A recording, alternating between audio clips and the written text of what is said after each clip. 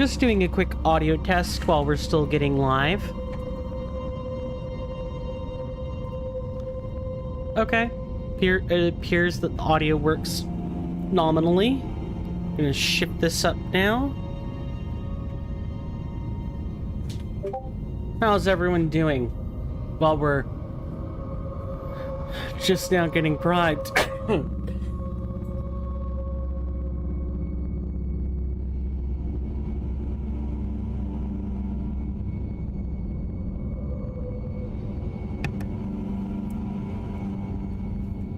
Hey there, Devious Grace. Welcome back. Good to see ya. How are you doing? Hopefully you're enjoying yourself and work isn't too cruddy. Just doing a few upkeep things before I actually switch scenes here.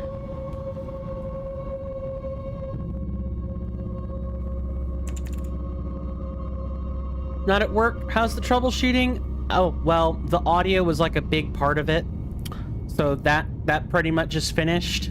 If you can hear me, and that sentence proves it, then yeah, that part is fine. The other part was the YouTube chatbot. It is having conniptions. It is not wanting, it does not like to spit out commands. The Twitch chatbot works fine. The Twitch chatbot works perfect, as far as I know. But YouTube, for whatever reason, it could be the multi-streaming thing, where it doesn't actually like streaming to two active client platforms at the same time. I'm not exactly sure. That was the part of the troubleshooting I spent maybe 5 minutes on, and then realized I had bigger fish to fry.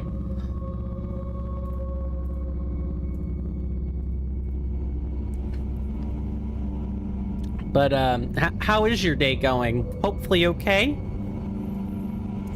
I believe we're at 4:30. I'm gonna go ahead and shift scenes. If the room gets too dark, I'll be sure to throw a light on, but for the time being, having things kind of dimly lit is keeping my, sanity and body, like, together. It's going for sure. Have a dinner to attend soon, so that's gonna be meh. Well, but food, yes. At least it's food, right? At least it's food. And if you like nothing else, hopefully the food is good. If it turns out the dinner is like whatever, and the food's like whatever, oh, sadness. Big sadness. Actually, I'm gonna dip right 1 second so I can adjust some lights. You should still see me on screen though. Gonna have a strong drink? Oh, do tell. What kind of drink you thinking? Or is it gonna depend on the venue? I guess another way to ask that question is you know where the dinner's being held? You don't have to tell me like a geographic location, but like the venue name or something. While you do that, I am going to see about moving some plugs around.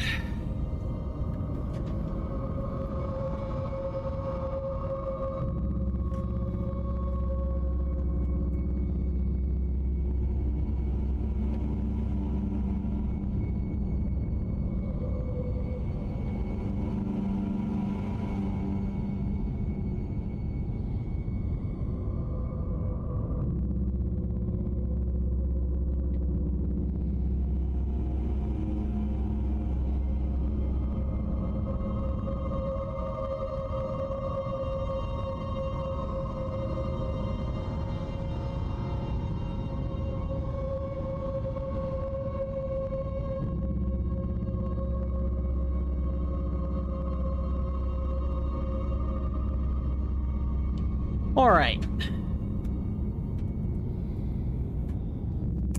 Okay. Oh, I don't think that's exactly better, Steven, but you know what? I think it's a little, it's like yellow versus white light, right? and I obviously don't look that good. I look more pinky in white light, whereas in yellow, well, I tend to get more of like a... It's hard to describe. It's like the pink disappears. Sometimes I get red as heck. You hate it? I'm white. Yeah, white people, first world problems, right? But there's nothing wrong with that whatsoever.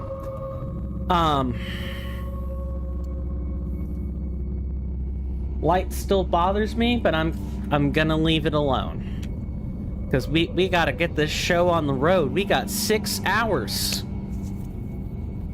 We got 6 hours to cover. I said before, I put out a tweet about this. I think I put out a tweet about this. If not, well then I guess people are getting heads up notice now. So, I missed yesterday. I apologize. My wrist and other... I had stuff going on. More or less. There was a thunderstorm yesterday. A surprise thunderstorm, even. Our dogs were scared out of their wits. And sometime early this morning, around 2:45 a.m., lost power. And that stayed for like an hour. Yeah, yesterday was just not good. So today is going to be another 6-hour stream in an attempt to make up lost time. Greetings, folks. My name is Coin, or Swirling Vortex, or Steven, and feel free to call me whatever is more comfortable, and welcome to Elden Ring Reforged, Deathless, all bosses, fire spells only, routing. Quite the mouthful. I think I referred to it as, DAB FSO for short, but I need to find a better way of describing it in the first place so that I'm not saying a 6-letter acronym and confusing people, because acronyms more than 4 letters tend to just confuse people. There's studies on this, maybe even more than 3, but I think at least more than 4. Hopefully everybody is doing well. I may start actually talking during the upkeep of stream after like the first 2 minutes, because I do run ads during the beginning. That's like one of the best places I have to run ads. So sorry about that. Let me shut that off. We don't need it. Hopefully everybody who hasn't answered so far is doing well. Well, I hope even everybody in here at all is doing well, but I hope you know what I mean. Like, anybody who wants to speak and hasn't had a chance to do so yet, feel free to tell us about your day. Now, we are an hour late. I do apologize about that as well. I had some troubleshooting. I was telling Devious about this. I had to unplug and replug my mic, and I went to do some minor troubleshooting with the chatbot on YouTube. And as it turns out, I need to slide this over as much as I can anyway. Oh, I know what the problem is. Problem is the screen's not on tilt. I promise I'm a professional at this.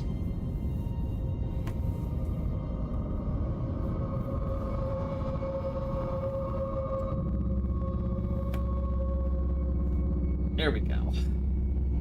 Maybe something like this. With the screen less on tilt. Not exactly sure. Hang on, I'm gonna readjust this light. Yeah, this is the most unprofessional I think I've ever been on camera. Uno momento per favore, please.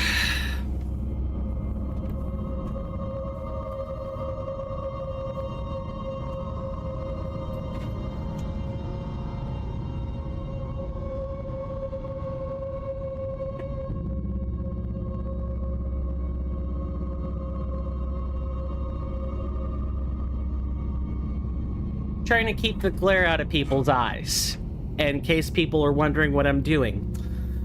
Now, Why don't we get started, shall we? As soon as I find my controller.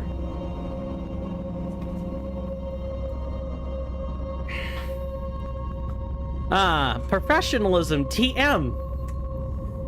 Anyway, for those at the bottom of the hour, welcome to Elden Ring Reforged. It is a Vanilla Plus overhaul made by Kirnifr and Avidian and the rest of Team Reforged.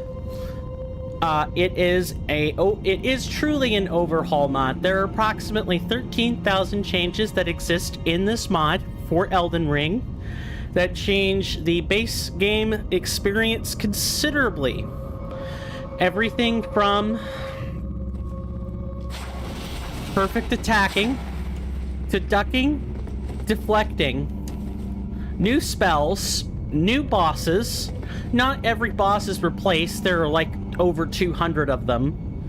So it's more likely that for the most part, the bosses just got touch-ups or cut content restored more than anything. There's other cut content that's also been restored. AI interactions between enemies. There's a lot to this game. There's a lot.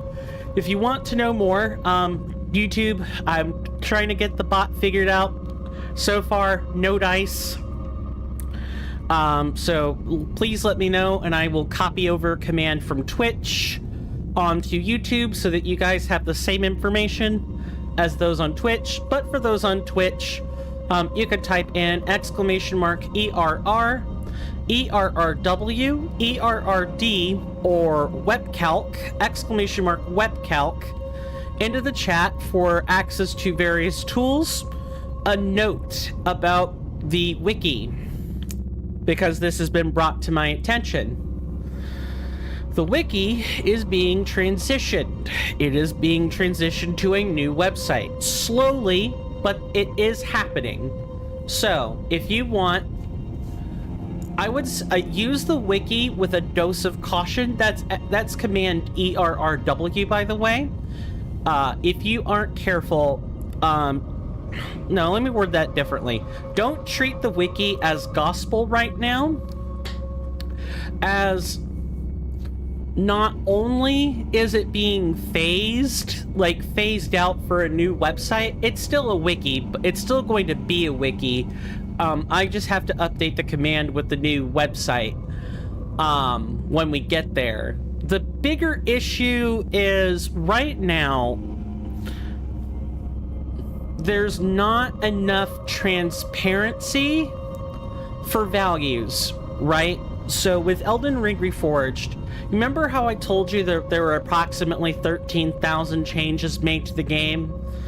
Yeah, so about those 13,000 changes, changing one thing, just one tiny little balance change, affects like 10 different other entries, and it's all contextual, right? So if I change, let's say a ducking animation, the ducking animation got reworked, or let's say an attack damage value got adjusted. The number for that by itself is meaningless because you don't know what the number, what the numerical change is in regard to. So for example, it's one thing to talk about, and I know I'm getting under the hood here.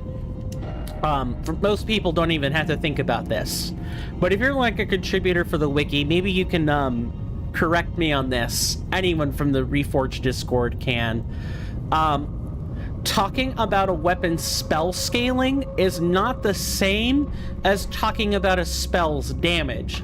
Spell scaling contributes to spell damage, but it is not the only thing factored in to the weapon's damage. Each bullet, basically that's how the projectiles in Elden Ring work, is you spawn a bullet, that bullet deals a specified amount of base damage, other stuff is added to it. So for example, Flame Fall Upon Them will deal a base amount per fireball per bullet, and then spell scaling adjusts that value up or down.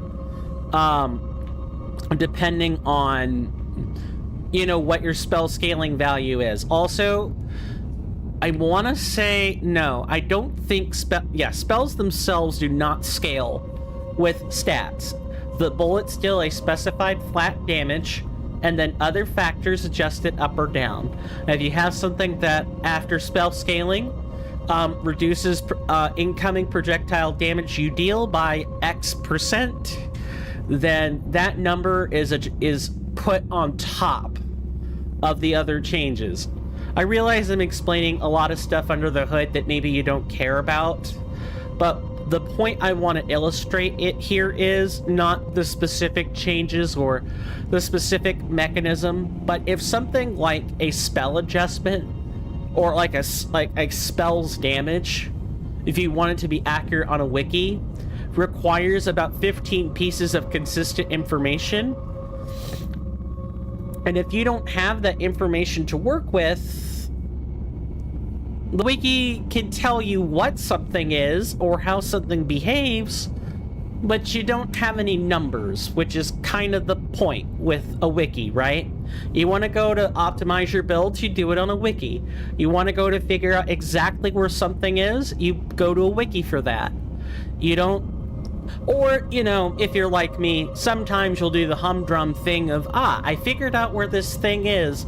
I'm going to scribble it down or type it down so I don't forget later. That kind of thing. Everyone has a collective consensus that the wiki needs updating, hence why it is being phased, but we don't really get a good read on Kirnifr. Like, the Reforged team are the best people to ask about Kirnifr, and really, Hannah Love or Poe Concept are like modelers. I think the two people you could probably ask for a semi-decent read on Kirnifr are Evidian, I would say the other lead dev, and I know I'm being generous with that, or Kavu, who's the quality tester.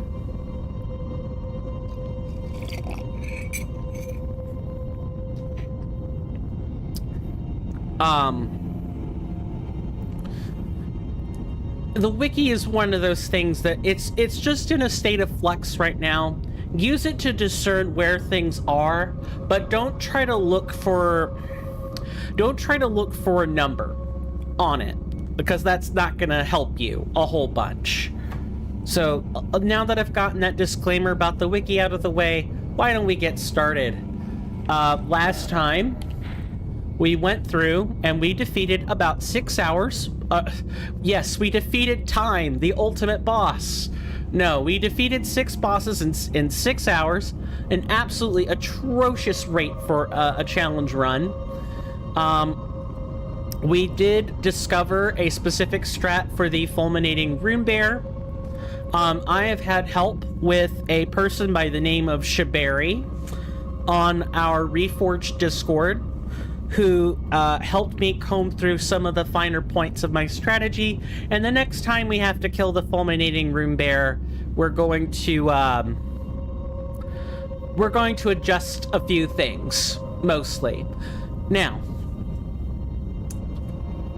we are going to go to the Sainted Hero's grave. We're already there. We're going to go to the depths of that grave and fight another new boss. This one is a souped-up version of the dismounted tree sentinel on the Bridge of Sacrifice. This one's like a more intense version. I have not fought Grave Sentinel Wind Grant before, so we're gonna find out together what he's like. Also, this helps the LP, which I'm hoping... Oh, hello. Yes, I know, lost with use. You got it.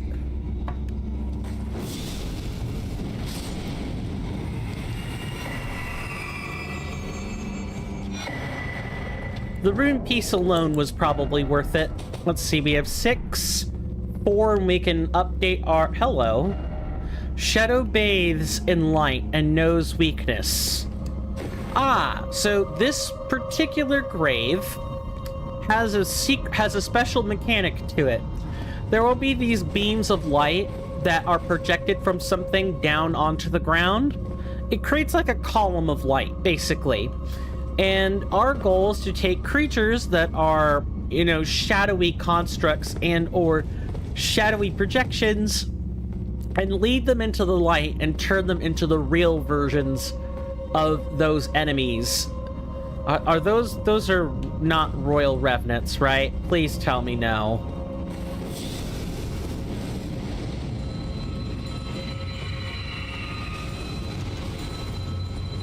Nope. Aw, oh, dang it. I need to, like...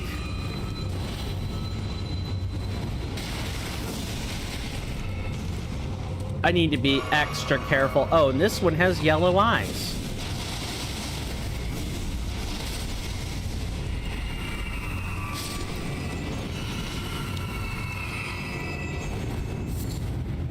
The Sentinel, the Revenants aren't too bad. It's the Royal Revenant that's a problem. A big problem. And the Royal Revenant we're going to be fighting is not going to have... Yeah, look at that. See that? You see that smoke rising up from the floor? That's how you know we're dealing with a Royal Revenant.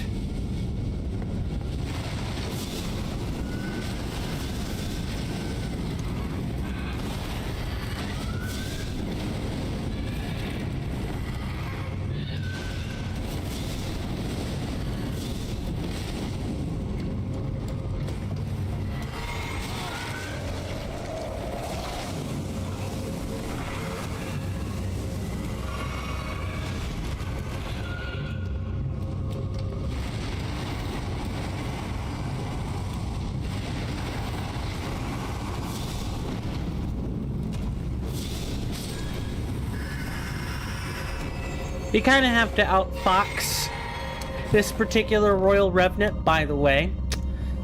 The Royal Revenant is my least favorite enemy in Elden Ring. It is bullshit. I mean that. It's bullshit. It's got 6 arms and 2 feet. No, it's got 8 arms and 2 feet. And it attacks with 6 of them at a time. This and spits poison and teleports. It is bullshit. And anyone who says, ooh, actually it's not that bad, I'm gonna tell you you're smoking crack, 1. And 2, I'm gonna tell you to get the hell out of my... No, I'm kidding. I'm not gonna... What the hell? Did that person just throw a lightning pot at me? I think that's what just happened. Anyway, I'm gonna tell you you're insane and that you should have your head examined. Because unless you know how to perfect deflect these, I will say, perfect deflections are your best friend with the Royal Revenants. They do stagger when you perfect deflect, but it has to be perfect. Nothing else will do. It's still asinine. It does not matter what you tell me. Even with perfect deflects, you got thousands of HP to cut through, and you have to deal with the poison spit and the teleporting. There's no way this wasn't BS. The most BS I think I've ever seen a FromSoft game pull in my lifetime. And this is coming from the guy who says thralls and dogs are the least favorite enemy I have in Dark Souls 3. And I am a hitless runner in that. I have done my time with Dark Souls 3, and even that is not as bullshit as the Royal Revenants. None whatsoever. I digress. Okay, do we have to, like, climb around? I don't know how we're supposed to do this.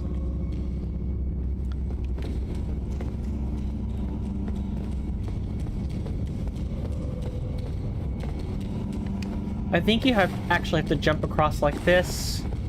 Yeah, you sure do. What a jump.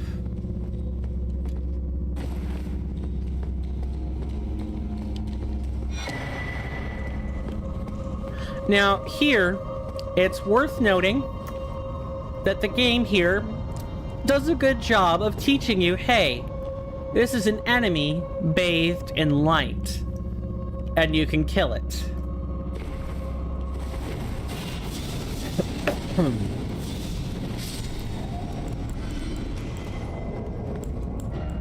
Well, I'm going to grab the marks very quickly.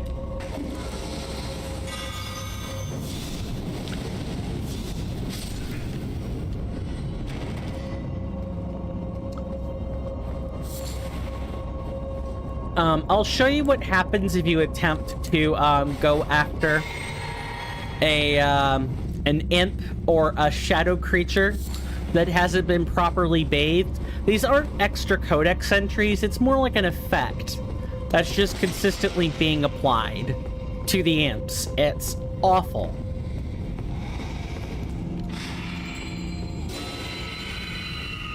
Yeah, I hear you down there, Revenant.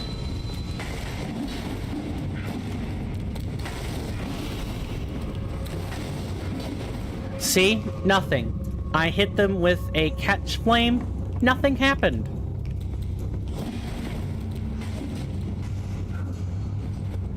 You just have to run all the way back here.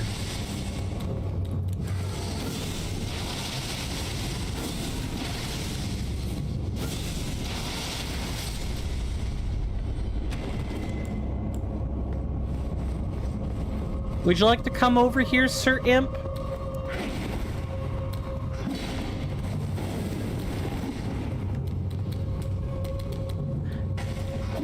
I'm waiting for them to do that running or dashing attack.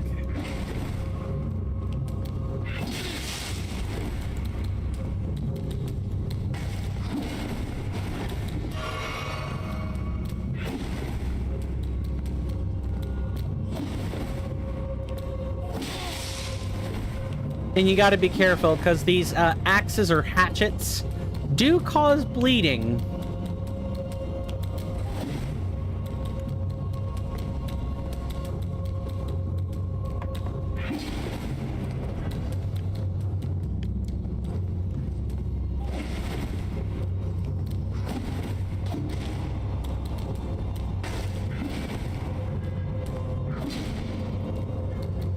Oh, I know what we need to do.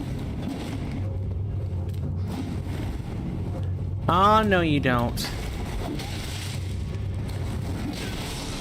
I gotta be careful.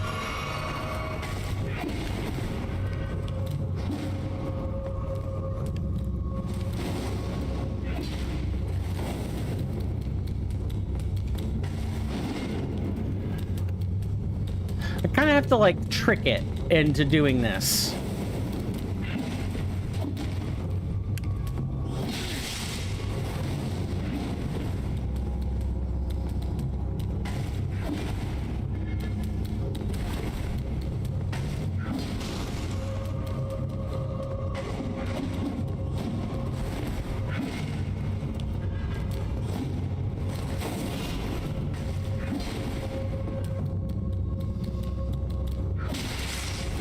It's not working.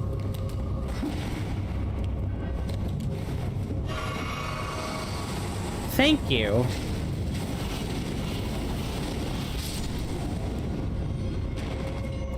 What just an awful thing you have to do.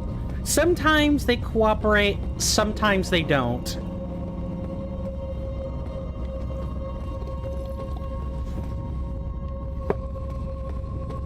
So, how does everyone like their coffee? People all... Oh, hello.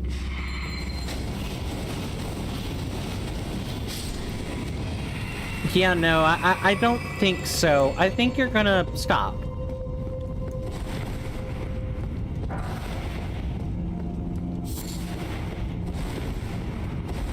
Anything in here? Nope. There's one more, I believe there's one more puzzle with this we gotta do while we're in here.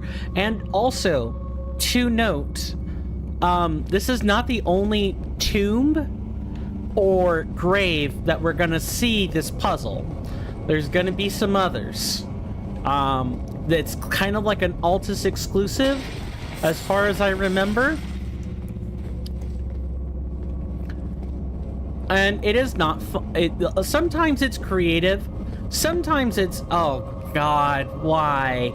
Couldn't they have literally done anything else? Did they run out of ideas? Or did Miyazaki get too caught up in telling stories again?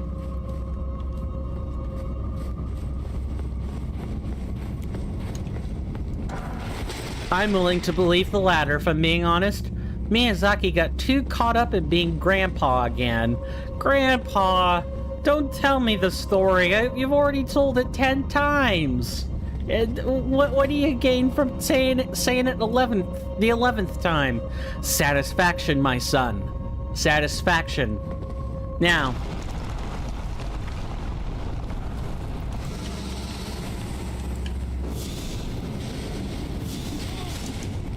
Gotta be careful.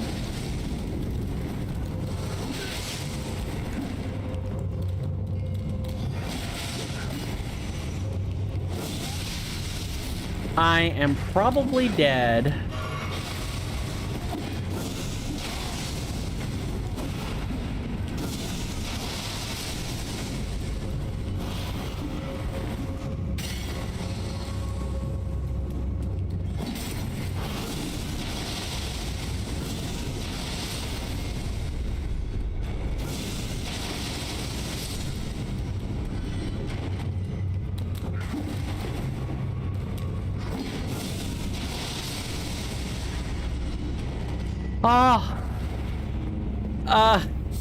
I'm living on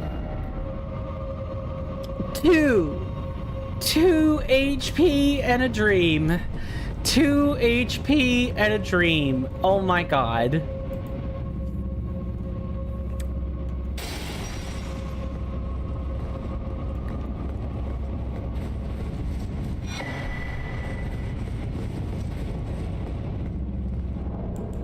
Okay, well, we do have something we can do about this. We have exactly one thing we can do about this.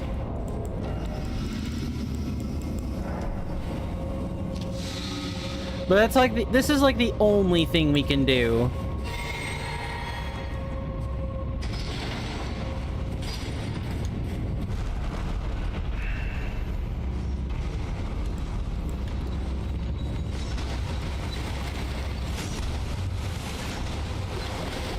Gotta wait for the corpse to cross.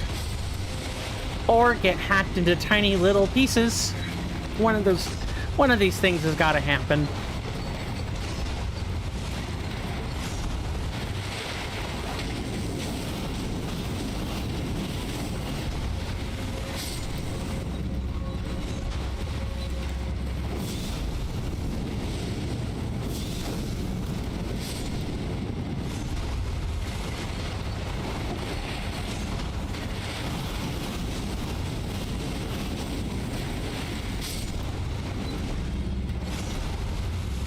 I'm trying like so hard to just keep my wits about me.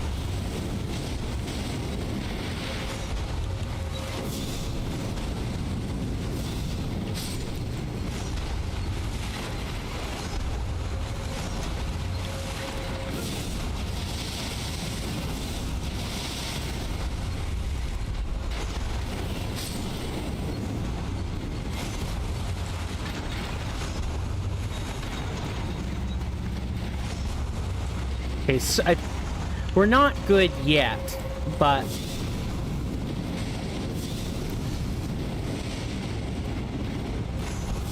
one more time. Hope to dodge out of the rest. Dead. Dead. Yep. Tried hard, got far, didn't matter in the end. I changed up the cadence for that little reference, in case anyone was thinking I was being original. Tried so hard and I got so far, but it didn't matter, did it? That's okay. We can at least do a straight sprint to where we're trying to go. We no longer have to fight everything. Everything that moves.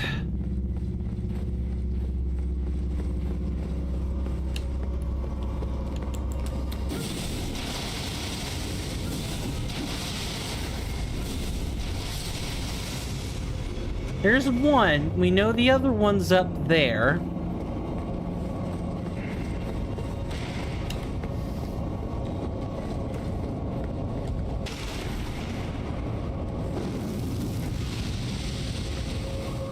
We just kind of have to keep our eye on him.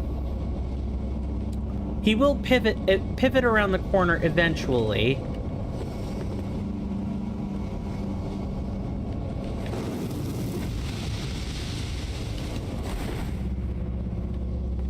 Gotta make noise.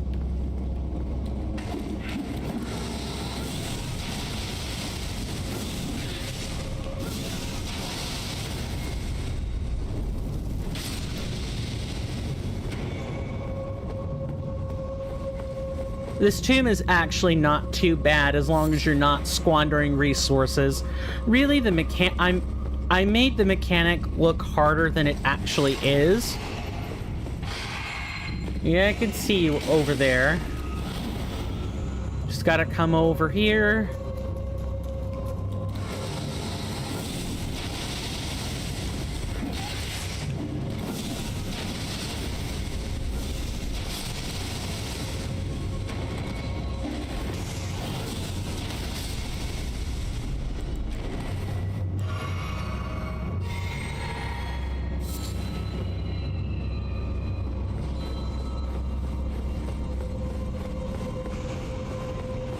Having the extra health is nice. I just hope it doesn't come back to bite me.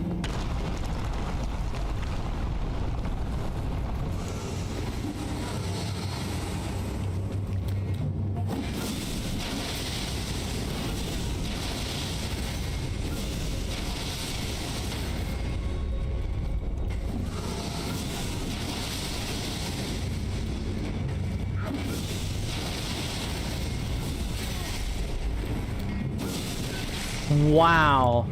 Nope. Run.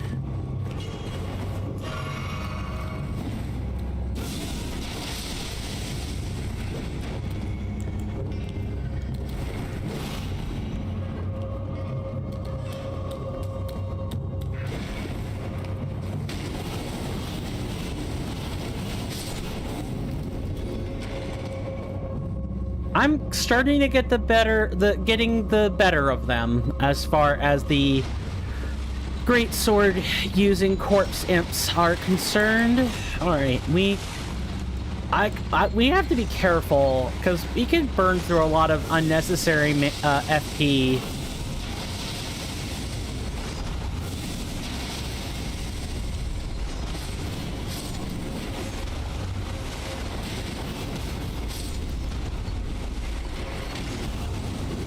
And get back.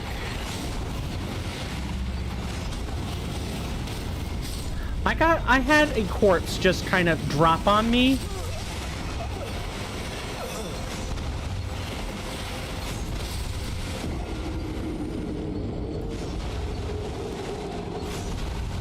And I just realized I wasn't tracking deaths, so let's fix that. 2 deaths, 1 to running out of resources effectively. And the other was just dying to stupid, which is utterly my fault. I should have just not cast a spell right there and just kept moving. Let's actually sprint all the way through this time.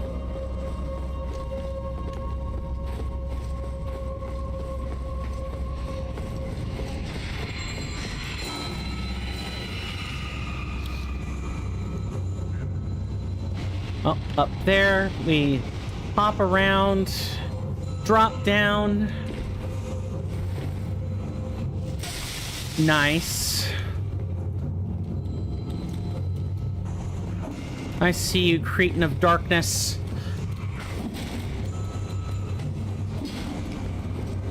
We run. Just run all the way through that.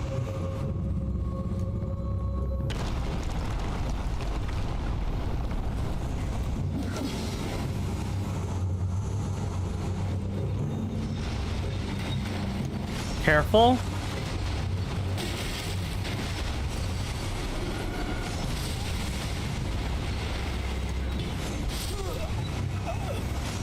Okay, I can't do that.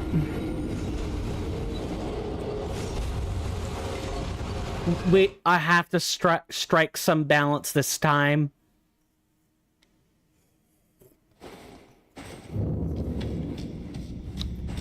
No, maybe I don't. Maybe I just have to get good and dodge better. That's really all there is to it. And I guess I'm kind of using this to showcase, you know, Coin keeps talking about, oh, he doesn't do too well under pressure. What do you mean? It seems like you're doing fine. And it couldn't be me. This is the type of pressure I'm talking about, where I'm trying to run through all these enemies, and I don't really have the skill for it.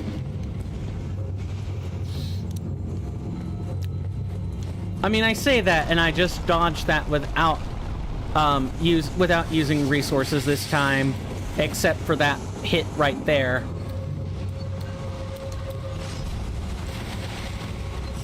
Yep, just run.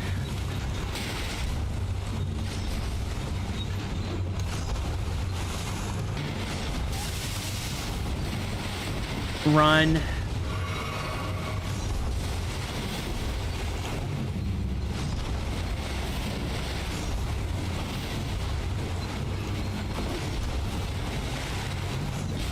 I need to just go, get out of that entire area.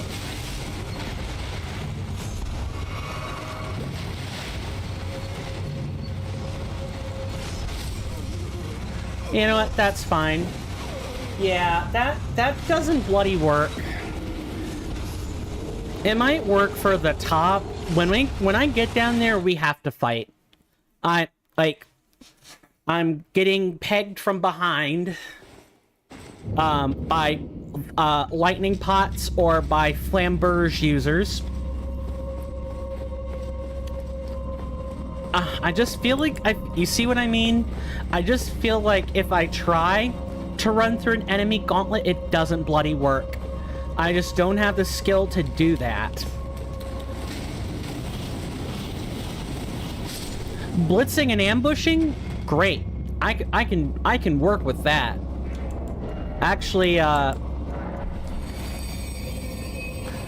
attempting to fight, or actually attempting to run past all these enemies and not make a single mistake, that doesn't work for me.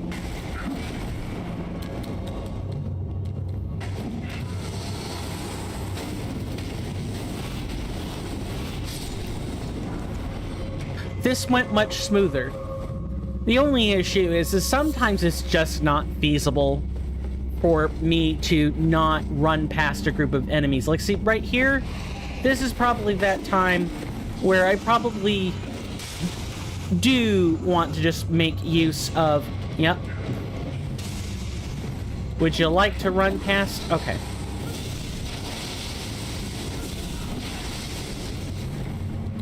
And I guess I can't guarantee...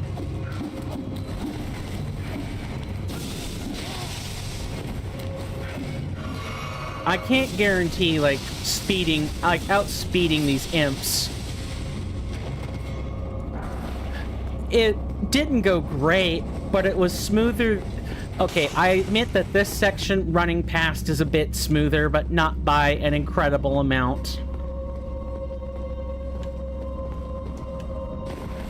It's like right here, and I kind of don't have a choice.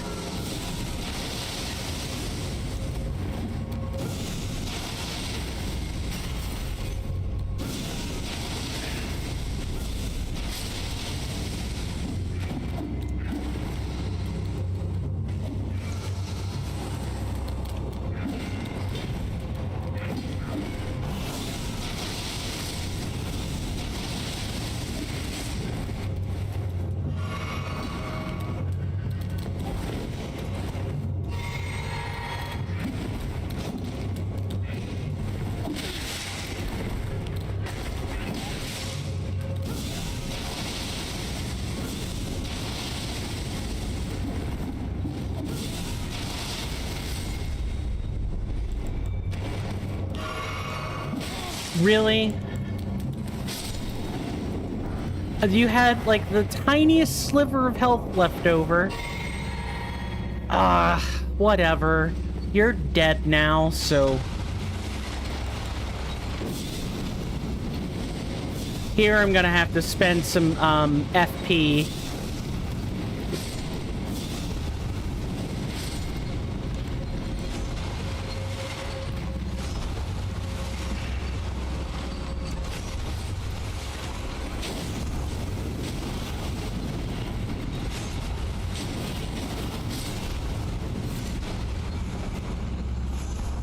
Oh.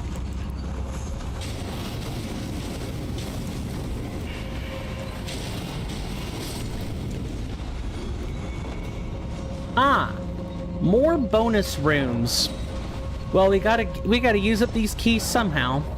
Actually, no, we don't, but you know what I mean. We gotta figure out where all the rune pieces are.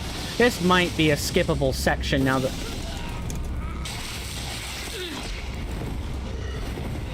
Run. Just get out of there.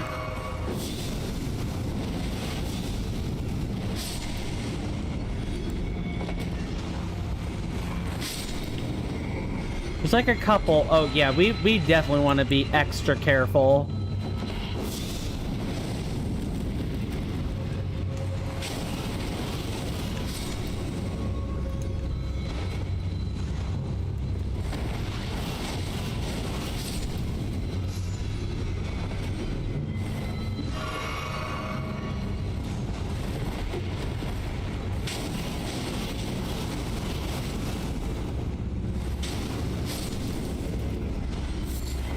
You see what I mean about these graves being a mess, right?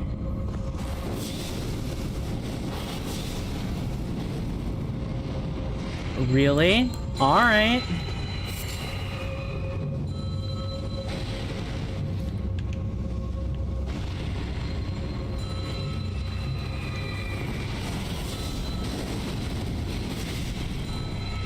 Nope, get back. Let him pull out the bell, because that's actually dodgeable.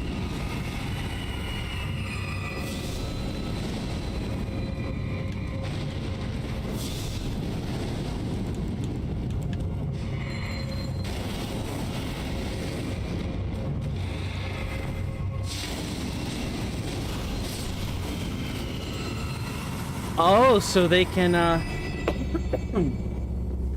randomly pull out a mount, huh? I didn't think they could do that, but you know what? I guess it makes some commensurate amount of sense that they can. We gonna need some light so we can see properly.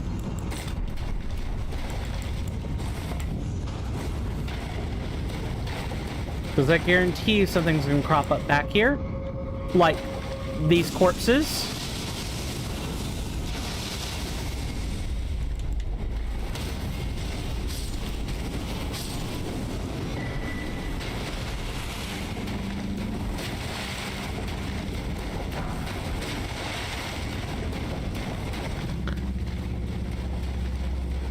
I'm generally on high alert now because of this grave in general.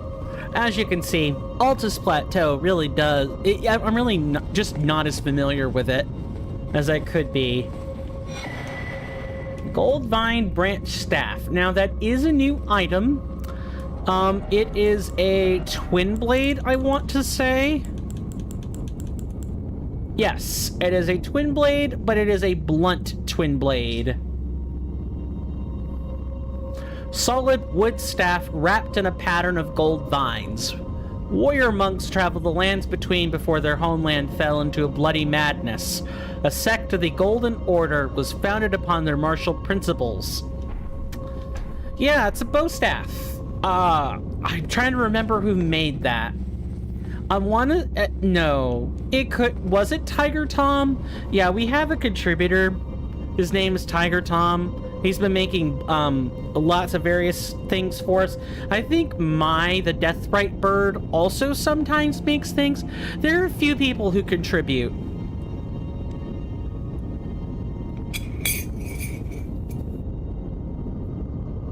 There are a few people who contribute that aren't part of Team Reforged, like, explicitly, but they're, like, supporters of Reforged in general.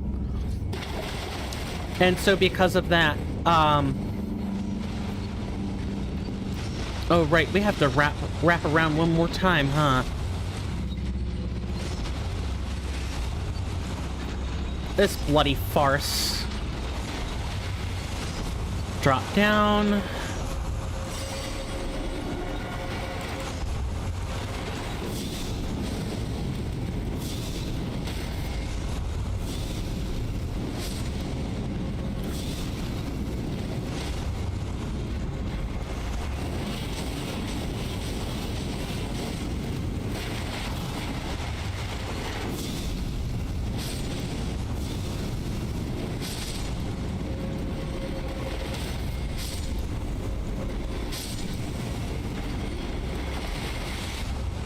You really do have to spend quite a bit of FP. Oh, hello, mounted rider. Come on, then. Show me. Show me your mad self.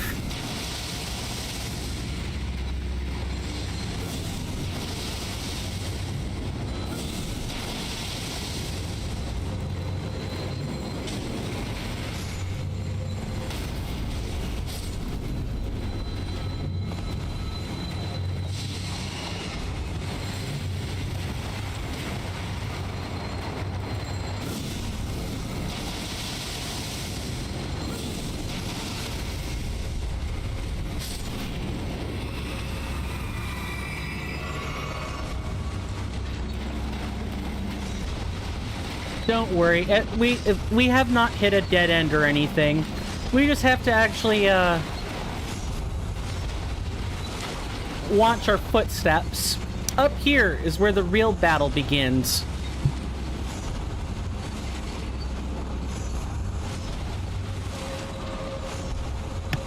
Sorry, I felt a sneeze coming on.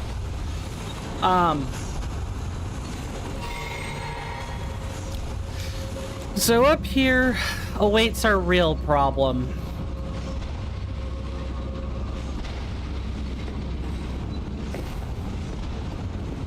And we want to be very careful. There's a Royal Revenant up there. We could skip that. And perhaps we probably should skip it. Although I don't know about that glove warp. We may want to find out what that is. Yeah, that up here. See that? This guy.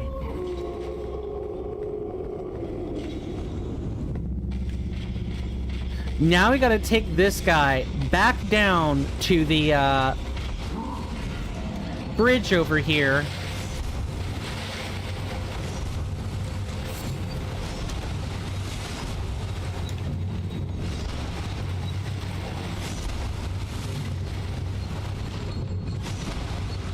As soon as he gets to feeling, you know, comfortable with himself, I guess.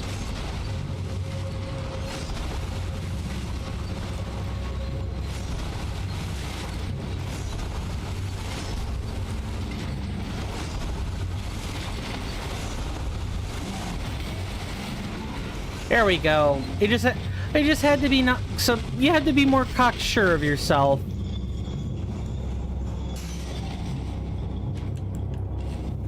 All right, let's make you mad.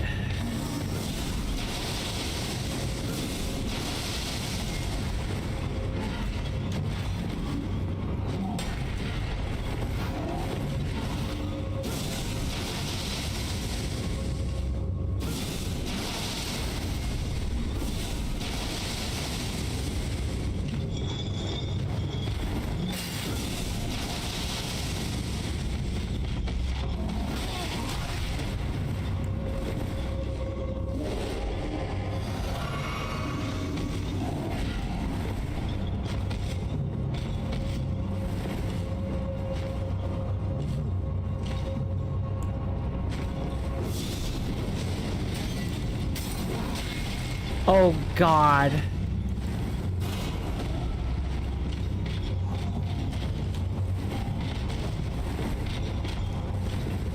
Just gotta mind the guy.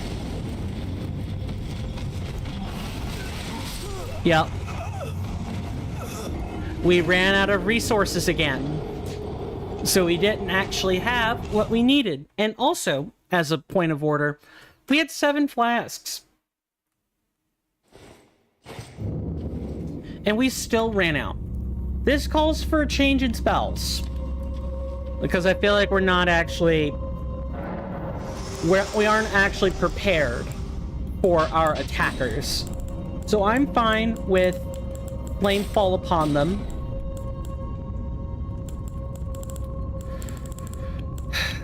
I'm gonna pick up Blood Boon. I'm fine with Flame of Frenzy.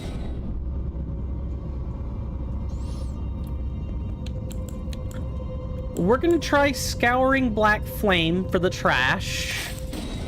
Then I'm going to pick up Bestial Vitality, which will heal our HP and our stamina over a good period of time. It's freaking fantastic.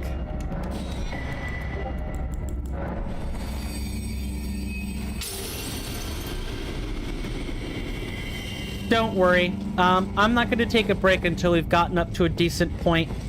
But as soon as we do hit that decent point, the break will be coming. Just as a word of warning.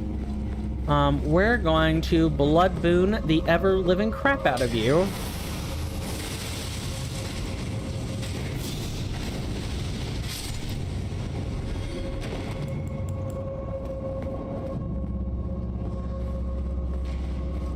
Come on, run this way.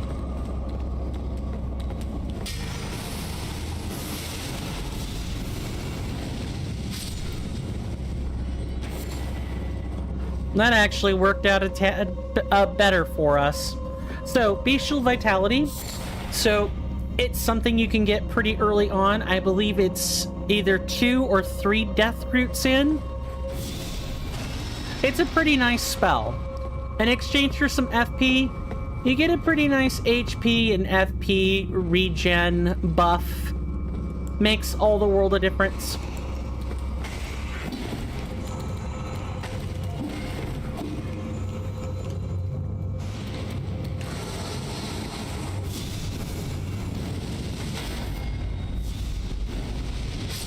Wow, actually this spell, I still did not adjust our order of flasks. Cool.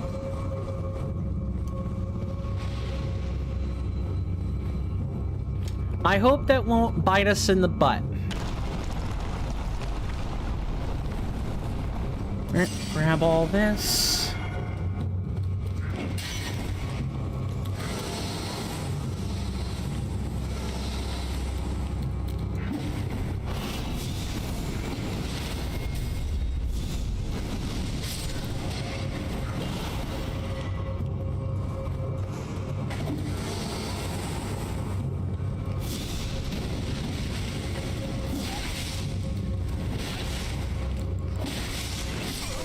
Dead.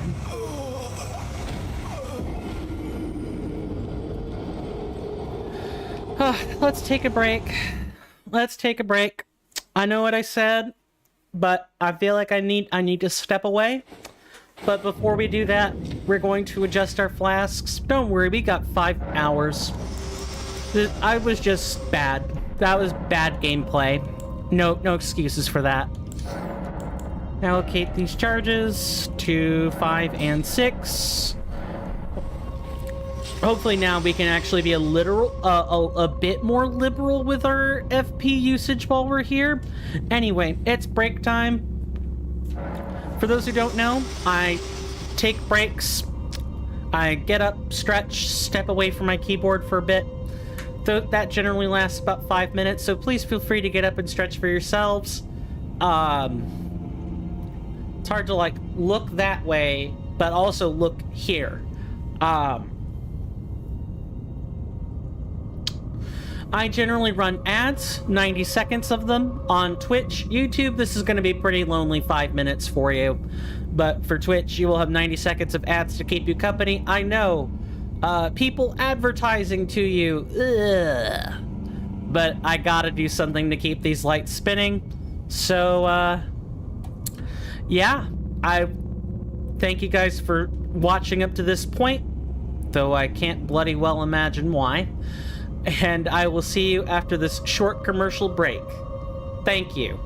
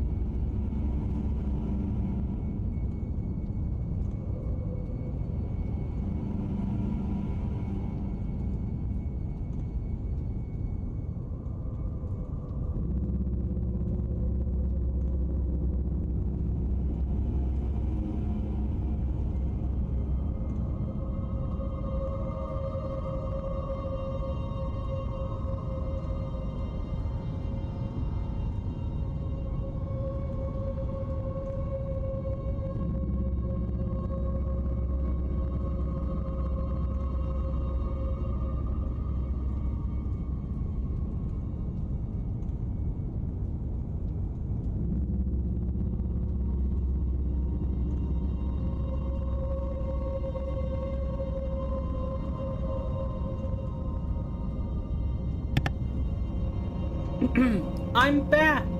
I am back. Oh, hey, this would be a pretty good time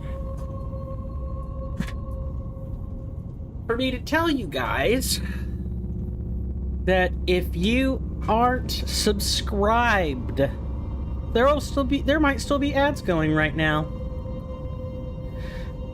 And those 90 seconds of ads will not be keeping you company if you're subscribed.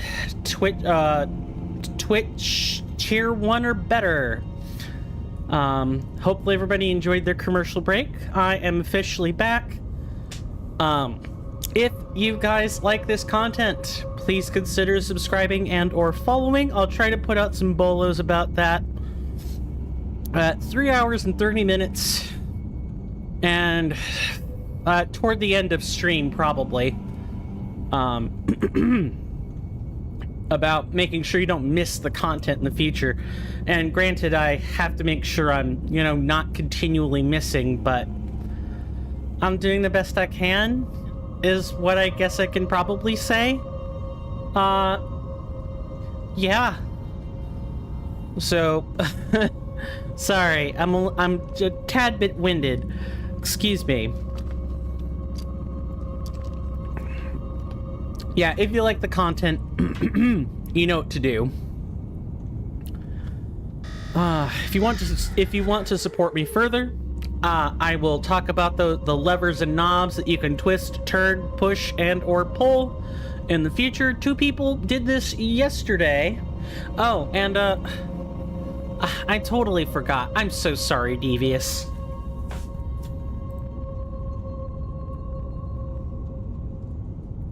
I completely forgot. I definitely should have been. I definitely forgot a shout out. I'm so sorry about that. Your Returnal? Returnal. I guess Callisto Project isn't, or Callisto Protocol isn't the only thing. What's Returnal? I feel like I've heard it before. Hey, this is where I get to show you that I'm doing Steam things.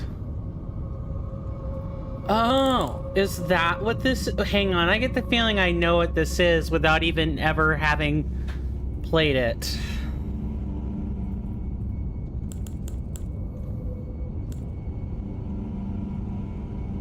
Was this a Souls-like? Bullet hell, roguelike, single player... Huh. Break the cycle, Fight to Survive is this award-winning third-person shooter, brings Celine story to PC, take on roguelike challenges, engage enemies in bullet hell-fueled clashes, share your journey through Returnal with another player. Oh, so there's like co-op, huh? Is that what you're trying to tell me? There's like either local or online co-op? Okay. That's pretty cool. Oh, God. Bethesda, why? Bethesda, why? Why? You didn't have to do this. You didn't have to break mods on PC with this blatant cash grab, but you did.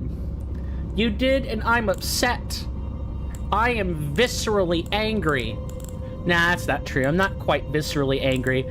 I am waxing poetic for the camera, in case anybody couldn't tell. But this still makes me upset. This still makes me upset. Oh, God, awful. All right, let's try this again.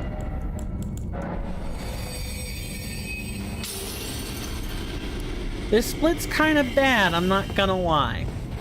The split is kind of bad for a typical run-through of the dungeon. But I think if we are being, you know, salient and honest with ourselves,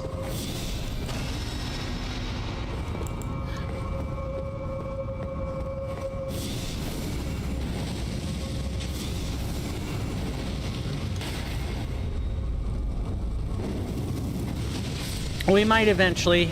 You know, it could be worse, right? It could be the Godskin Noble like split.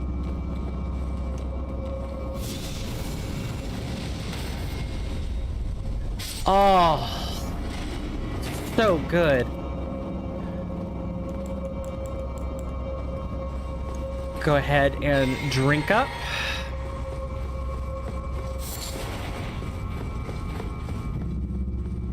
Yeah, this will actually help us keep our longevity of, gotta be careful.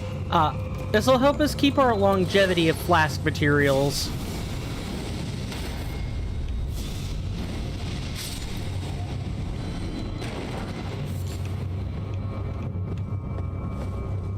run through before that thing has a chance to call wraith spirits. All right, this part right here, I'm gonna go ahead and flask up for.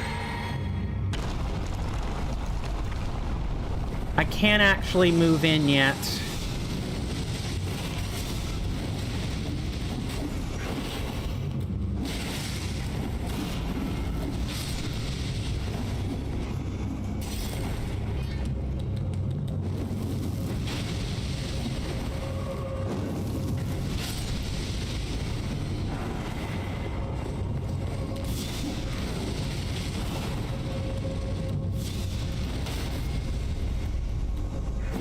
Oh, really? Come on now.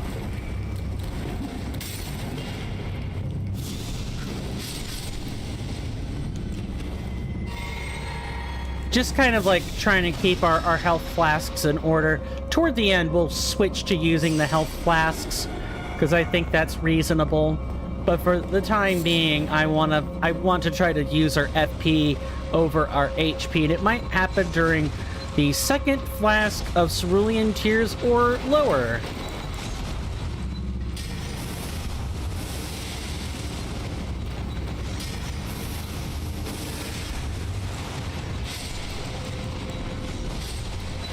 Gotta wait.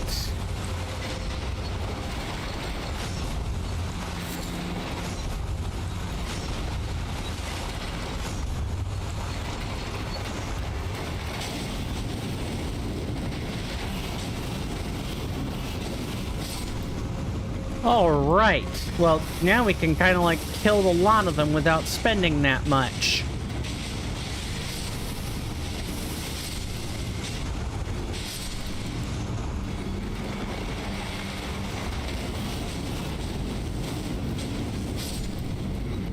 Yeah, this is way better on resources.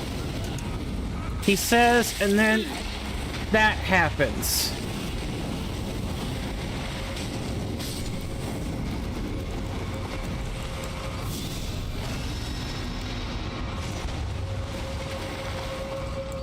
Probably gonna need to use a flask here.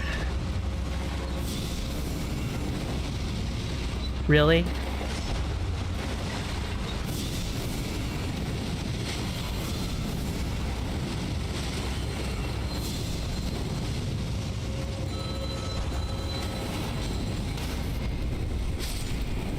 Yeah, I don't think so.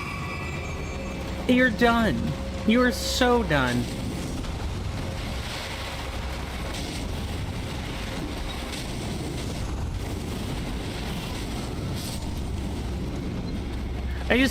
I'm always trying to like watch my 6 and make sure I don't die to these like executioner's blades falling down from like the ceiling.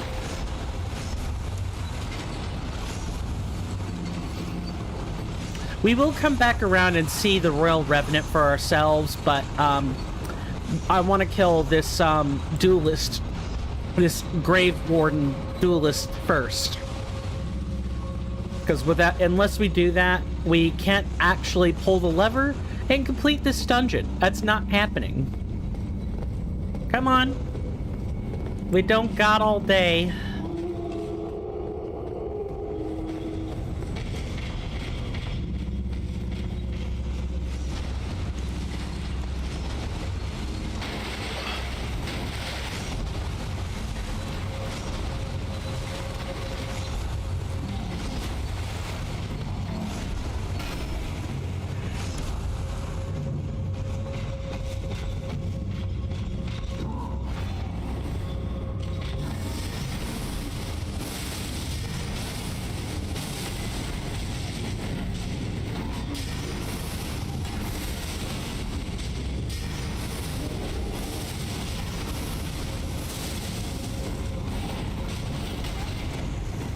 Oh, I am dead if another hit like that connects.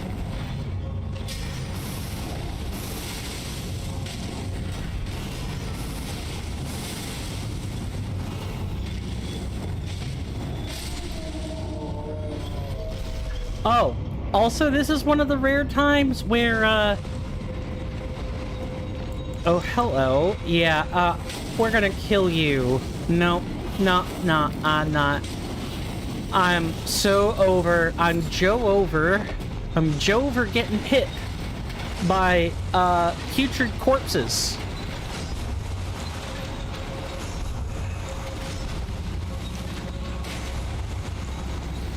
This is one of those cases where actually defeating something unlocks the door.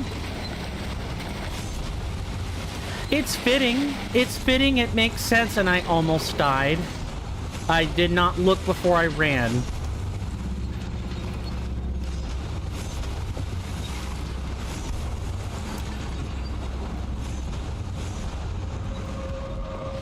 But I was... Shit.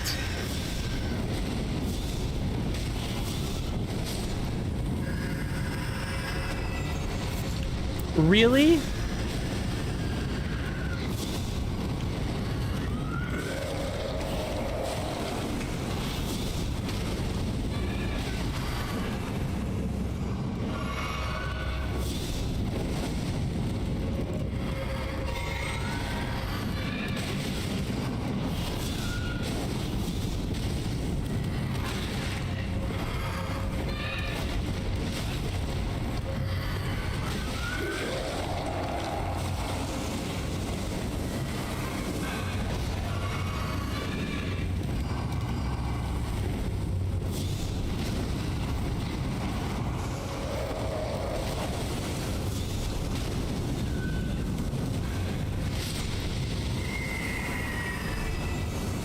Now we had the small one and the big one.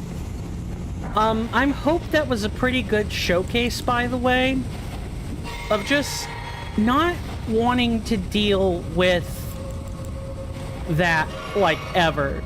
I hope that's a taste of, you know, that being considered my least favorite enemy for a reason. Like, yeah, we've got flame fall upon them. We've got powerful spells. Guess what? That doesn't matter if you're 100 to zeroed, or like 100 to bodied, taunt to get bodied, whatever. Like, delete it. It doesn't matter if you're deleted before you ever cast the spell. We're gonna have to... Let's see. We have to kind of, like, take the, like, guillotine blades up so that we can actually rest before we even think about, Yeah, we gotta take the guillotine blades up so we can rest.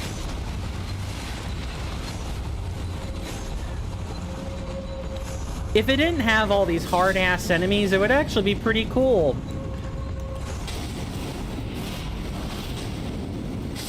Instead, this place is just trouble. It's not worth it. It's not worth all this extra fuss.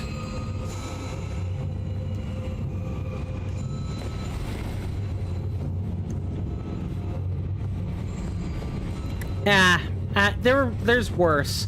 The Oriza, the Oriza's side tombs, and or the Oriza Hero's Grave. Yeah, those are my worst tombs by far so far. I'm sure that there will be some other ones later that are worse for me, like anything in the Consecrated Snowfield or the Mountaintops of the Giants, places I've never actually been in vanilla. Yeah, I stopped playing vanilla when I got to Altus Plateau, specifically in the Oriza side tomb, but I stopped playing the on-stream playthrough of Reforged when we got to Volcano Manor, and specifically after the Godskin Noble in that area. Share them with me. Your thoughts.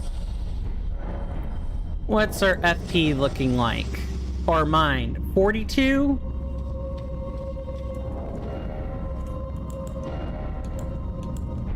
I see. We're going to pay the rune tax, as everyone kept calling it when I discussed this earlier, with the death blight. They're like, just pay the tax, pay the tax. That's a dumb way of putting it. Don't call it a tax. Don't call it don't call an optional mechanic mandatory. It's like people got into this gnarled ball of anger for no reason. I am legitimately trying to outrun this. I don't think it's gonna work, but I'm gonna bloody well try.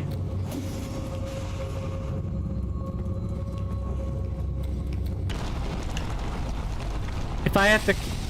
Wow. That is awful.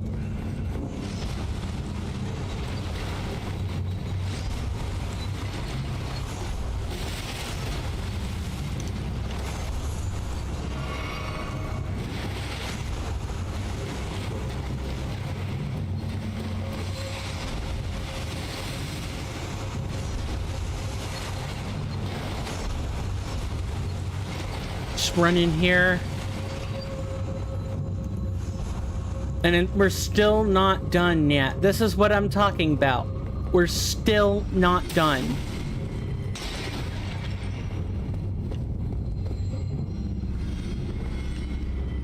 We're so not done that there had to be a statue of America.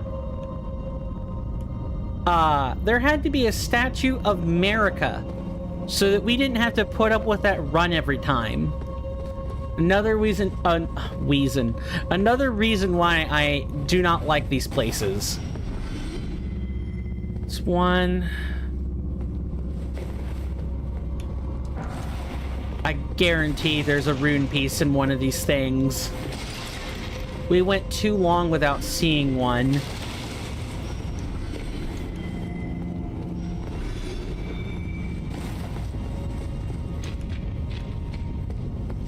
And usually there's like one or two sneaky enemies that love to be placed down here, that are placed down here, and they make life quite difficult.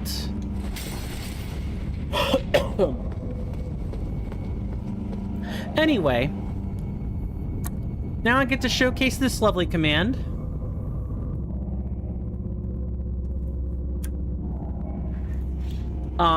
I tried getting this to work on YouTube, and I couldn't, so...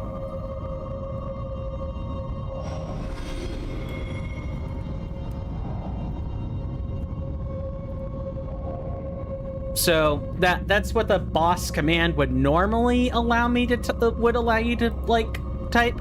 I don't know why YouTube is having this issue with the commands. I'm gonna continue looking into it. But anyway, during boss fights, especially new ones like this that I've never experienced before, I do not talk during these. Like, I'll acknowledge your sentence, I'll say, hey, how's it going?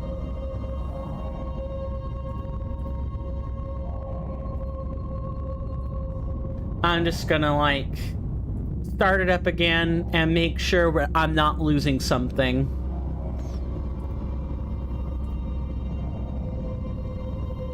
I'll deal with the notifications on that later. Anyway, I will say hi. I will say, you know, please give me just a minute.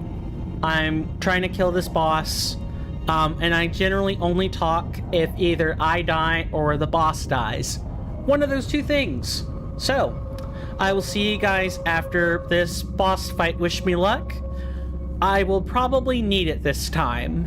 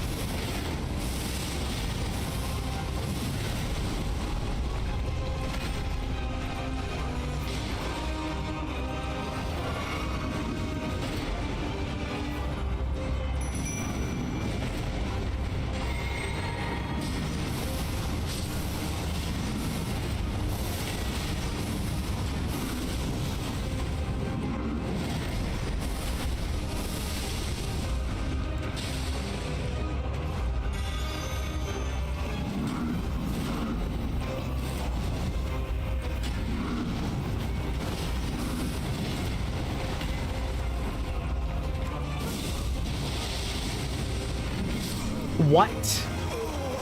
Oh, that's right. Yep, this guy had another attack.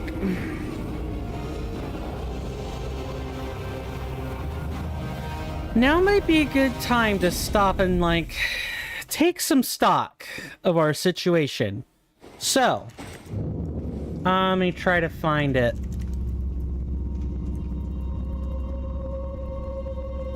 So, if you guys, I'll have to give you guys the link on YouTube. Hang on.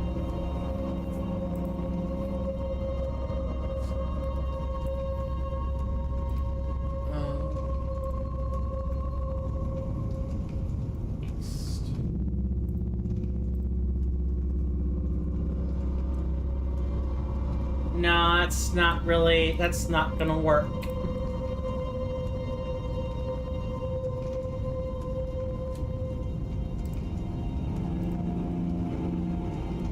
Hang on, I have to actually...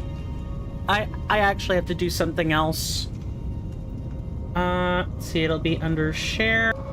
Anyone with the link can view. Gotta toggle the vanish. Start. No, it's not. Really?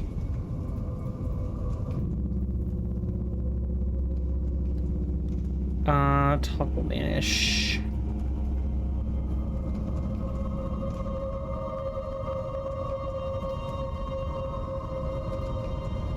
No, we actually just gotta straight up go onto Twitch real quick, or onto YouTube real quick.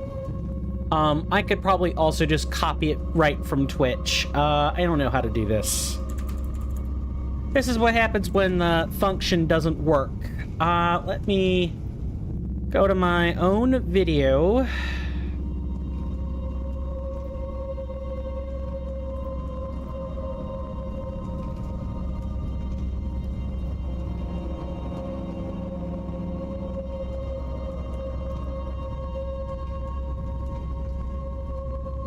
There. And just to make sure this works.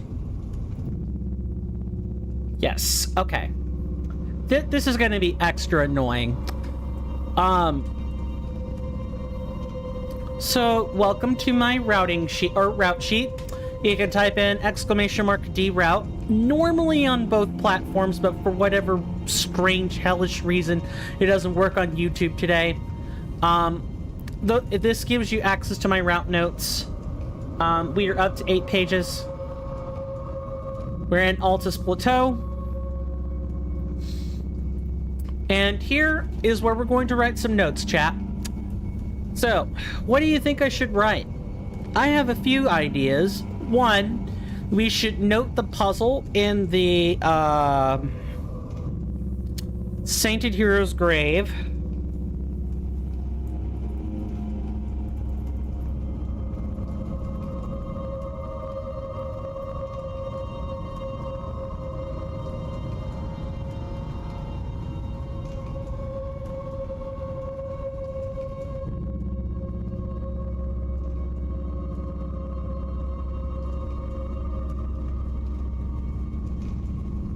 Is it vitality or vigor that we have? Vitality.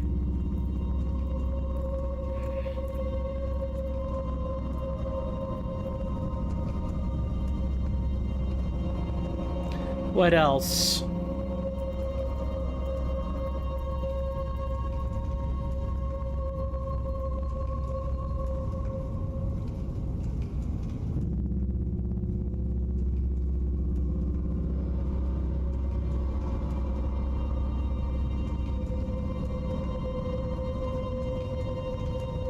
And finally, I think the last thing we probably should do is take some notes on the boss. So what can I do here? Also, we may want to refer to the codex and see if that helps us. So, Wind Grant.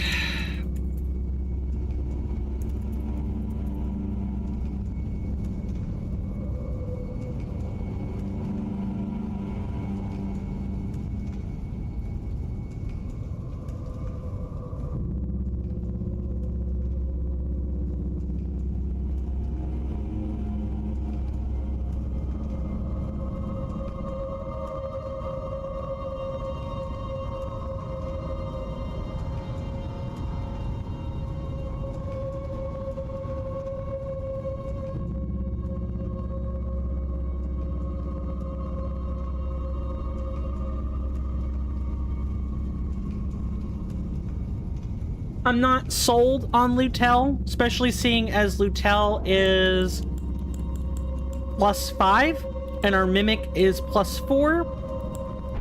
I'm not 100% sold, but we've taken some base notes. Go ahead and use this. Yeah, we've taken some notes. I'm not sure about the spell loadout yet. It's definitely possible that we need less spells on our hotbar. It's also possible we need to use different spells on our hotbar instead. Finally, let's check our codex.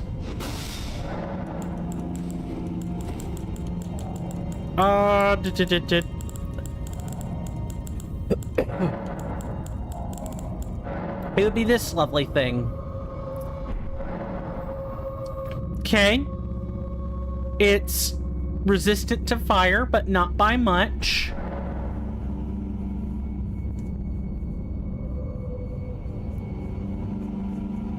It's incredibly resistant. Ooh. Sleep might be useful? Huh. Hang on. We got some pots we can make. We can also try some debuffing as well. So we have... Let's hold 8, and let's try for 7 again. Let's also throw out the spray mist. And let's see about 6. Oh, this might be a bloody sequence.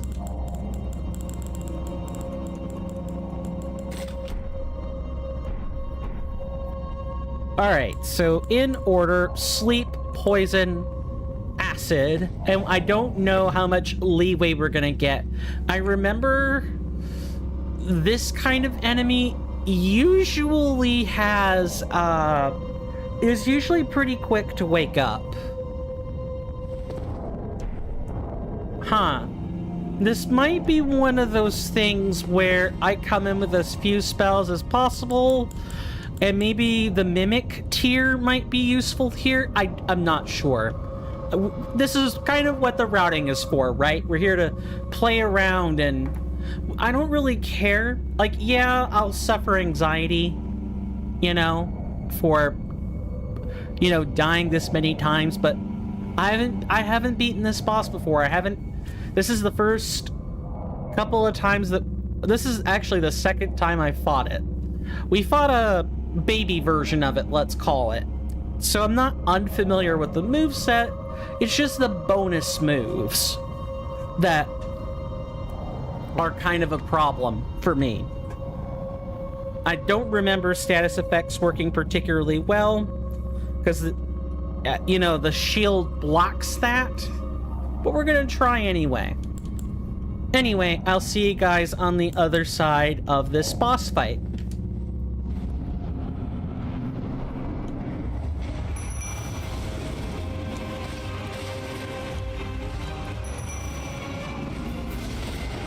We'll hold him for just a second, Lutel.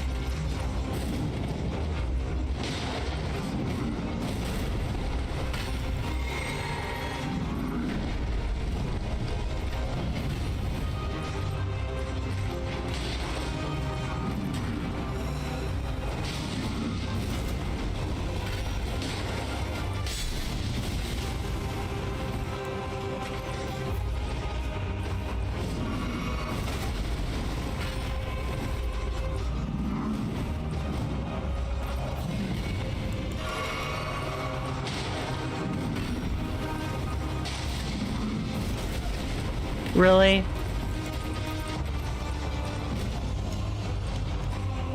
Dead. Yep, dead. Alright. Sleep pots do not appear to work on Wind Grant. It seemed like such an easy thing to do, but he's either incredibly resistant or it does not work.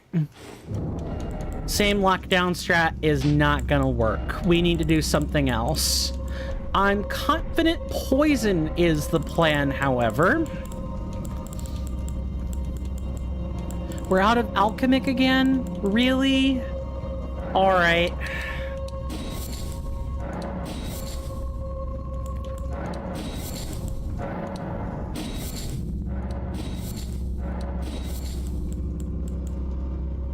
Let's see. Yep. Uh-huh.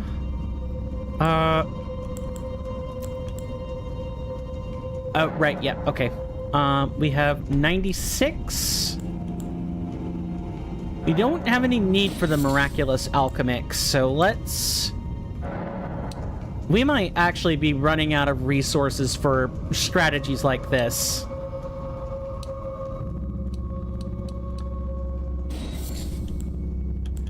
Okay, we're good for now. Alright, so instead of that...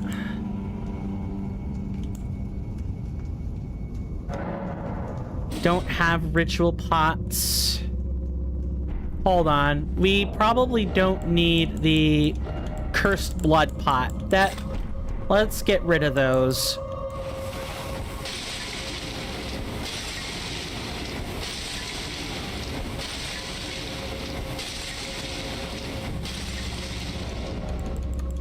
Alright, let's instead replace that with...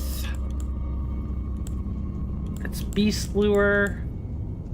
That's healing for Flasketeer, so that's PvP only.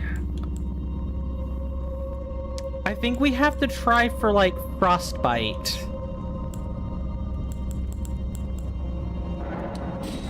Yeah, we're gonna have to try for Frostbite. We can stack up a bunch of poison, though. We do not have enough golden amalgam, so I guess we are doing this without rune arcs. What a surprise! Anyway, I'll see you guys on the other side. Thanks for sticking with me up to this point so far. If you like the content, well, you know what to do.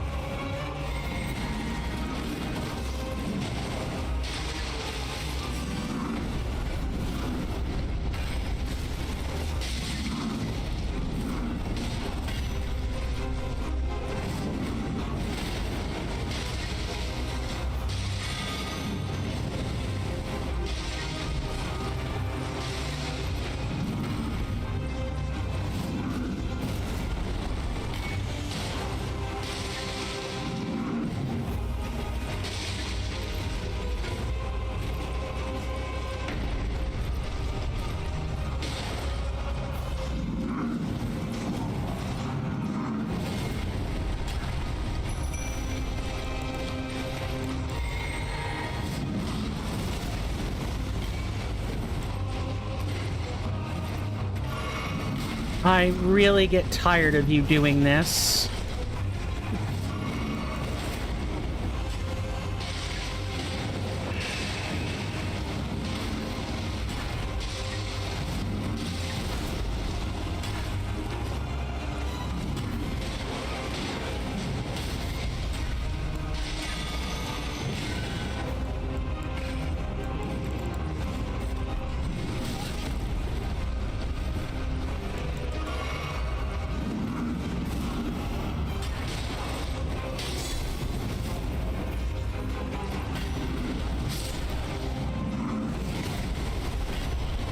Yeah, I didn't have these on my bar. Let's just... I'm gonna let him kill me. I need to be perfect. Yep, come on. Kill me.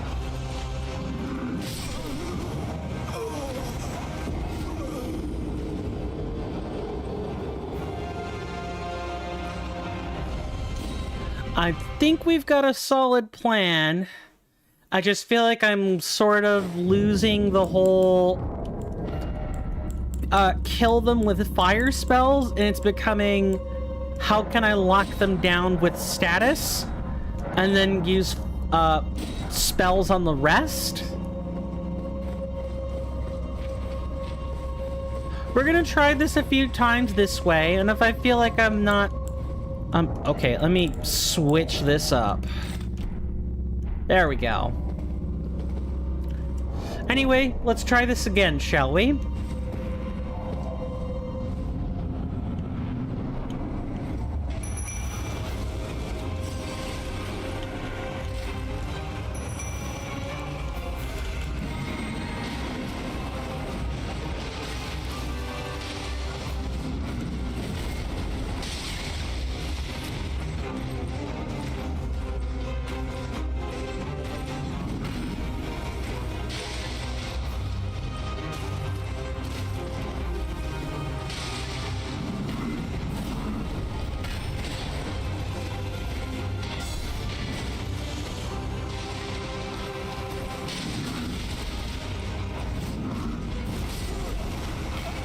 That was bad. I ran away when I should have rolled past him. That was my bad.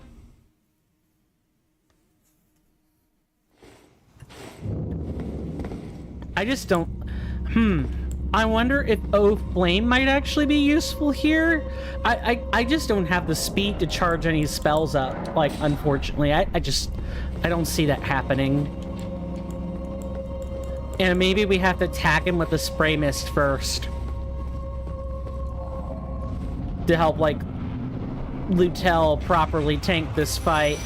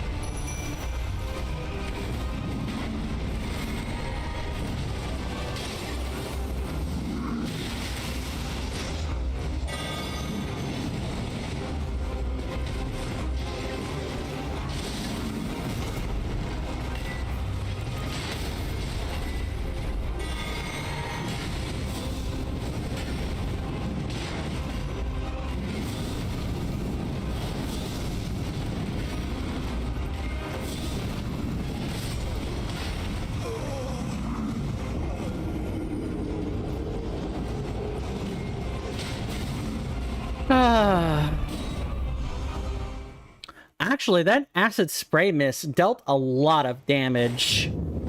I'm very surprised it worked as effectively as it did.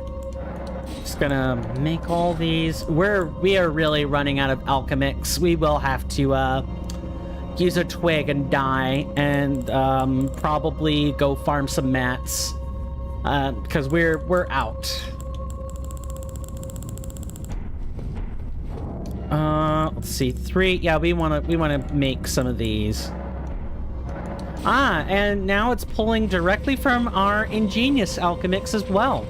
I guess we just have to get bloody good before we run out of mats, huh?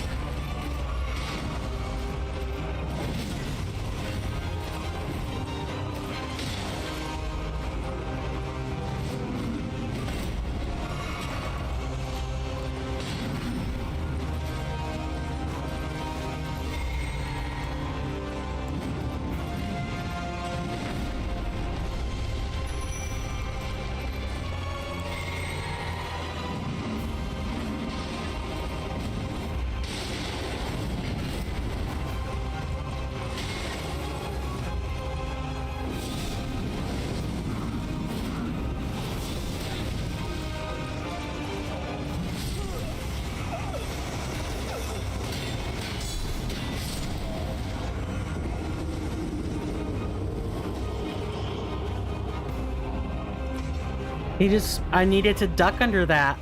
I needed to duck under that. I don't even know if I could have ducked under that, but I definitely should have. Yuck.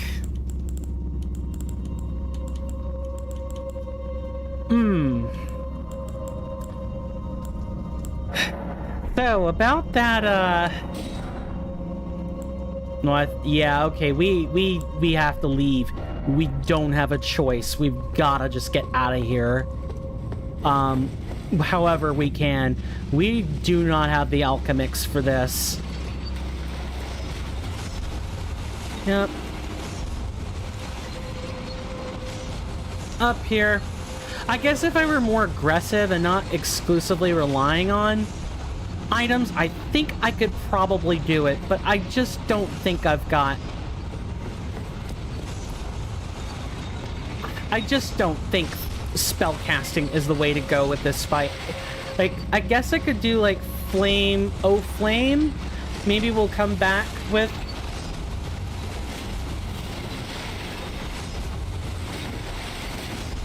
Yep, right up here.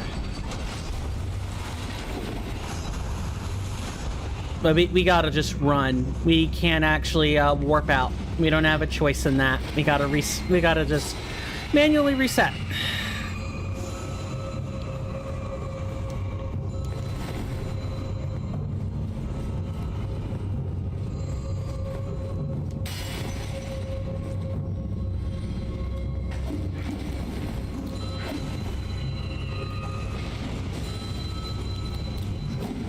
Yep, just run.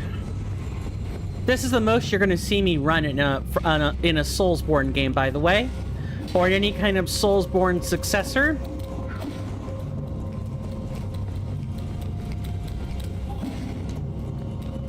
Because I'm generally not very good at it. What a surprise. The Soulsborne gamer is not very good at platforming puzzles, or... that's not true. I would actually consider myself slightly below average. That's not a brag, that's a... I know there are people who are way worse than me, and who just can't figure out a platformer to save their life. They can't do it, can't wrap their head around it, doesn't make any sense. Yada yada. And we can farm up some golden fireflies as well. There are lots of good things to come out of figuring out relatively early. I'm just hoping that we don't actually... So in the process of farming these mats, right, because we're doing the workup, right? We're doing the workup routing necessary to actually beat these. I'm hoping that on bosses like, say, the Apostle or the Noble, we don't run through so many mats, which means we actually have more for the real fight, if that makes any sense. I don't know. No, right here. Gotta make sure we got some rune arcs. I feel like we need the stats, the health, the FP, it's just too critical, too important not to have.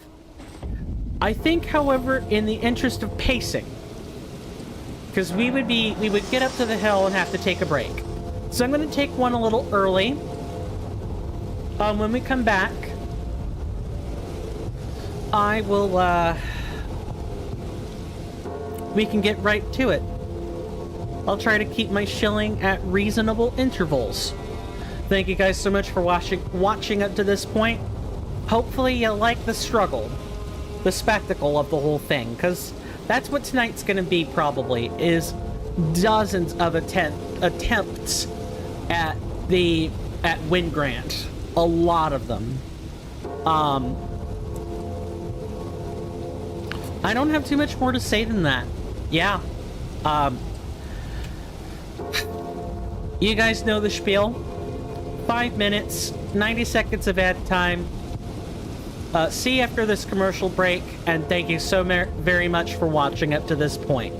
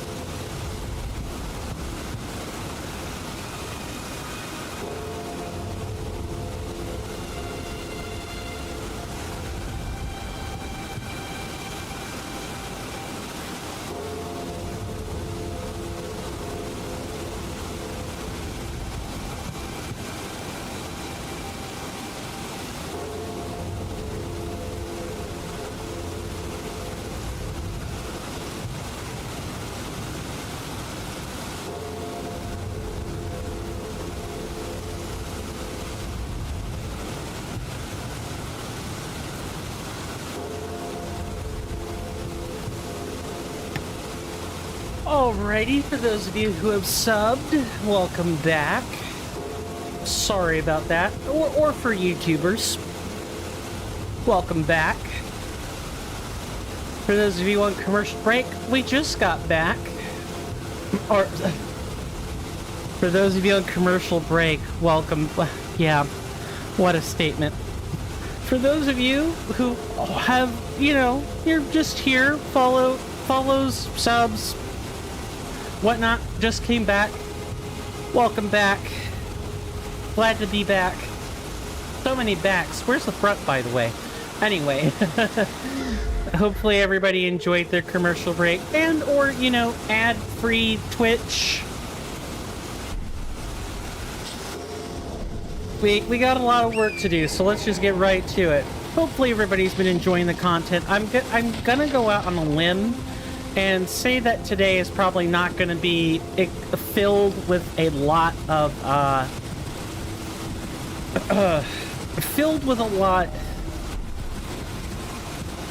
talking.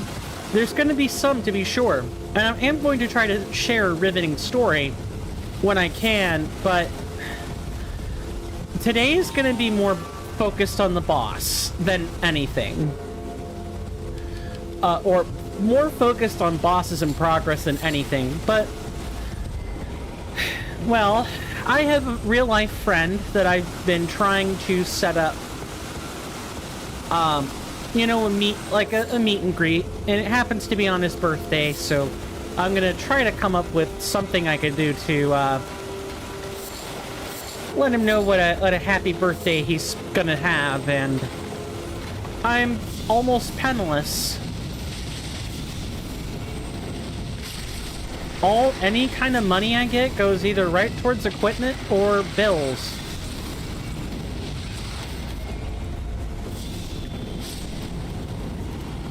No. That doesn't get to happen.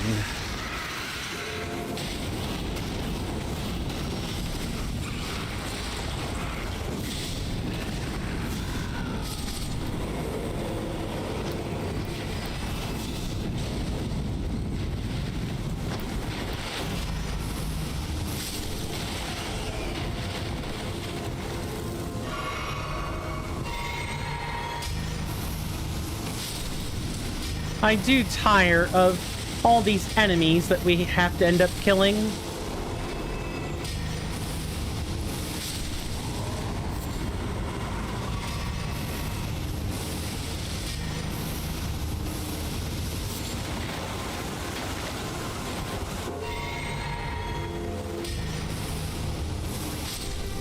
That's one. Nice.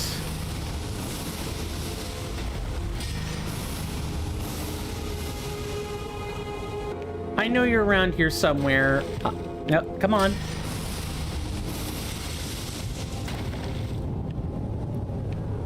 I get the feeling I'm just gonna have to have it crash into me so I can acquire a lock-on. Or it could be right here. Sure. This was not what I was trying to do, but you know, I'll take some runes over it. They're essentially souls, just with a fancier naming. That's not true. They're a setting appropriate name for currency.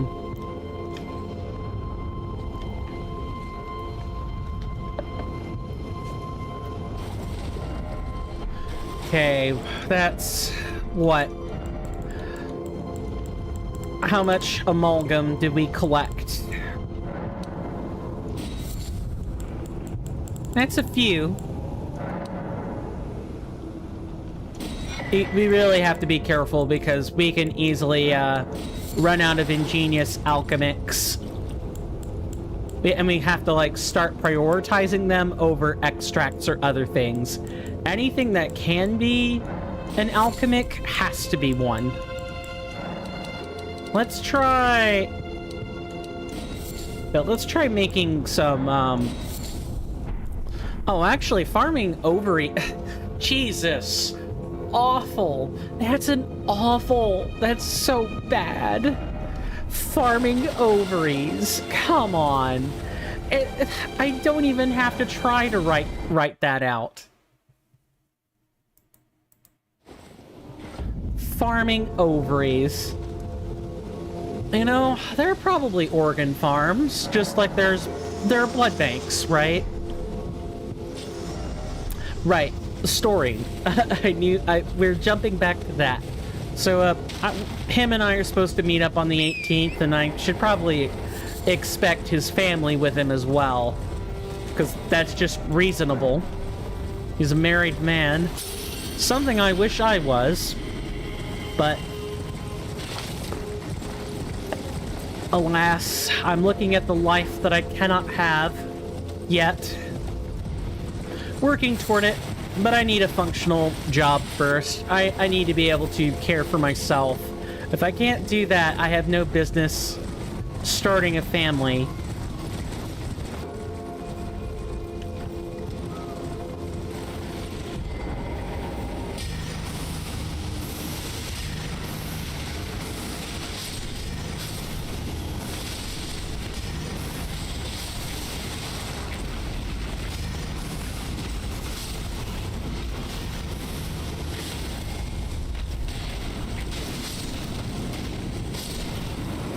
I am getting real tired of these dragonflies.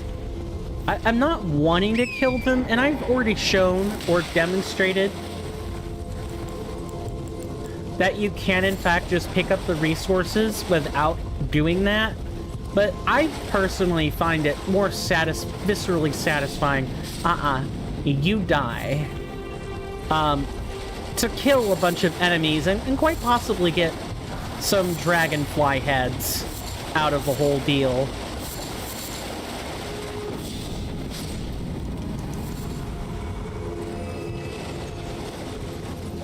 Any other revelatory? Nope. Okay. Rinse and repeat. Oh, I know what you know what I just realized? You can make some foul feet, and that might help us. I'm a little worried about burning through alchemics to do this, but I'm fine with this. Where are our materials? Okay. Yep, right here.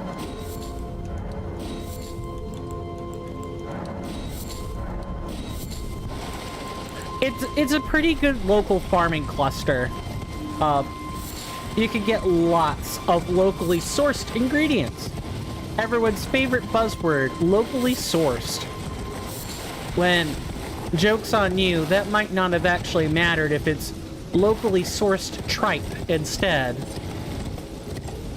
Just get good ingredients. At some point, we gotta get over nationalism and move to we have to return to globalism. We're in this weird juncture in real life where we want to be global as a species, but we can't. Because we have nationalists, nativists, and populists all holding us back from doing that. Now, there's nothing wrong with... Those things imply that you can't be a nativist and also respectful about the globe. Like, there's the nuance, right? You gotta find the nuance and positions on policy or various subject matter. It's just... There's having a position and being a phobe, right? You don't want to be a phobe. I found a new word, a new categorical word I could use. A phobe. Someone who just doesn't like. There's also an ist. I could call them ists, but that sounds weird. Phobe at least makes more sense. And not phobe as in fear, but the colloquial version of the word phobia. Or to be phobic of something. We should all be philic toward most things. World would be much better. in general, if nobody were warring with each other.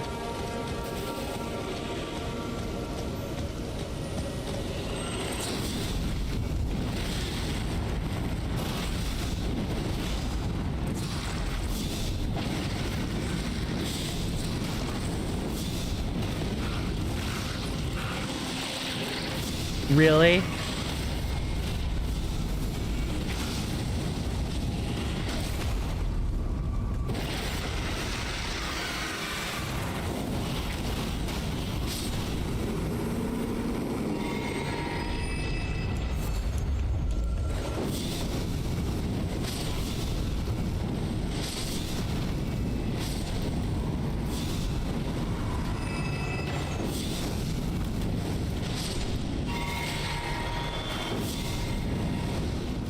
Nice.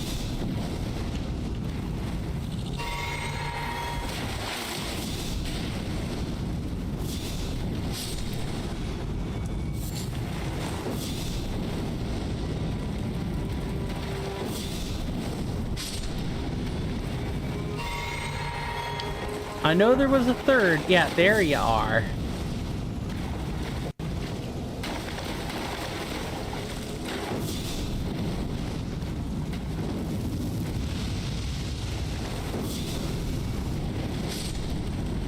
Goodbye. So what's everybody's favorite part about Elden Ring? Like, yeah, this is Elden Ring Reforged, but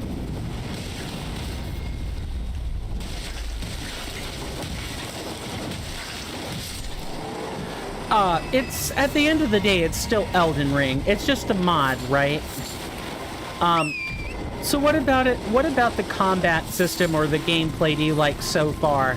Admittedly, I've shown nothing but a farming loop for like 15, 25 minutes. But I'm hoping there's at least something I've showcased in the past week that you really like.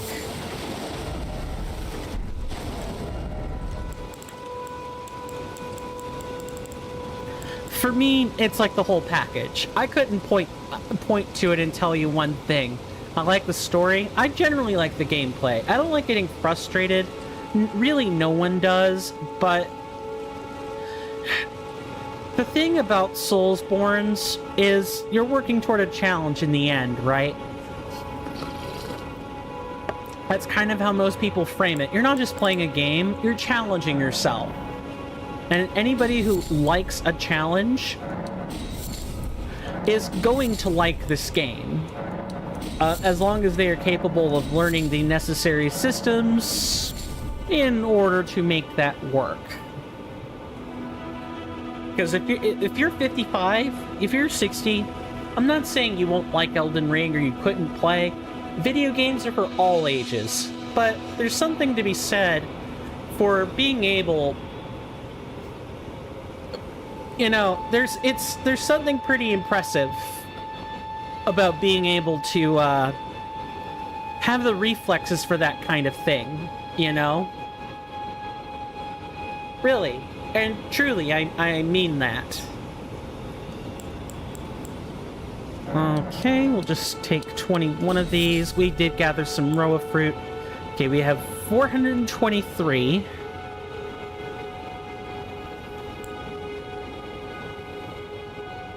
Oh, did we make a whole... What? I'm sorry. No, we had... Okay. No, that's really weird. It's telling you what the required item is. Alright.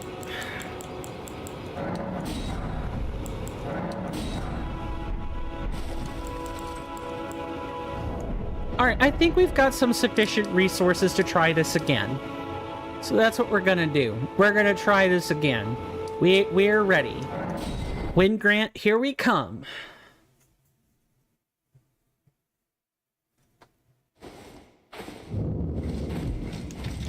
Oh, and before that, make these runes so we don't have to worry about them. Oh, we wanted to change spells. We wanted to change spells, didn't we? I wanted to get rid of ones that I didn't think we were going to use, so let's do that. Flame fall upon them. We wanted to change that out, actually, for O Flame. Flame of Frenzy, not necessary. Scouring Black Flame, not necessary. Bestial Vitality, not necessary. I would love to be able to use, like, Flame Grant Me Strength, but I don't think we're going to have the time for that. We really, really don't. That's our what are our resources for this looking like? 5? Yeah, okay, we're not getting any higher than that right now.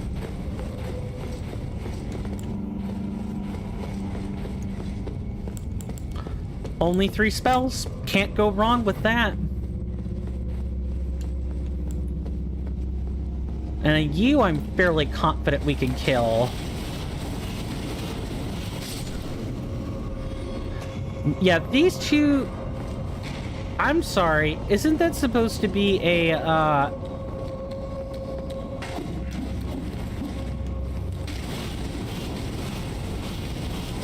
That's strange. What? Is that one glitching out? That's normally supposed to be shadowy. Let's see if the rest of them do that. No. Okay, see, here those two are pitch black.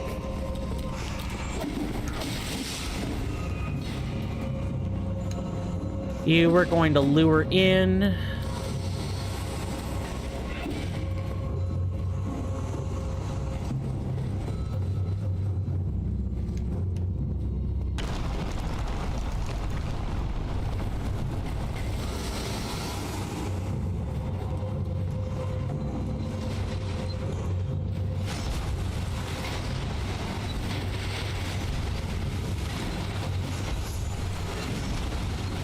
Okay, we just barely managed to catch the required jump on that.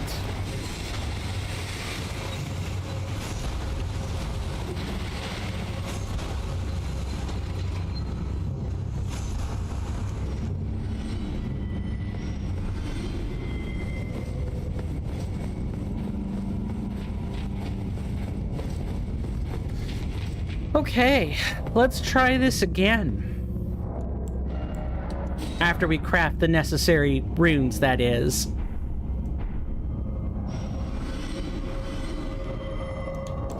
And we craft even more runes.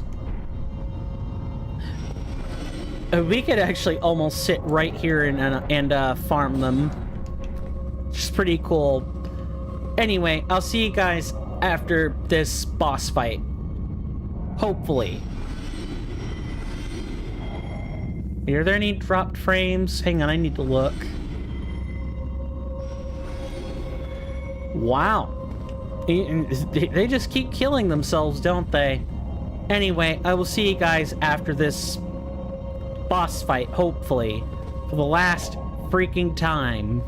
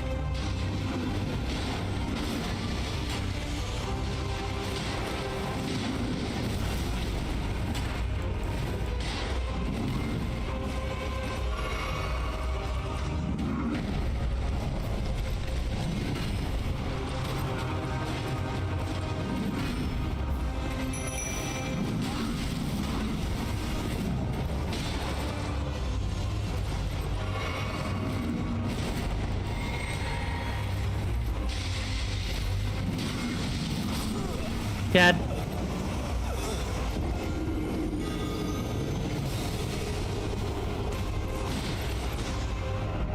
Where did I get 20k from? Oh, that was the latent stain that was there. That's right. Yep. All right. pop another one, do a second verse, different than the verse, different than the first, still the same music.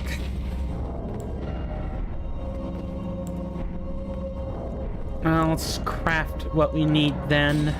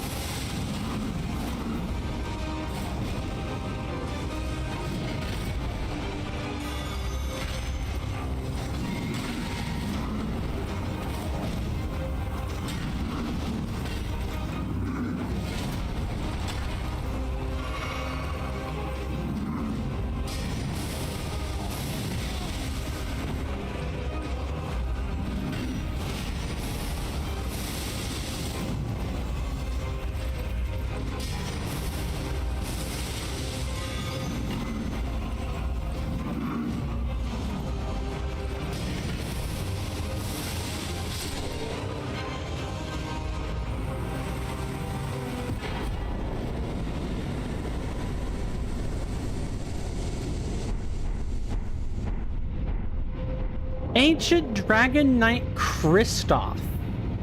Okay, Christopher, let's see what you do. He would be up here.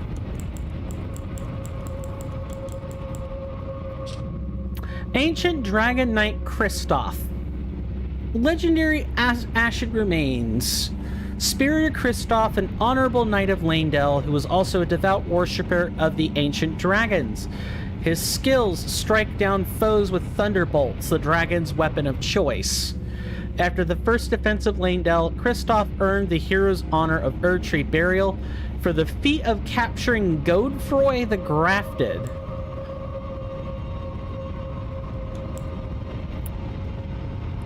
Interesting. So, Kristoff here, Christopher, we're going to call him Christopher. Christopher here gives us an interesting nexus from which to attack. There are bosses that are weak to lightning. We're not allowed to use lightning spells. I mean, we could use lightning pots, but then that kind of defeats the point, right? Like, we're not allowed. But this guy can use lightning on his own accord. If we need to strike that weakness for any reason, we can do that. Am I going to do it? No, not really. And I mean, we can upgrade the Spirit Ash. That's totally something we can do.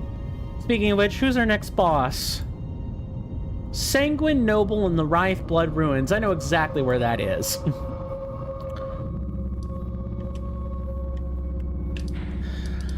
But before that, let's go say hello to Hugh. We got some upgrades to make. And by upgrades, I mostly mean new Spirit Ashes to develop.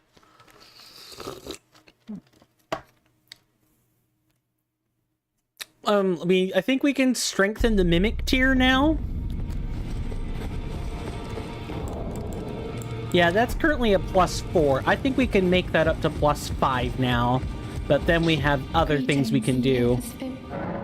I need to warn you about a little while ago. Someone started lurking in the... and I can hear the howling and wailing of spirits in fear of a curse. A plethora, not even... You should keep... I know you... Thank you for warning me, friend. Much appreciated. Okay, so we can strengthen one of these to +5. Who should it be? Well, St. Trina's arrows from her short bow. Got the Jarwhite puppet.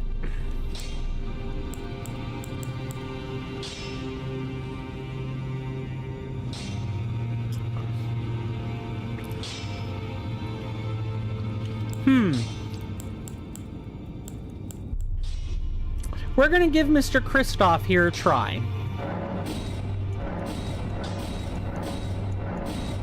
Alright, Mr. Kristoff. We're gonna use you in place of the demi-human ashes. I think they have served their purpose. It is now time to get a higher quality summon. Like, bosses are gonna start wiping the floor with these little guys way too easily.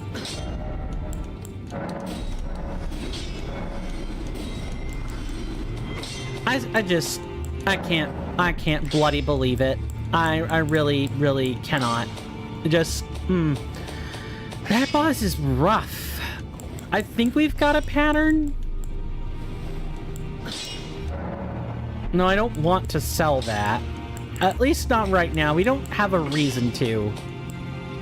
Get rid of this. Celebrate Sickle. That's frenzied. Crafted from human bone. Sure. Don't care about these, though. Gonna sell the peeler. Keep the branch staff, at least for now.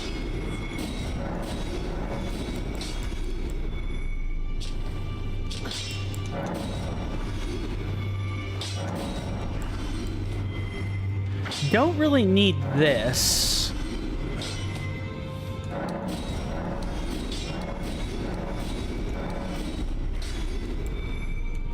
Gonna keep these for cosplay purposes. Don't want this thing, get rid of it. Same deal with this, get rid of it.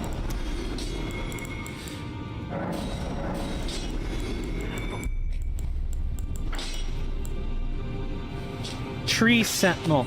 Oh, we can look like a bloody tree sentinel.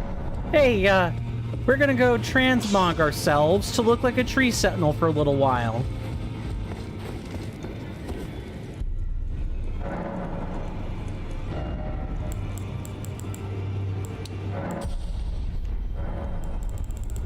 Okay.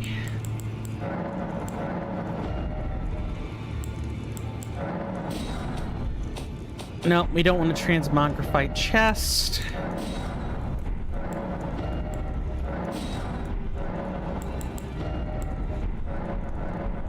Oh, no. We do want to get rid of this helmet.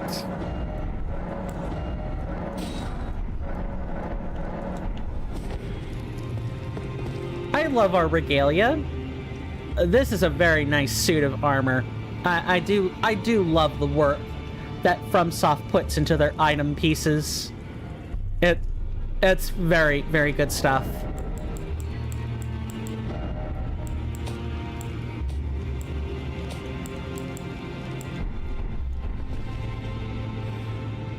They don't look too bad.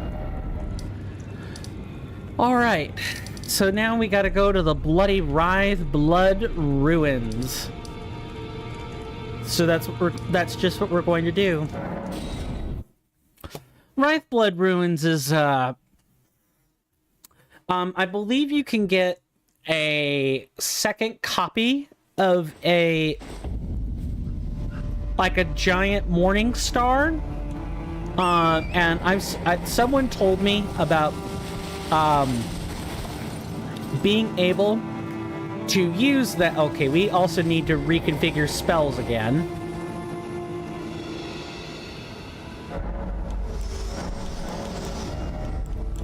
Oh, flame can be flame fall upon them.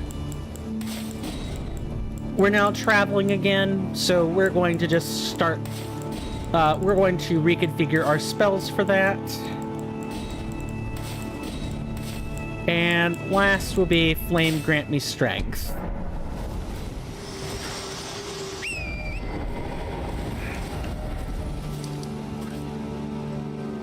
Do I care? Now, this is another question. This kind of falls into the territory of, here's all this extra stuff that you could find rune pieces on. Is it worth it? I feel like our build is coming together pretty nicely. So maybe this is the point where we start to say no more rune pieces. I do want some binding runes of cradled consumption. We also have not seen the rest of the binding runes yet, so we may want to configure them around. Oh, also worth knowing. Oh, yeah, we need to fix this. That's not good. I just realized. We do not need binding runes of dexterity anymore. And I also can't believe I forgot to break those down. I didn't even think about that.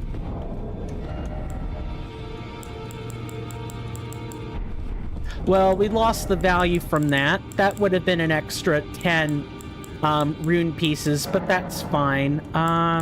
We're going to use all 5.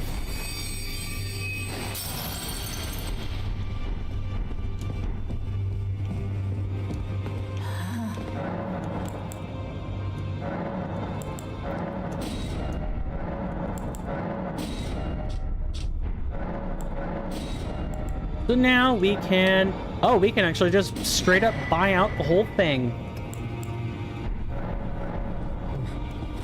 Now, what are our spell costs looking like after we did that? And we still have 20 to play with.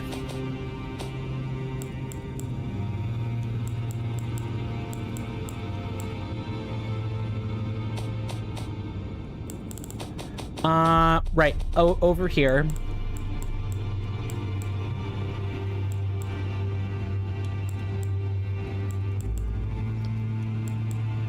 320, 498. Why do I feel like, did that really just not do anything? I wouldn't think so.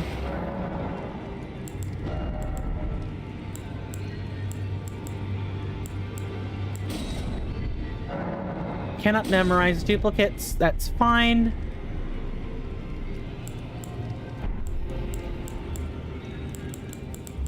Or maybe it's just such a small amount that it doesn't really get better after like the first couple.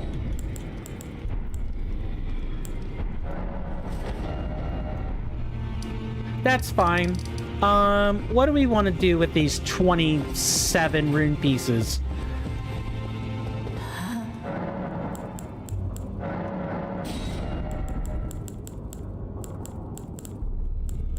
Do we bump an extra couple points in Arcane?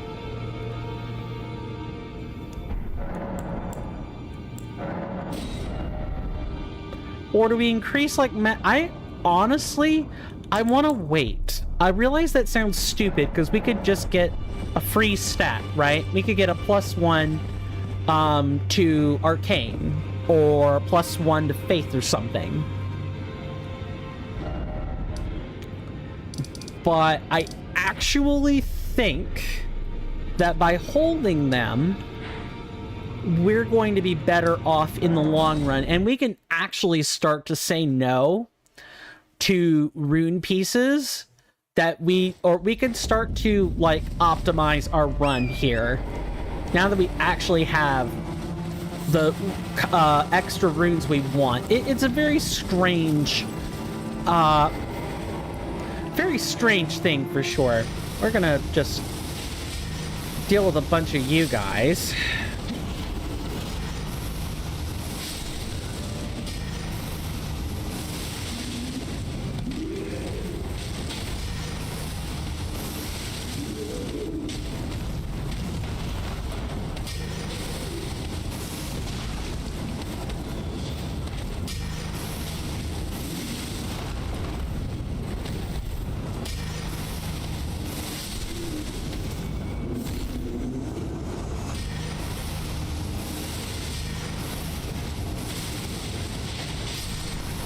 Oh, just beautiful.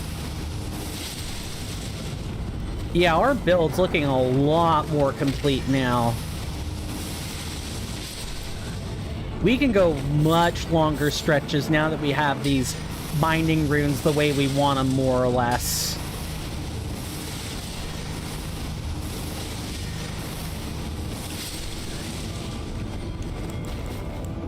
And I'm hoping we don't need all the... Well, we're going to need these items in the future. But here's to hoping that we don't quite have... we don't have to go quite so hard on status effects.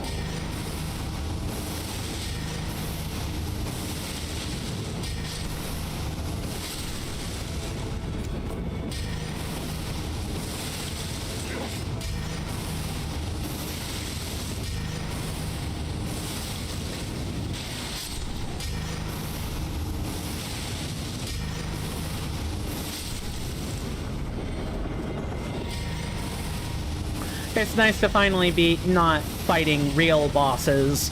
It's nice to just be back on the road again. On the road again. I can't wait to get on the road again. To see all the sights that the lands between have to offer. I can't wait to not be spent on the road again.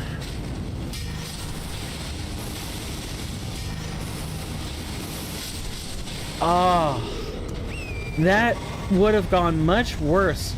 I can feel the effect of the binding runes.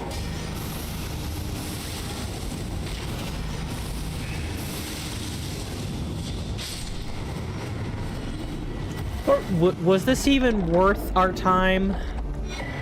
Not really. I mean, I guess I could more or less show you that we can,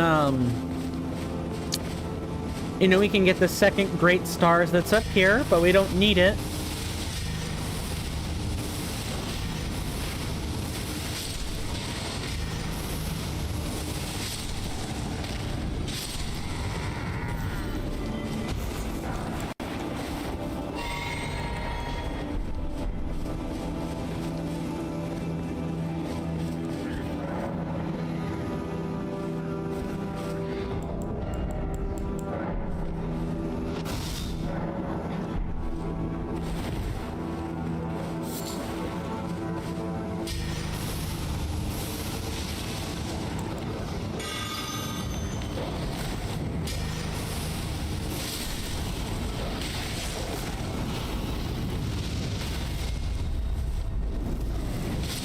Yeah, I don't think so.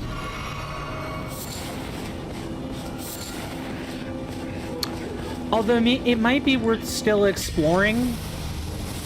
So we can get that... Oh, I have to be extra careful. Yeah. Messed that up.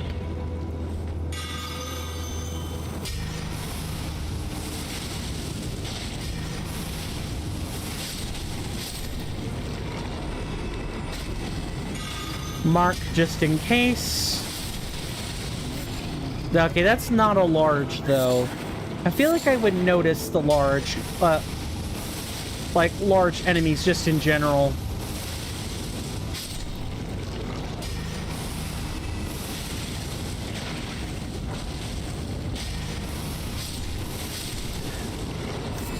You know, I thought this was gonna be such a struggle bus, guys. I mean, some parts of it are, right? But I thought, like, it would be an uphill battle the entire time and not... Oh, there are definitely breakpoints where we can feel the weight of our build, right? Where... Not only can we feel the weight of our build, but it actually... I keep saying the word feel, but, I mean, it's true, and I'm describing my perspective. I'm not thinking things at this exact second.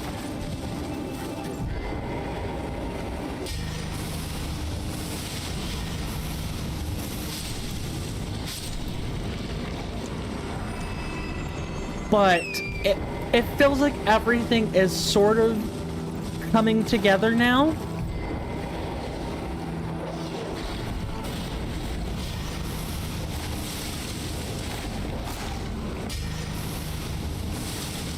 Come on, right over here. Aw, so sad. Okay, we definitely have to kill this bloody thing.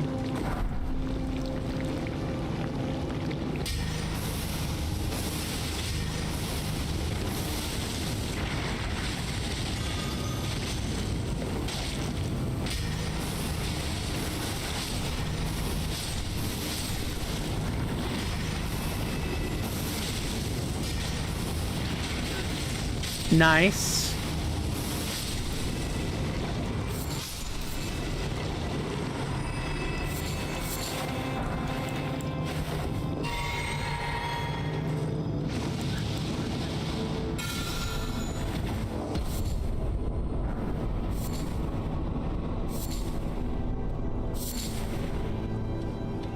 Okay, only 2 were required for the pathway to open, and we knew where that was. That was back over here.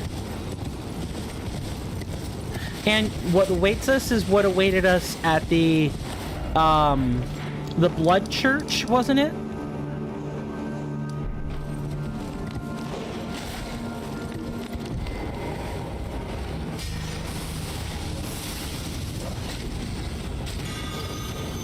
Oh yeah, that looked like a huge one, but it wasn't. Let me get over here. The Rose Church. This felt like the Rose Church. There's a Sanguine Noble there. And that's what we're going to be fighting here, is another Sanguine Noble. Thank you guys so much for watching up to this point. And with that, I will see you guys on the other side of this boss fight. Hopefully it won't take as long or be as grueling this time.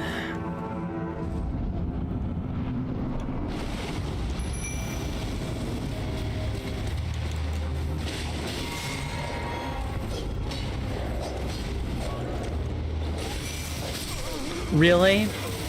Well...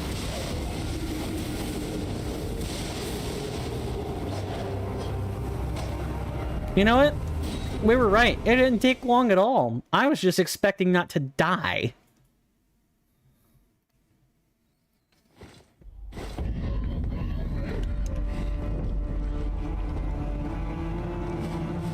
It's like over here, right?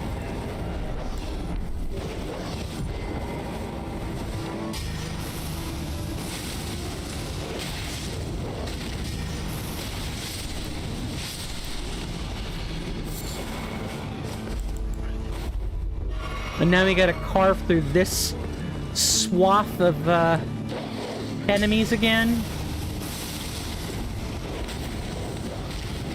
Okay, that one is the huge one.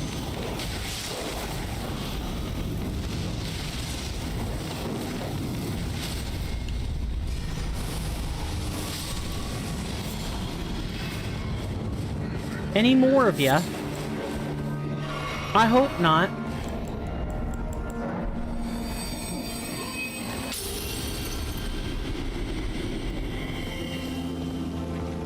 Okay, let's just walk right past.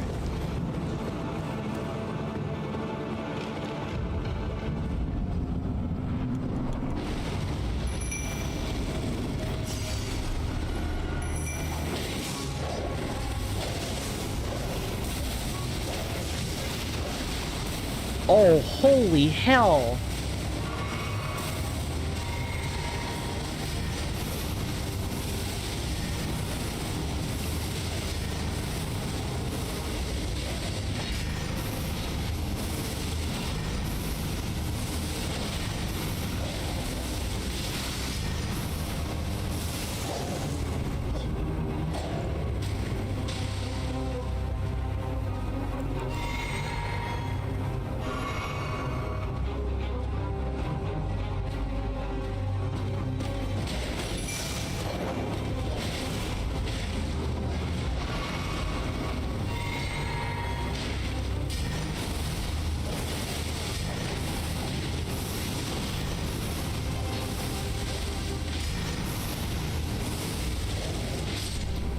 Thank you, Kristoff.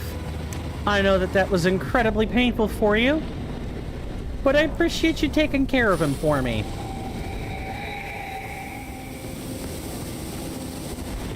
Oh, it's a very bloody cessblood pool. Yeah, that's what those are called, by the way, is sanguine cessblood. Bloody Helix. I know it's not Helicae. Let's not get it twisted. Heavy thrusting sword. I'm running into a wall. Let's stop doing that.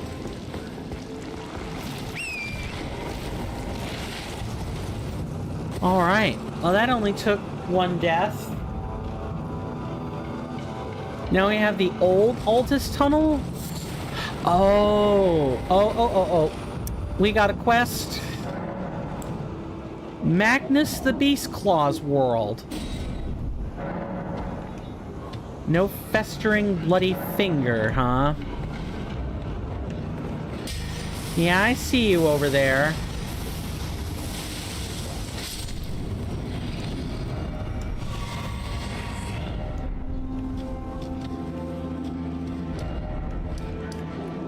Let's talk to Vare.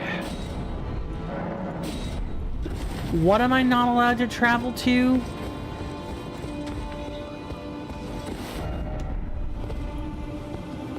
Don't give me this tripe game.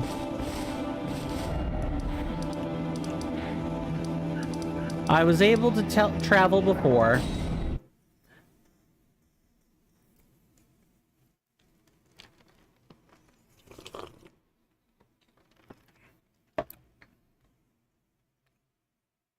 So what's everyone's favorite game they like to play? I think for me, my all-time favorite game probably has to be Metroid Prime. Or actually more specifically, Metroid Prime 2 Echoes. It's like one of my favorites. It left a fairly good impression on me as a kid and a teenager. Yeah, I would have been a teenager when it came out. It's it's where I really first got into the sciences. I mean, I was a science kid before that, but that's when I really learned, where I started to learn a deeper appreciation for it. But it wasn't until after high school that I had an even deeper fondness for it. Alright, welcome to the Rose Church. I'm just gonna hop around. Hey, Vare. Be sure to try. I'm quite certain. We don't have a festering bloody finger. We got a duelist's finger. We've got a recusant's finger.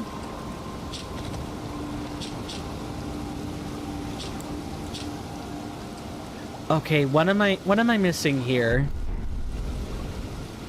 Oh, you have decided to creep on over.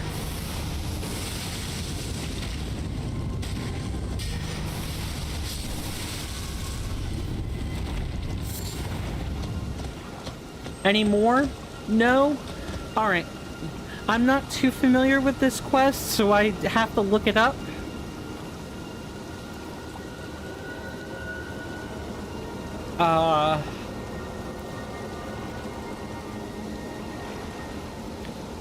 Yep. We want to go through White Mask Vare's questline.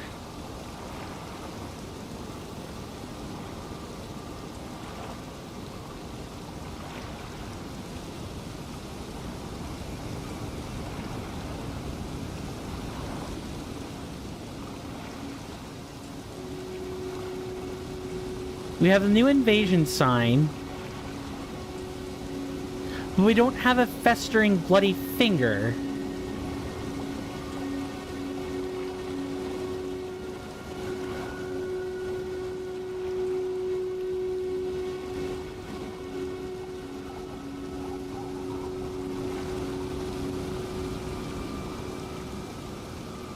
Festering bloody finger.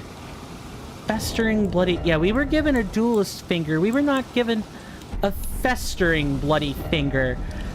Is that gonna be at the Volcano Manor? I don't know which state Patches has to be in for that. I mean, the quest line isn't super important, I don't think. It just lets us fight Moog early, but we don't want to fight him early. I just figured we could do it. That's all.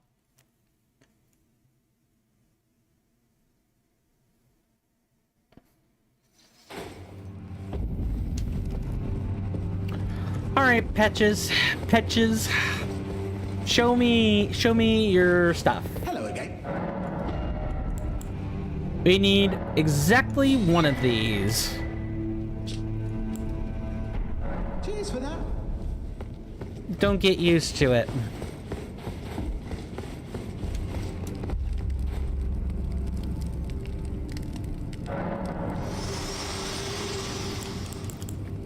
Oh, we can't level up? Yeah, I suppose we can't. Okay, I think we can fix that.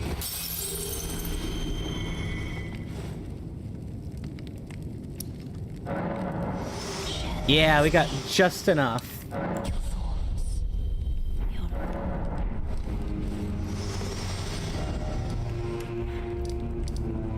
Alright, let's try this again. We now have a festering bloody finger. So if we lose, we cannot, if we lose, we'll have to go back and buy another one, and we're allowed 10.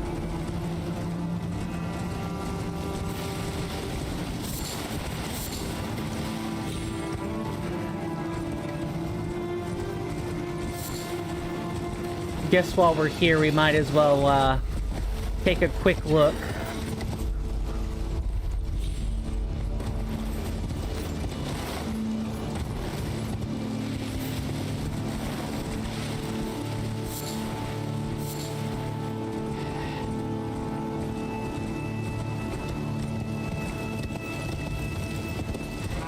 Might as well take a quick look around for a rune piece or two, right? Like if there's an easy one, we might as well bloody take that chance. Like there's one. Nope. That is a Mad Pumpkin King. Mad Pumpkin Head. There's one right here, though.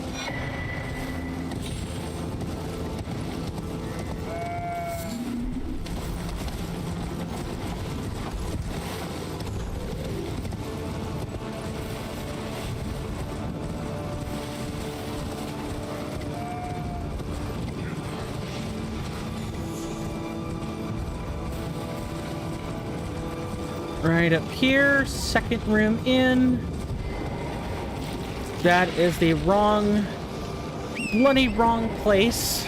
Ironic, I know.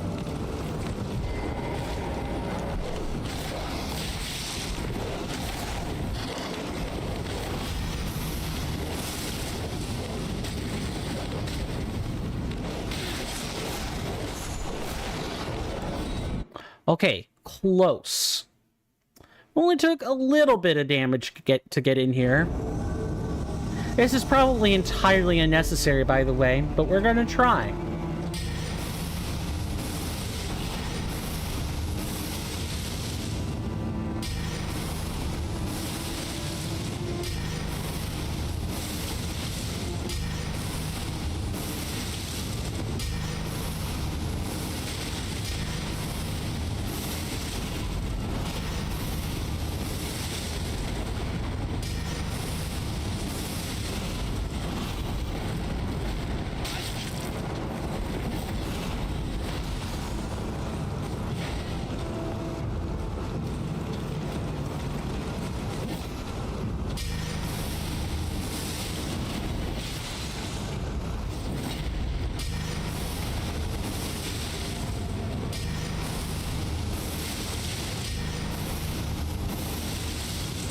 Would you like to come down here?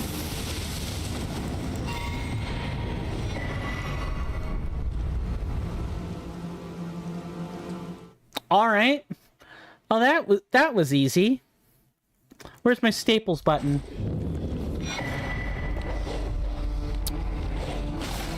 I'm trying to like keep myself from spilling tea. It didn't really quite work, but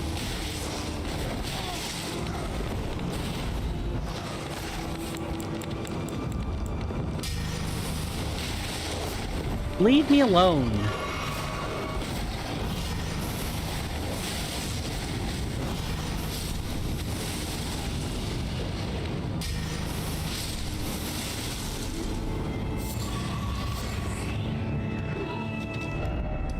All right, now we can go back to the church if we're quick. And then after that, we'll take a break.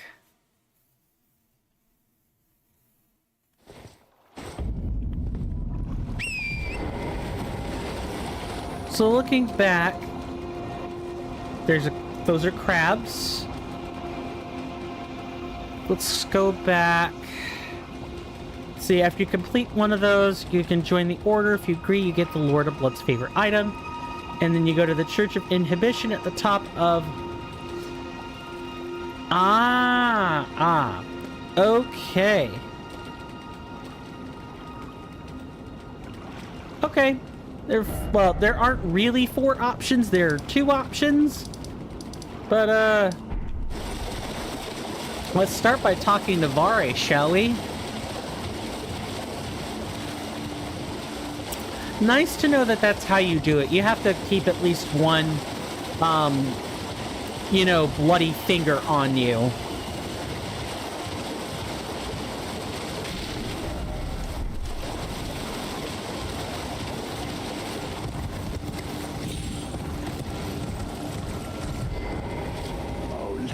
I'm glad. You have a taste for noble blood.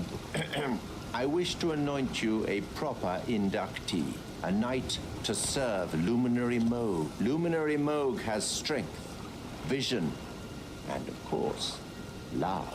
So... And pedophilia? No, I'm kidding. Well, not really. It is pedophilia. Ugh. Love. More like incest. Incestuous pedophilia. Yuck. Now, for your final trial. Normally, this ritual would involve killing one's own maiden and recanting the wisdom of the blood. Since you are maidenless, the blood of anyone's maiden. But we have... Do you not know about Melina? I don't think you know about Melina, my fine friend, or else you wouldn't say that. Or do you realize she's a fake maiden, huh? Well, let's go to the Chapel of Anticipation, dip our cloth in the blood of a dead maiden, and we'll, go from there. If that one doesn't work, we always have the one in the Chapel of Inhibition at, past the Celia, stairway. And then that'll be a good place to take a break.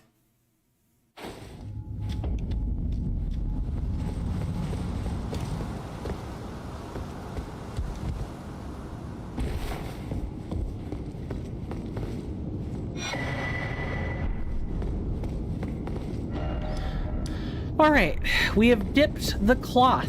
When we come back, we will return to Vare and complete that final step.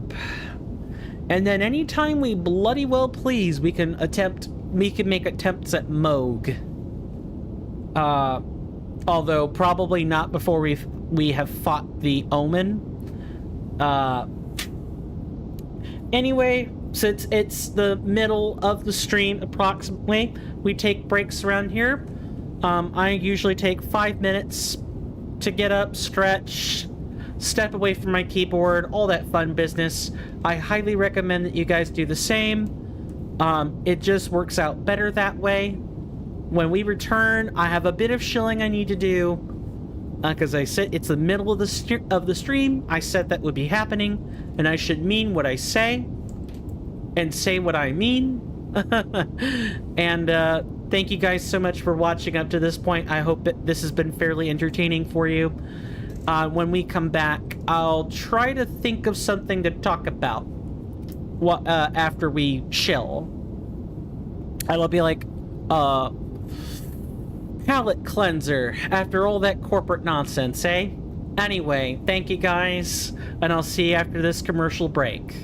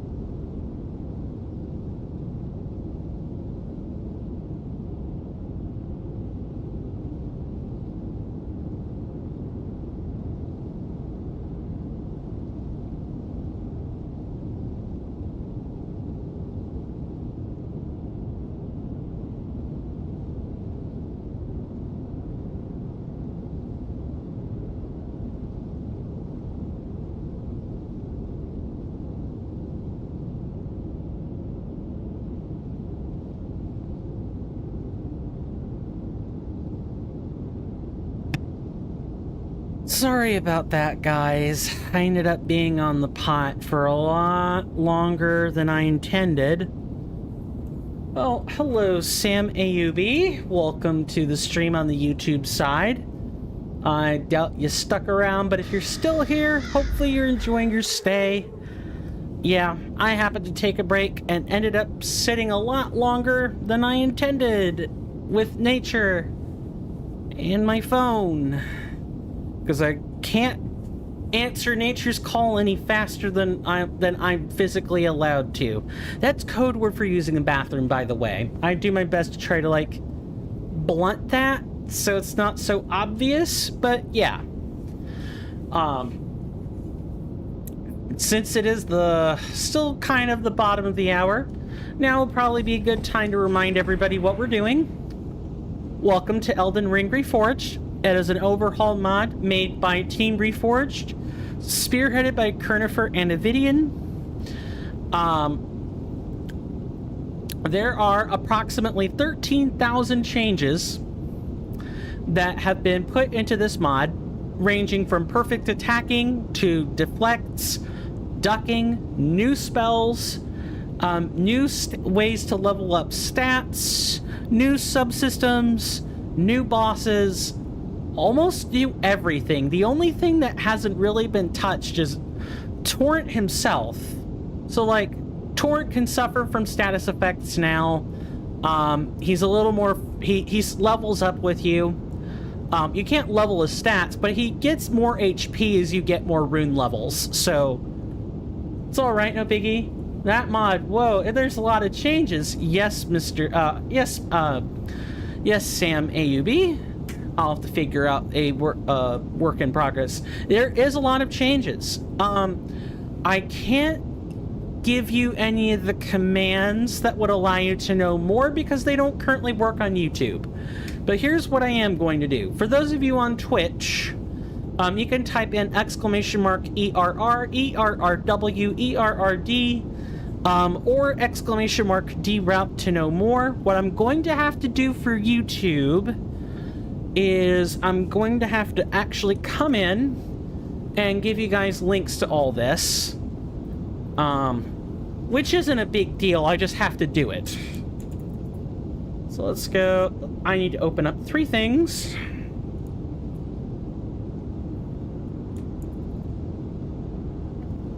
And I also need to open up the YouTube. It's rare for me. It would help if I didn't. It would help if I actually clicked on the right stuff, huh?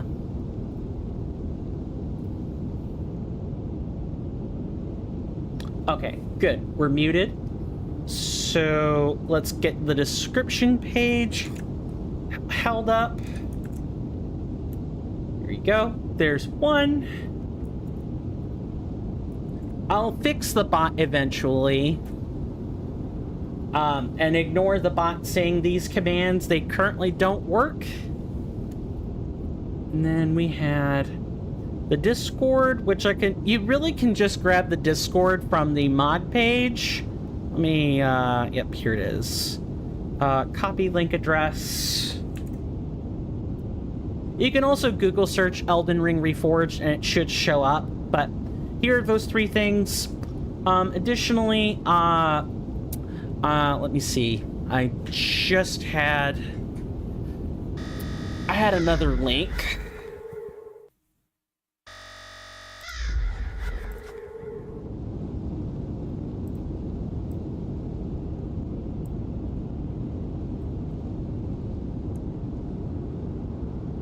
It would help if I copied it to the right address. Here you go. Got it. So, there's all that stuff. You do not have to check it out. I do not want to force you to do that.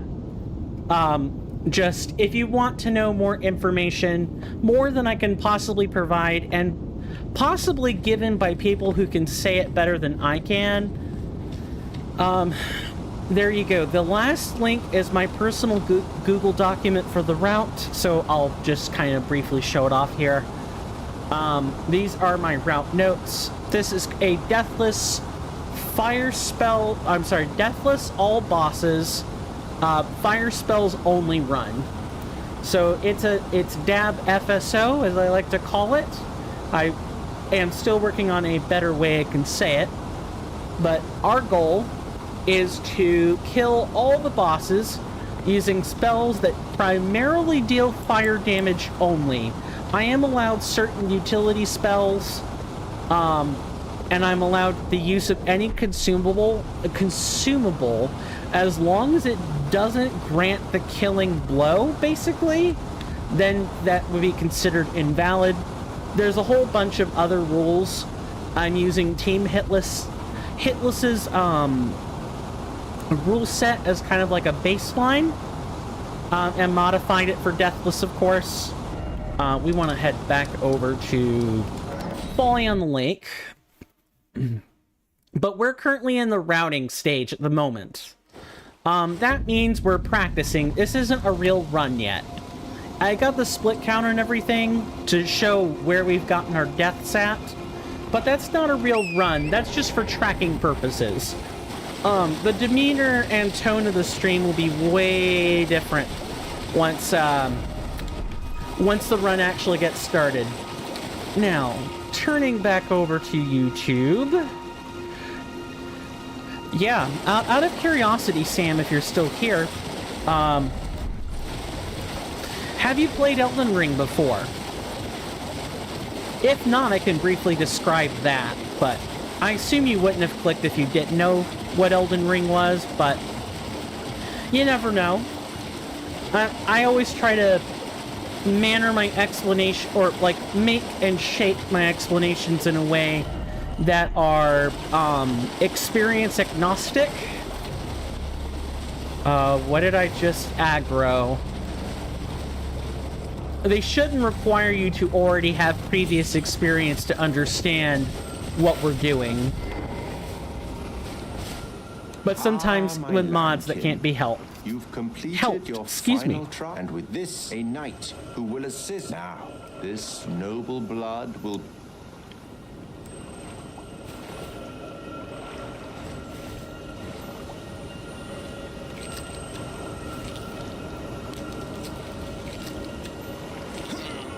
Oh, good heavens! Clench your teeth or something.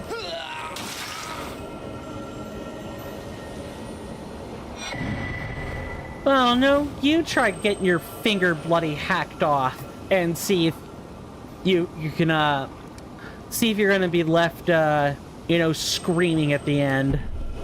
Oh, enough. A medal granted with the power I've gone out, but you mustn't use it just yet. The meeting must wait until the Mogwin dynasty commences. Luminary Mog yet slumbers beside the divinity. We must... Divinity? One day, you right, my lad? Sure. Please tell me we actually get a badge. No, we do not. We get a key item. Do we need this? No, not really. We can sort of just skip. We could have skipped all this. But I did at least want to show it off. So we have... Actually, I think we got a tool. Possibly? Yes. The new dynasty is nigh. Is it, Moog? I don't know about that. I really don't. Well, we're now actually ready to go find the old Altus tunnel, which I want to say is like... Old Altus tunnel is like... No. Old Altus tunnel. That's either off toward Volcano Manor, or it's in the outskirts, and I don't remember which one that's supposed to be. So I have to look this up, because I do not remember. Okay, it's over here in this canal. That's fine. So, we can actually, go to the Erd Tree Gazing Hill Millicent is gone, and we may work toward, I want to say Elemer of the Briar is coming up, if that's the case. Yes, it sure is.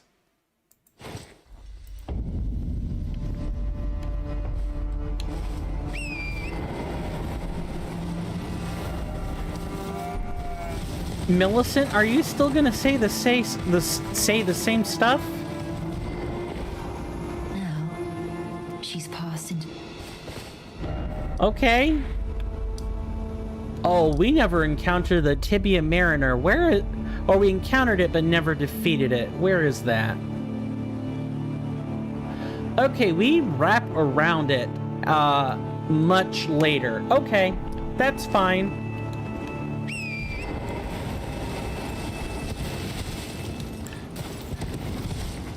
So our build, for those who are curious, yeah, played it, New Game Plus, oh wait, New Game Plus 3, awesome, awesome, I'm glad to hear that. So you have some familiarity with the game then. Favorite game for sure, though knowing me, I'll play the others and take a break, since Radagon bodies me so much. Nervous, upset, tried my best. Oh, nervous, upset. Tried my best, watch a video. Yeah, Radagon's gonna be rough. I have not actually beaten Elden Ring. I stopped at Volcano Manor when I was doing an on-stream playthrough of this mod. That's as far as I got. And then a bunch of stuff happened. I ended up starting to play different games. Had to take a little bit of hiatus, recorded for a bit, and now I'm back. With an actual challenge run for a start, so Radagon's gonna be hopefully some fun trying to like learn and you know, get all secured and set up. I'm looking forward to that. I'm sorry to hear that Radagon is giving you trouble. I'd offer advice, but I wouldn't really know where to start, since I haven't played vanilla maybe since about 6 or 8 months after the game released. As soon as I heard about Reforged, I transitioned over to it, basically. It is a great mod. Now, there are lots of changes. There are way more changes than I can enumerate. We're on patch 0.12.6a. And we're still not actually published yet, or or finished. We're still not quite. Hey, are you gonna like?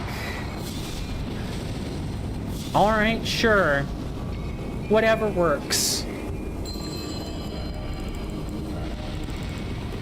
Oh, that guy is still alive. Okay, you're down there. How did you survive? Well, if you, what about Elden Ring do you like, Sam? Is it the whole package, or...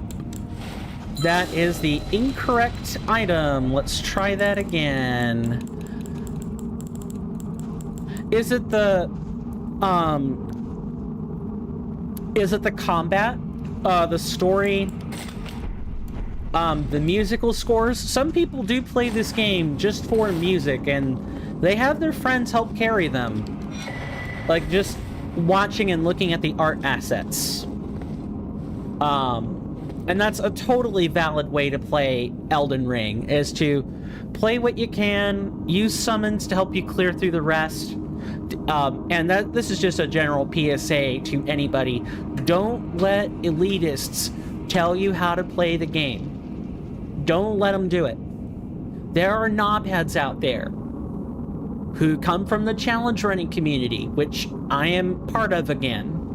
And I've been part of for a while. Everything? Okay, so you and I are in the same boat then. We like the whole package. I like the whole package.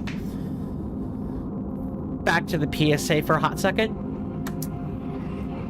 Don't let others dictate how you want to play the game. If your idea of fun is to co-op with your friends and kill all the bosses that way, and stop at a point you feel comfortable, that's totally valid. Totally valid. If your idea of fun is doing it, schlepping it across the lands between with no summons, strength only, no FP, no new features, just the most brutalist berserk-inspired beatdown, that's also totally valid. Just don't shove people into one way of playing the game or the other. It's what turns people off from Soulsborne in general, or from soft games, is the elitism. The play it this way as Miyazaki, Lord and Savior Miyazaki intended, or it's not a real playthrough. Magic is for sissies, and dex builds are for sadists. Don't let people do that. Now, I have a message from Manya from Fallout 3 for these kinds of people that ignore my warning and shove people into one path of playing or another. That man is the scum of the earth. And when they inevitably say, but I'm followed up with, take it away, Sir Gideon. Oh, are you aggrieved? That's what I gotta say to people like that. Just let people have fun. People should have fun in the way they choose. Life is too short, too volatile, too frustrating, too unstable to let people, to not only deal with angry people telling you how to play your game, but also bossy people telling you how to play the game. It's just, life's too short for that. There are always better ways to play the game than others. Like if you're playing a dex build, or actually this time around in vanilla, it would probably be strength builds. Strength builds kind of suffer. Not one-handed strength builds, but two-handed strength builds. You kind of need to use some summons to help you out. Give you a moment to actually bonk things with your giant hammer, because you can't exactly poise break a lot of bosses. It's also not like Dark Souls 3. You can't dodge and then counterattack. Elden Ring seems to encourage people to trade. Like, yes, I'm gonna poise through this attack and then hit you really hard. That's kind of how you play strength now. For sure, you do you. Exactly.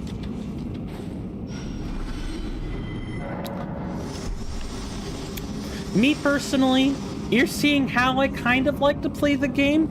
My favorite way to play is with magic spells. I'll kind of flash my build. I do also like sorceries. So obviously, this is not how I would personally play this game. However, it's a challenge run, and my build is adjusted according to the challenge run. I would probably be in here with a whole bunch of basically spells that are balanced between sorceries and incantations, and I would have a spell for everything. I like to play my games as though I had a toolbox, and I could pull something out of the toolbox, and I could solve a problem. Something's weak to lightning? Okay, I'll carry lightning spear. Something weak to pierce? Okay, I can't do that much, but maybe I have enough dexterity for a bow. It won't do great damage, but maybe I could stack status or something. Something weak to magic? Okay.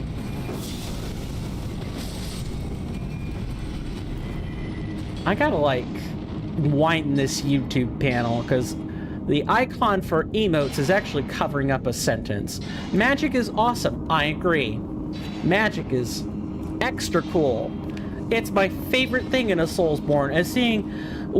And the thing is that magic is often tied, lore-wise, to the story. There's more story that is told through the descriptions of spells than there is, your armor set and your weapons.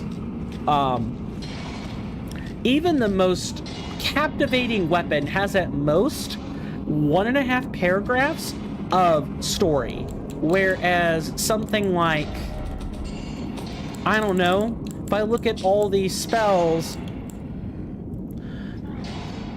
with Catch Flame, it starts talking about the Flame of Ruin being anathema, but prophets glimpse the fire all the same. Or when you start getting into Flame Fall Upon Them, or say some other spells, we start to get some kind of story about the fire giants, etc., etc. I have a lot more lore I can work with. It's a subtle benefit to using magic spells. But I do not begrudge people if they don't like magic. Look, adding an extra scroll wheel, apart from just scrolling for your healing items, adding an extra wheel is quite intensive. Because I have to think, do I have a sequence for my magic spells?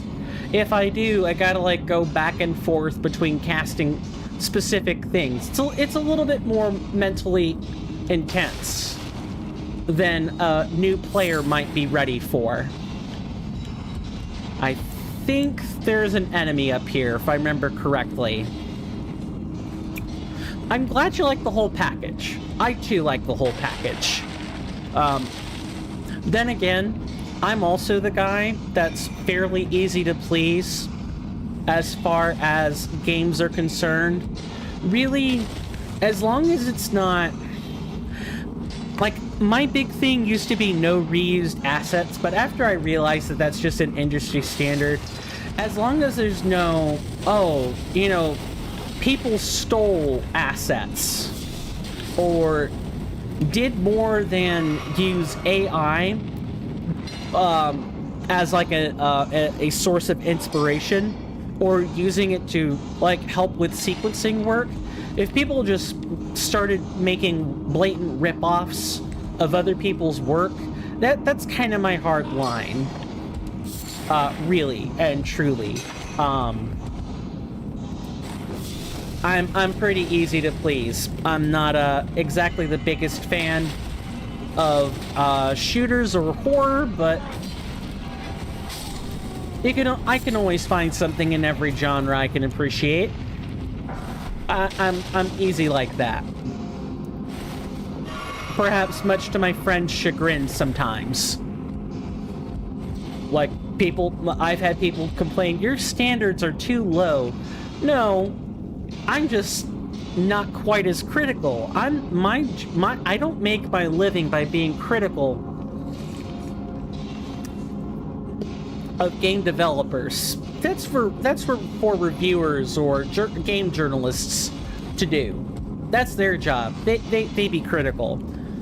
If the game passes the very low bar that I set for it, just literally don't be designed like Opal. Yeah, it's just copying. That's the part that will drive me up a wall. I won't support stuff like that. Then it's fine. It gets a little nebulous when you start talking like, oh, well, this mechanic was inspired, but it was kind of a copy-paste. There's always gray areas with stuff like this. But, where am I wanting to go? We went... I have to focus for a second.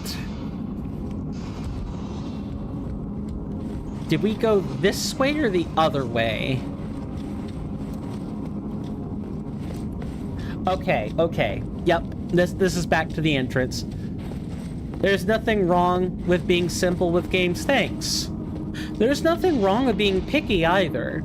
I really do not begrudge people for their taste in games.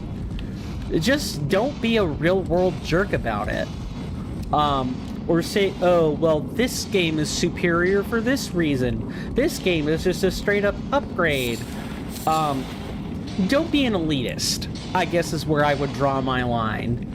And I know that's kind of a nebulous line to draw, but...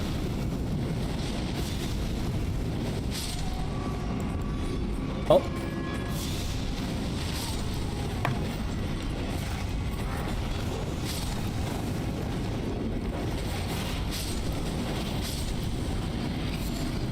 Okay, that was a little bit tight, but we made it through. And it doesn't help that this is one of those caves, one of these tunnels that has explosive barrels everywhere. And of course, as a fire magic user at the moment, I mean for the entirety of the run, you know, if I hit one of these, it's gonna explode, and I'm probably gonna hurt myself. Even with something like Blood Boon, where I'm kind of like bleeding out every so often, there's nothing quite like getting a explosive barrel to the face to remind you that, oh, you should be careful with where you aim. I really need a soundboard. There's some iconic quotes I need to go back and get a soundboard for when it comes to that. What is it? Is it, it's not Big Hat Logan. It's his student. I forget his name. And he says, and don't forget to aim. I need that. My soundboarding is weird. I don't know. I guess here's an engagement question I can ask. And anybody, whether you're on Twitch or YouTube, hi, this is being multi-streamed. How do you guys feel about soundboards and entertainment? Yay? Nay? Let me scroll out. Yeah, the damage is kind of an exactly. Soundboards, yay, nay, overused, underused, underrated, or something more detailed. I'm perfectly fine with that. And I would say my soundboarding is definitely a bit weird. It's eclectic. I almost made the soundboard with me in mind rather than other people in mind. Or maybe it's more how you use it. I don't know. I'm ultimately of the camp of it really depends on how you use a soundboard. I know a lot of content creators that plaster memes on it and get some kind of entertainment value, but I'm curious where everyone sits on that. I don't know if I really care one way or the other. I guess just don't have an annoying soundboard. And by that I mean don't spam the meme that you have tied to your soundboard 10 times.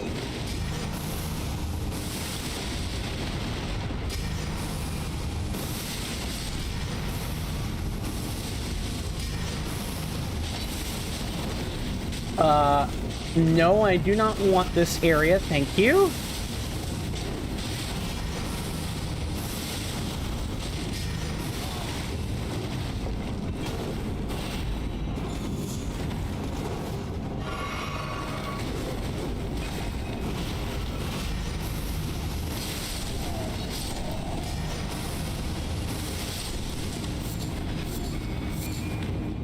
Oh. I didn't, you know, I knew there were going to be some enemies down there. I wasn't expecting, that. I wasn't expecting more to come crawling out of the woodwork. I guess that's good to know. I'm going to take a note about that. Random button mashing for 500, Alex? Okay. Where did we do this? We are in the old Altus tunnel.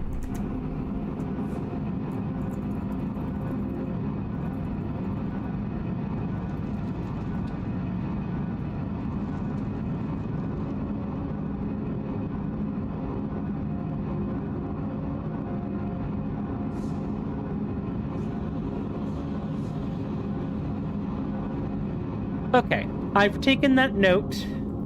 Sorry about that.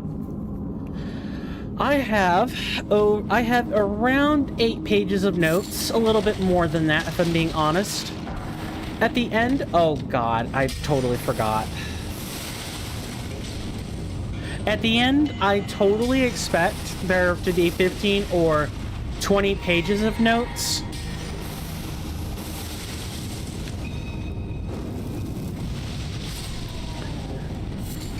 Just because of all the places we haven't been yet. I do my best to keep meticulous notes, not only so that you know, I can study it for myself when I'm doing routing and practice offline or something like that. But also, one of the reasons I take these notes is at the end of our first route, what we're gonna do is, thank you, we're going to not stream Elden Ring, but also still talk about it. Essentially, it's going to be like a 2 to 3 hour session of just combing over and looking at all our notes. And when I do this, I will give you guys commenting privileges. I'll change the link in command and all that fun stuff. And if I don't have that gosh darn bot figured out for YouTube, I will give you guys the link manually if that's what I need to do. And we're gonna go over all these notes together. It's a way for me to involve you guys in this process. And also just get some extra perspective. I mean, not... What did I hit enter on? What changed?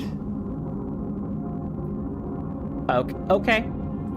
I think I might have hit something. Let's change that. Alright, fixed. Whatever the problem was, it's gone.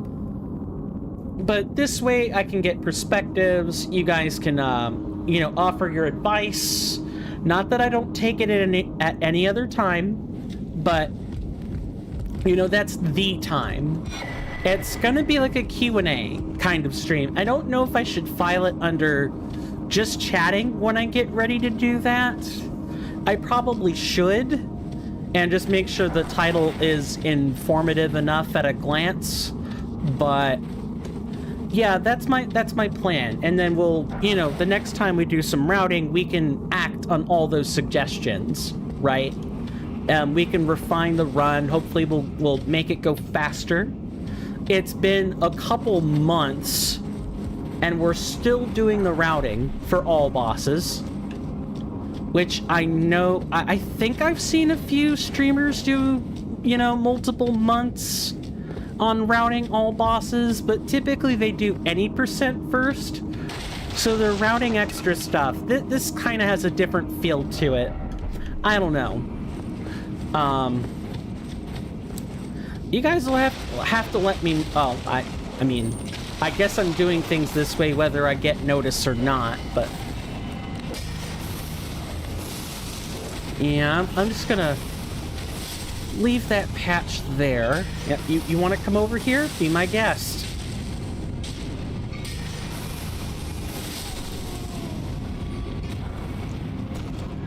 I don't know.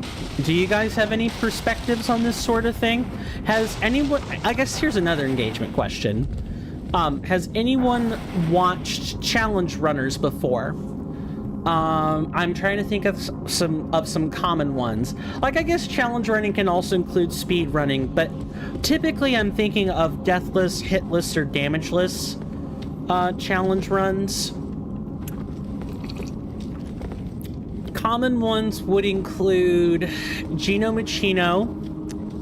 I think Distortion might have done some hitless challenges at one point. Squillakilla might have done... I don't know if Squillakilla is doing any more challenge runs. I think... wow. I want to say a lot of Team Hitless has kind of moved on to either other games or they're going back and not playing Elden Ring at the moment. Some other ones are like Couch Jockey, but he's too busy deving for the Convergence, another overhaul mod for Elden Ring. Also a great mod, by the way. If you just want a completely funky, fresh experience, definitely feel free to check that out. I say this as a Reforged enjoyer, that Convergence just goes about the modding process in a completely different way. It's a completely different experience. Both are great great mods. Nah, not much of it. Gotcha. That's fine. That's utterly fine. I might be one of the... I should say one of the more recent ones, but I want to say I don't hear much about challenge runs, unless it's Gino Muccino, and at the moment he's doing Dark Souls 1 remastered hitless teaching. So he's moved from being a runner to teaching runners. It's a really strange time. People do that. Penguin Zero just went through bosses ignoring others on New Game Plus. Okay, gotcha. My sphere of challenge runners is quite small, and most of them are former challenge runners at that. So I'll definitely have to check out Penguin Zero, I think is... Yeah, I have it. Let me get a pen.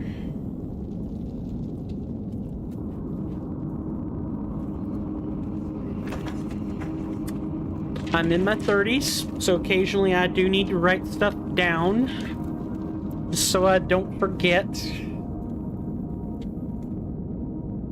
I'm sure a Google search will bring it up. I just want to write it down manually.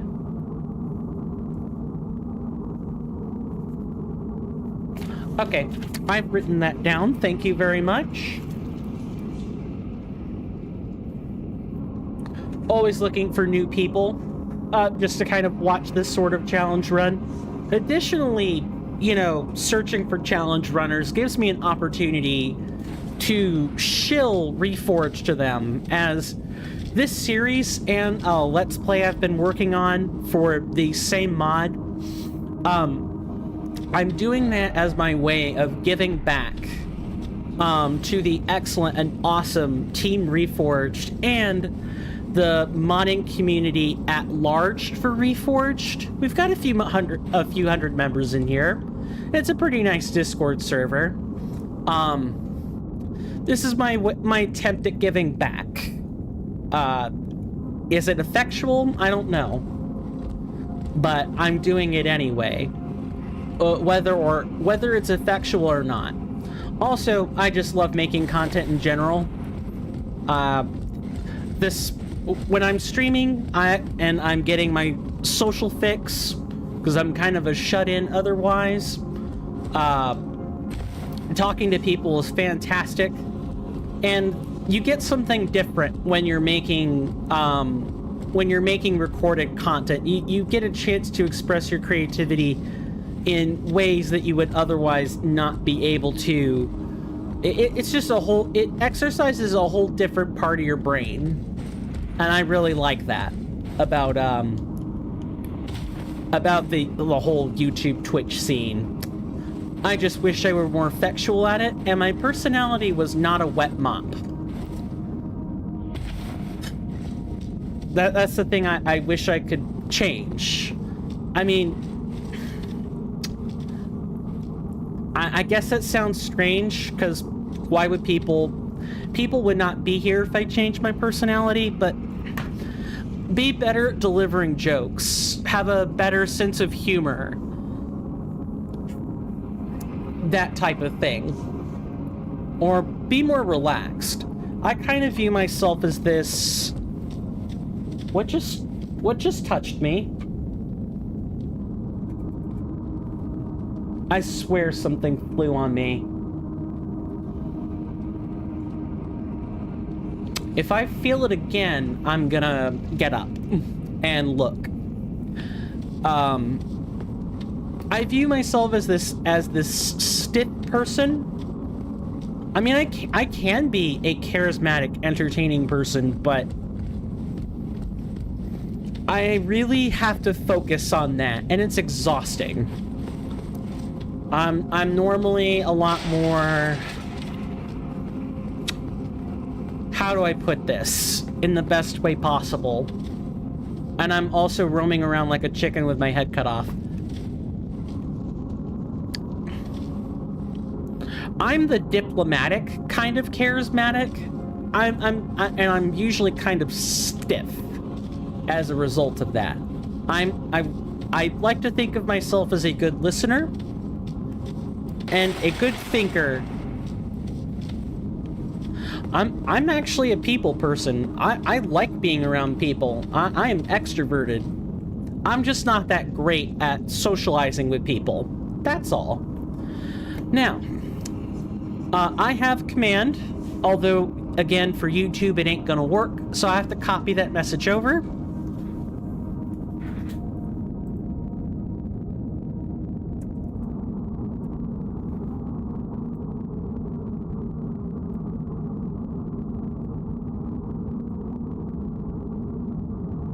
Thanks, Sam. Much appreciated. Here is that notice. I promise I will get that bot working even if it kills me. I do acknowledge statements if they're important, or, you know, if people are coming in and asking, hey, how are you? I'll say hi. But generally, I'm focused on the boss, and I always acknowledge statements either after I die or after we kill the boss. Whatever comes first. But in any case, I want to thank everybody for watching up to this point. And with that, wish me luck, and I will see you on the other side of this boss fog.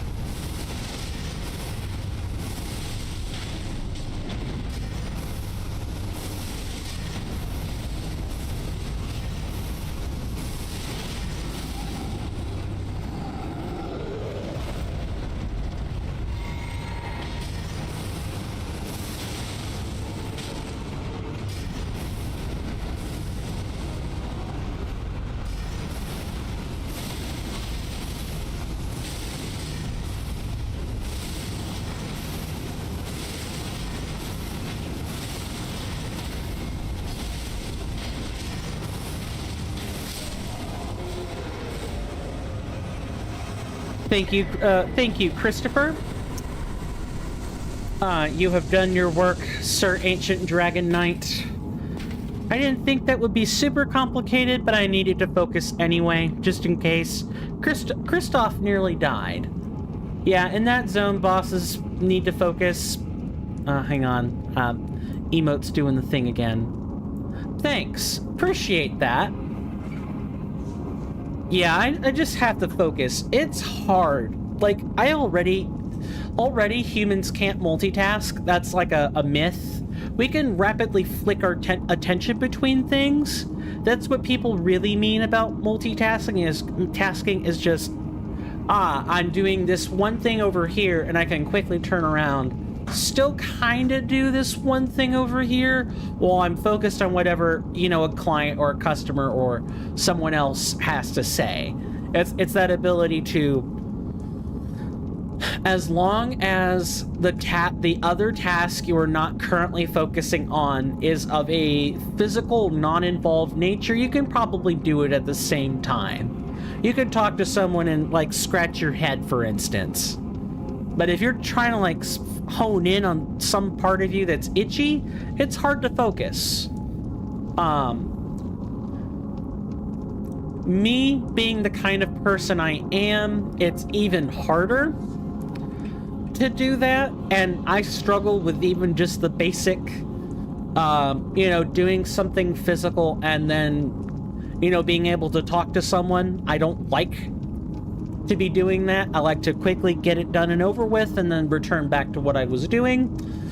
Now imagine that for Elden Ring bosses that require you to flick your attention or flick your eyeballs 50 different directions to see what's coming, which spell is coming, which attack is coming, which limb does the boss have raised, so I know what kind of tell the attack is going to have, that kind of thing. It's nothing personal, and that's usually how I try to explain it to people. Is it's not personal, it's just part of the game. It's nice to finally have no deaths to a boss. Okay, Malay Morace. That's next. Let's go back up to the... Actually, I'm trying to remember. Is that on the base floor? I think that's on the base floor. Or like the second to base floor. Let's head up. Gotta be fast as F, boy. Sonic meme, it is with bosses. Their movements, attacks, timings, watching the phases. Exactly. And that's vanilla. I would say Reforged is a slightly harder mod. And the reason I say that is mostly because of what you can do during your time windows. So for example, I can't enumerate all the changes, but I can specifically dissect the ones I'm very familiar with. First, you can duck. So that if you tap the dodge button, normally you get a back step, right? And then you can attack afterwards. That's been replaced with a ducking animation, and the ducking animation actually lowers your hurt boxes. So attacks that are kind of like mid to overhead sweeps, if you're ducking, those just gloss right over you. Jumping, same deal. If you're jumping and there's like a shockwave type attack, or there's like a low angled sweep, you can jump over that. So already that's two axes in which most people aren't thinking about with Elden Ring. And attacks are often scripted to force you to do these new things. Now, throw in the fact that I can do something like this. There are animation cancels. You can't cancel defensive animations into each other. So for example, I can't dodge and then duck immediately after. Like, it goes fast, don't get me wrong. But you can't it's not that quick. There's still a second of ending lag on each one of those things. But I can cast, and if I get the timing just right, I can dodge after. I can mix offense with defense, but I can't roll defense into defense or offense into offense too much. You're meant to mix and match your actions. Kind of. There's still some times where you want to ignore that, but we're getting into the weeds instead of what I'm trying to talk about. Animation speeds are sped up, generally speaking. So rolling, dodging, all that fun stuff, or ducking is not slow at all. There's just faster reaction times in Reforged compared to vanilla, and this is without accounting for stat changes or new spells or new mechanics. That's without that. Just the simple change of adjusting animation speeds and allowing many things to be animation canceled if you know when to cancel stuff makes the game flow a lot faster. It's more technical. That's the way I would probably describe Reforged.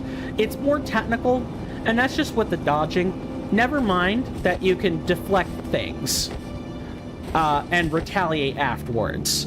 Never mind the fact that some attacks actually have deflect frames on them. There's a whole litany of things I've not talked about. Important point is, the game is extra technical.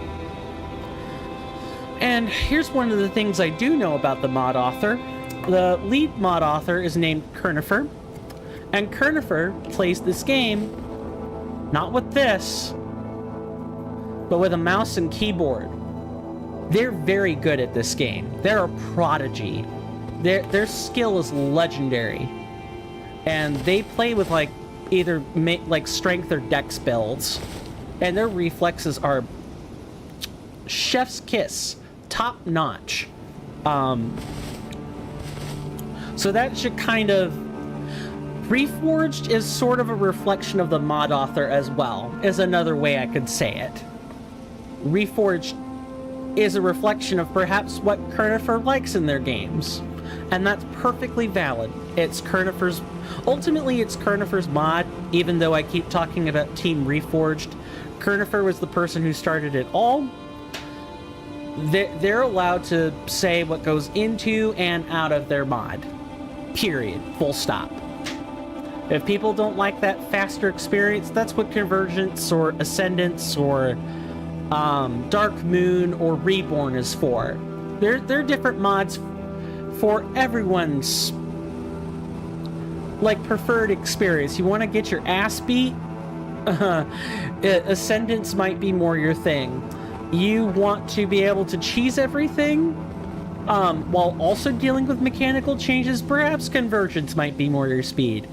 If you want, what if Miyazaki actually finished all their ideas and didn't run out of time in which to execute them? That's what Reforged might be like. Oh, I could spend hours opining on this mod. I really could.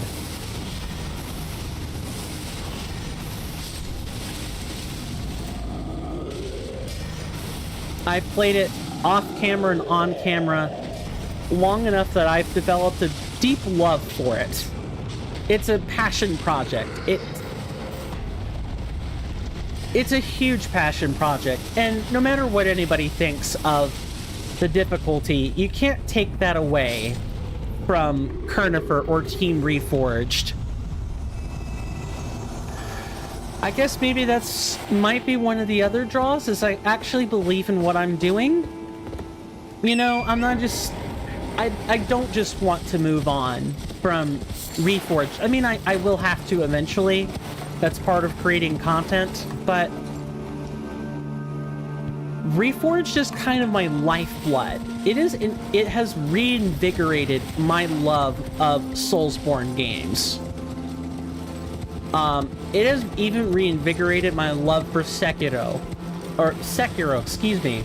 I have to remember not to relax my mouth and roll that R. That's not how you say it in English. Yeah, please tell me we're headed the right direction. Okay, we're headed the right way. Cool.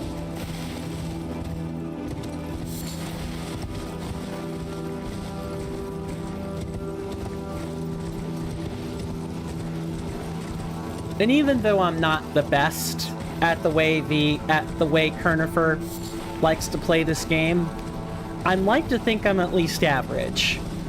And I will get better as the challenge run progresses, right? That's kind of what these types of runs do, is they polish people's skills.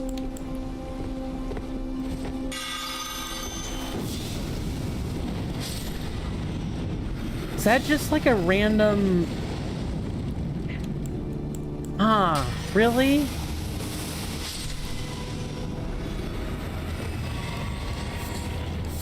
These are just regular Miranda blooms. Awful.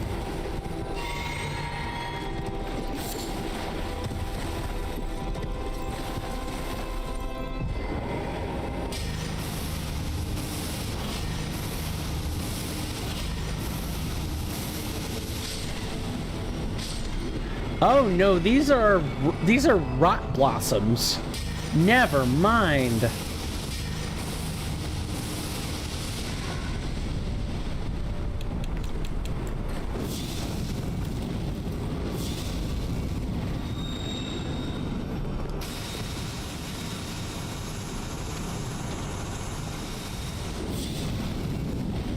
That's awesome. Glad that it gave that love again. Thanks.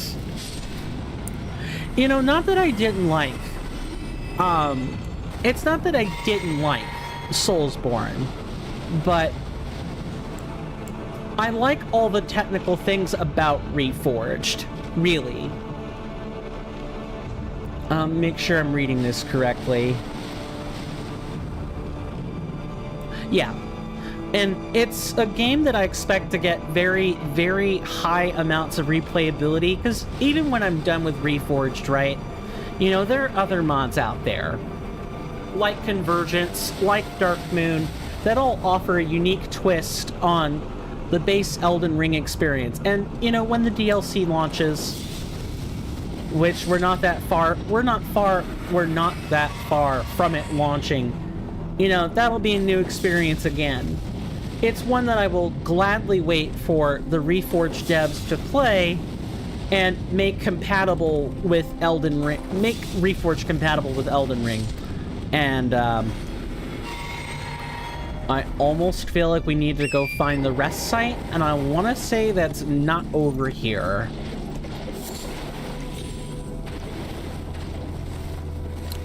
And it's on the other side. Hold on. I gotta find it. Oh yeah. I can demonstrate this. You see how Torrent is like poisoned? There's like an icon and everything. Yeah. Our fine horse friend bleeds out in poison or in rot or other hazards. They probably also bleed from cessblood pits if they stood in it. Now, thankfully, we can cure this with raisins, but it's one of the more infamous changes to the mod, or game, if I'm being honest. Not everybody likes Torrent, taking damage from status. I'm kind of a mixed camp about it. On one hand, why? On the other hand, raisins went from being optional to sometimes mandatory, and that I can actually kind of appreciate. Because raisins are like an underutilized mechanic in Elden Ring. They're like an afterthought. It's nice to have, but in vanilla, your Estus can also heal your horse, and so you don't need to use raisins. Now your Estus doesn't heal your horse at all. The only thing your Estus can do, I said Estus like 6 times. The only thing your flasks can do is revive your horse. That's it.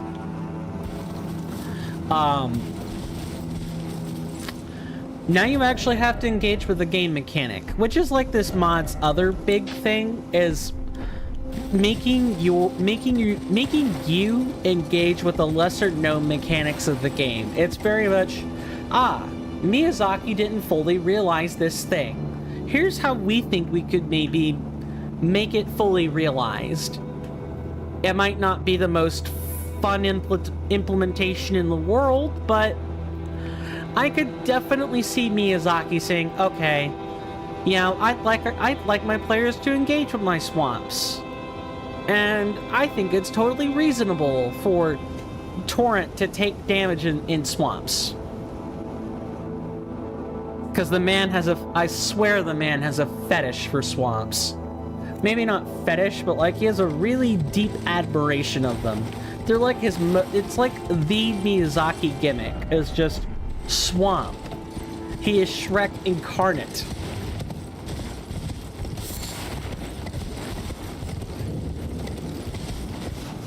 Yes, game, I know we're in the shaded castle, but we are not yet ready. We're not yet ready to enter. We gotta find this rest site first. I swore it was over here and I just couldn't find it.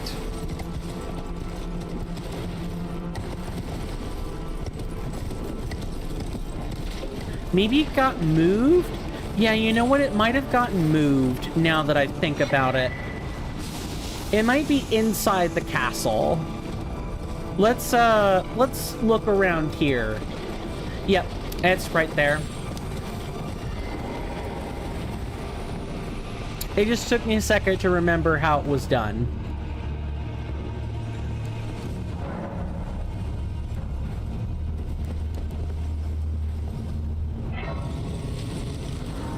Now, before we continue, I realize that we are over break.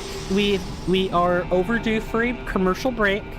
For those of you on YouTube, I take breaks and run ads on Twitch. So this is kind of going to be a lonely 5 minutes for you. there are no ads for me to run on YouTube, and I probably wouldn't even if I could. YouTube doesn't really have the same kind of fine control for that stuff anyway. So definitely, if you're on YouTube, feel free to get up, stretch around, you know, grab a snack, whatever fits your fancy. For those of you on Twitch, you're also welcome to do that. Or at the end of this commercial break, when I come back, you know, I can do some chilling and promise you sweet methods of making it worth your while. Thank you guys so much for watching up to this point. I hope everybody's been enjoying the stream, gameplay, commentary, whatever have you. And with that, I will be back in a few moments. Thank you.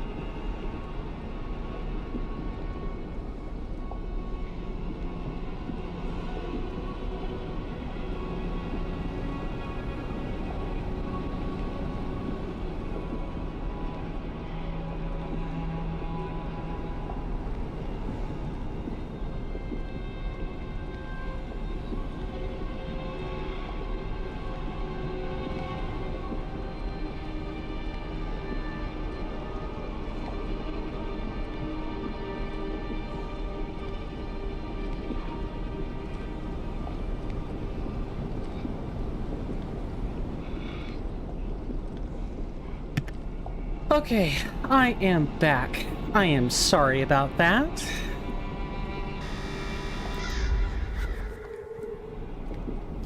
Hopefully everybody is enjoying their commercial break. I did check the time. Yeah, okay. No, I'm looking at our time now. I might be at... I thought it was maybe 12 minutes over, but I appear to be only 2 minutes over now that I've looked. So sorry about that either way. If you guys like this content, please consider subscribing and or following on YouTube and or Twitch respectively. Just make sure I've gotten my activity feed up to date.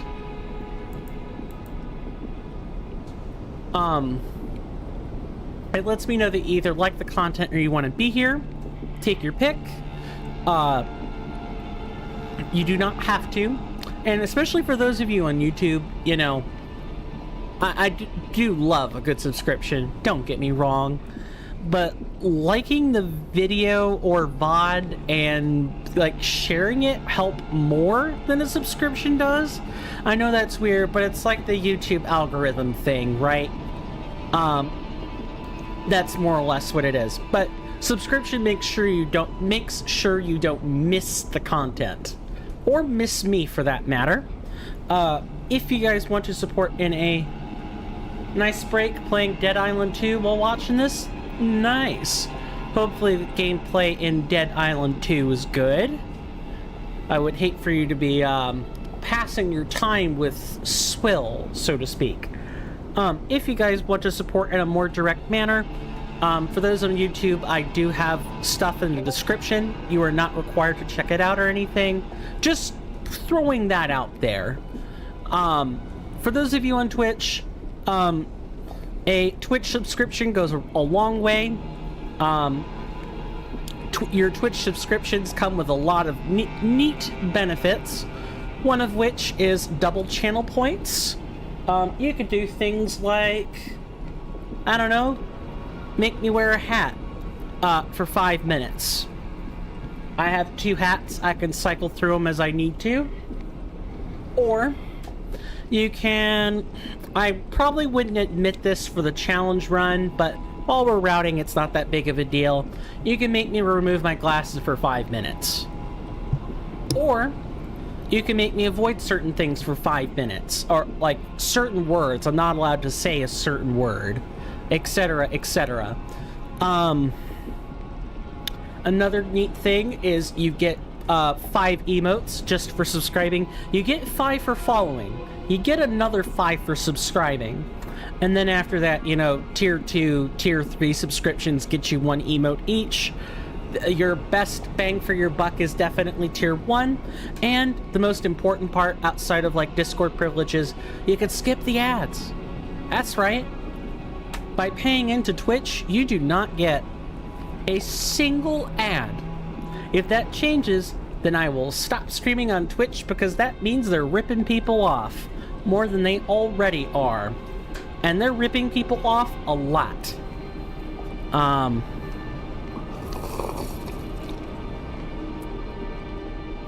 Other than that, everyone being here is enough. No extra financial support is required at all. And of course, just for subscribing or following, you do get access to my personal Discord as well.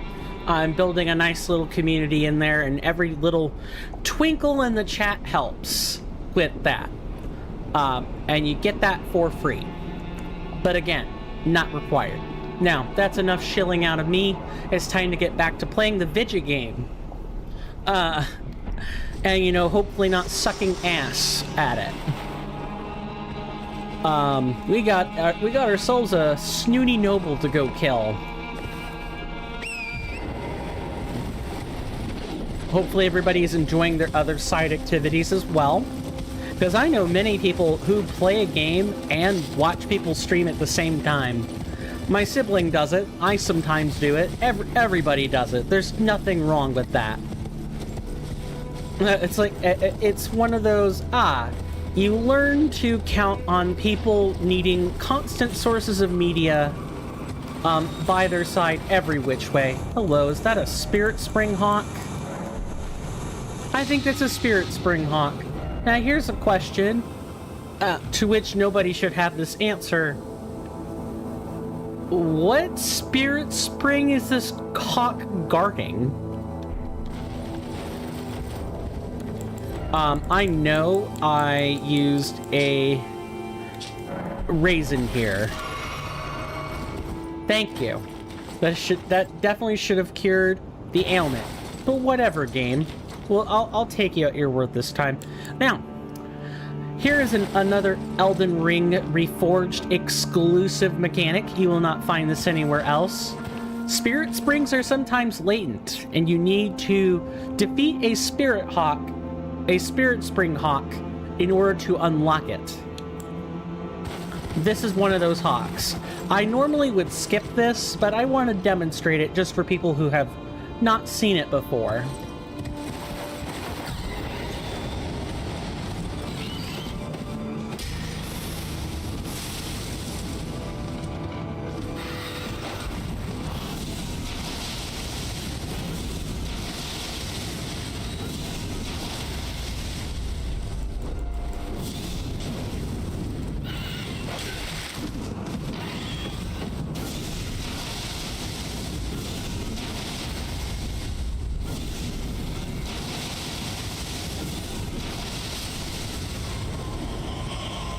I have found my spell of choice for dealing with these. I think I can defeat any Spirit Spring Hawk Guardian if I've got that spell.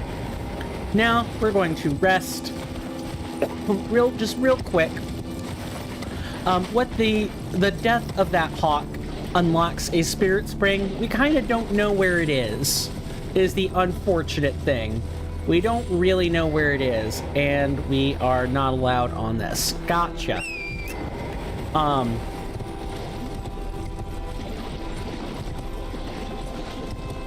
And the game is like lagging hardcore. Like the frame rate is very choppy.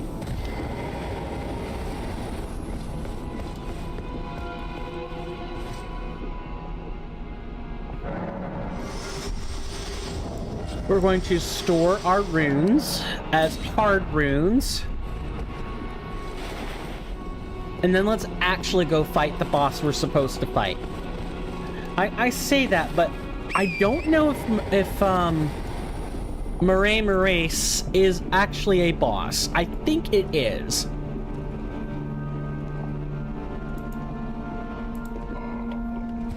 But I'm not 100% sure.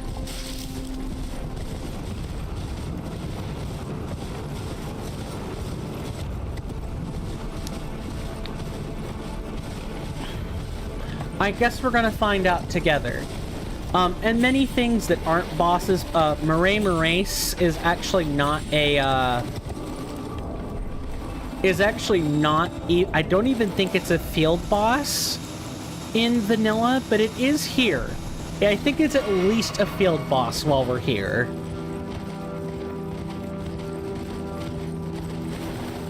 Ah, there's our Spirit Spring Hawk. And no, this is not a boss. We could skip it then. Oh, is the real boss the Guardian? I think the real boss is the Guardian. That's fine.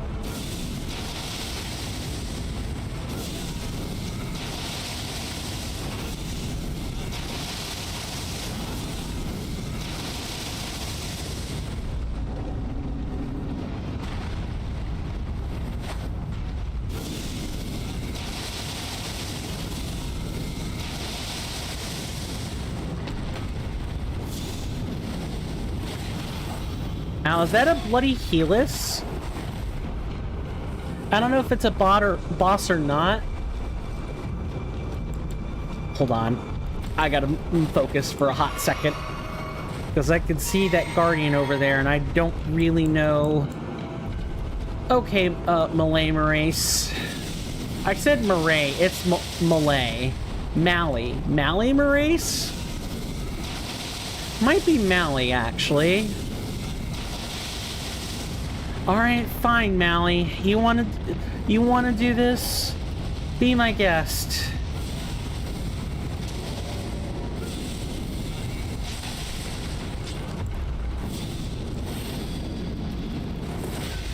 Oh, you came out from out of nowhere. Hi.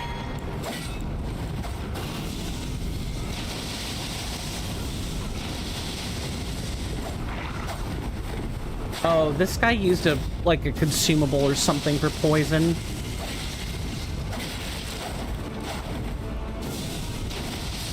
No. Okay, good to know. He's not a boss. Which means we can take him off the, I guess first... Oh, are you just gonna go somewhere else, pal? Hang on.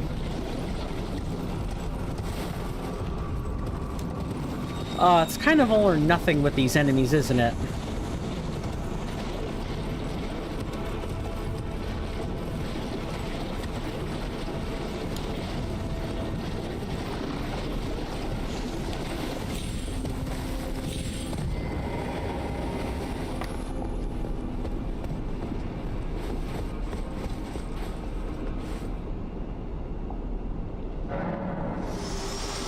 Okay, let me catch this comment back up. I don't know if it's a boss. A new mod, so I haven't heard much of it. Well, hopefully you'll be hearing a lot more of it. I know I'm not the only person out there to play Reforged. If you want a good,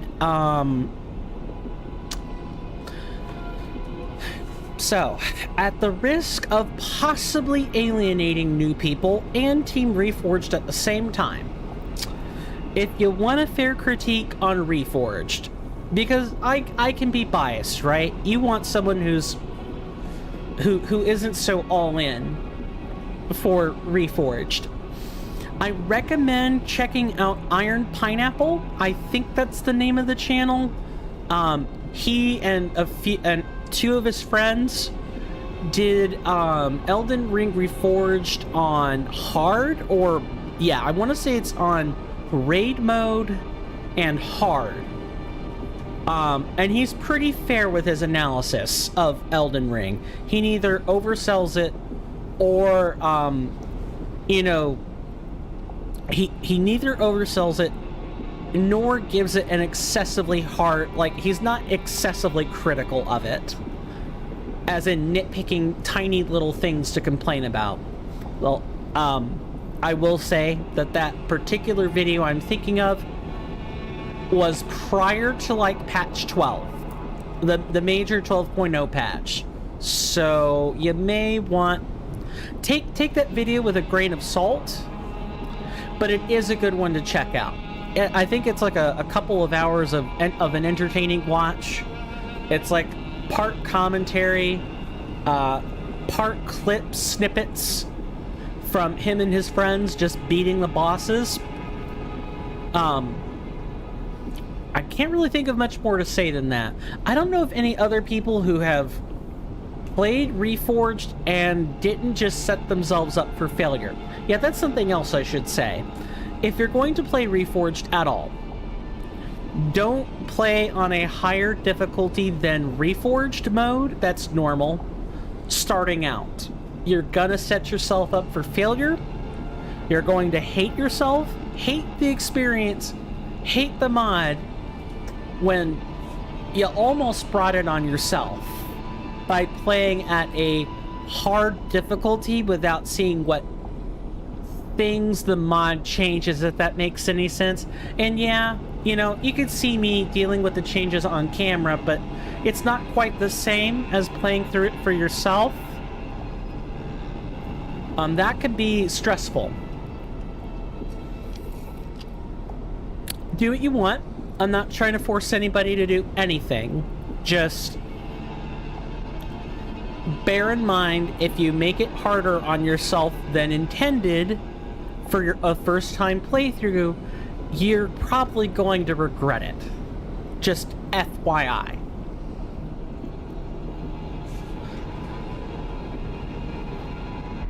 Okay, we have defeated a non-boss. Yeah, that's probably a thing I can just now do. Thankfully, there was no data recorded on the split, so we can get rid of it. Cool. Elimer of the Briar. An already difficult boss made more difficult in Reforged. Oh, that's gonna be real fun. Yeah, so welcome to the Shaded Castle.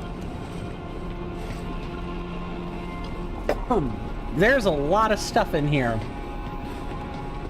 I don't know if it's changed. I think the only real thing that's changed is like rune pieces, which is like the mod's signature collectible. Oh yeah, you know, we have 30 of these, right? Yes. So you know what? I could show anyone who doesn't know yet how this system works. Okay. And I realize I could show you at the, like, rest site, but it's easier to show it with the NPC who started it all. So, you get to level up right before and or right after you deal with Margit. Or, not level up. You get to go to Round Table Hold after you defeat Margit or you cross over from Limgrave into like Liurnia or another area. When you do, you'll get told, you know, go kill a shard bearer, come back, and we'll give you an audience with the two fingers, yada yada. That part should be familiar. You come in, and after you do that, you get your great rune from presumably Godric.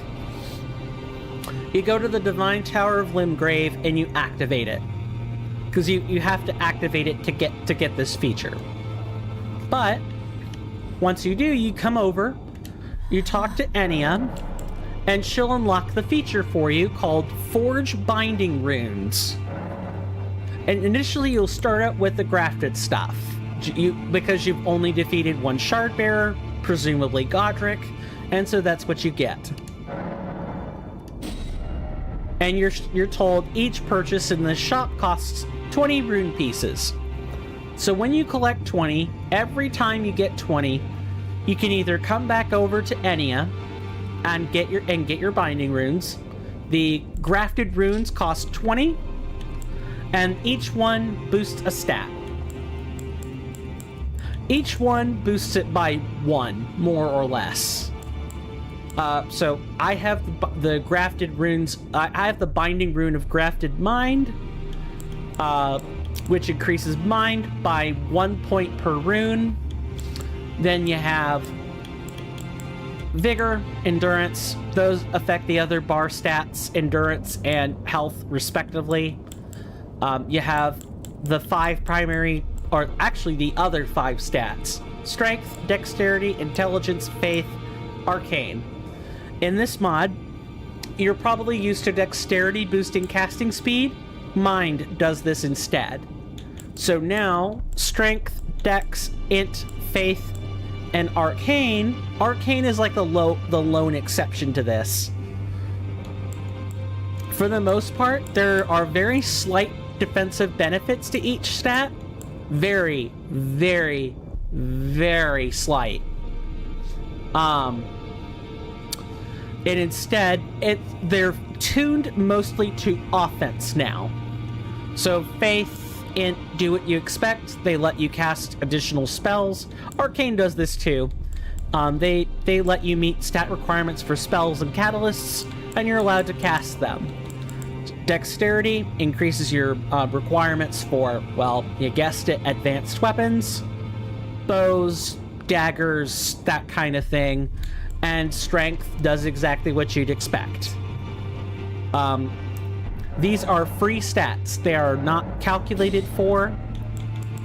Well, they are calculated for, but you're not required to make the most out of this system.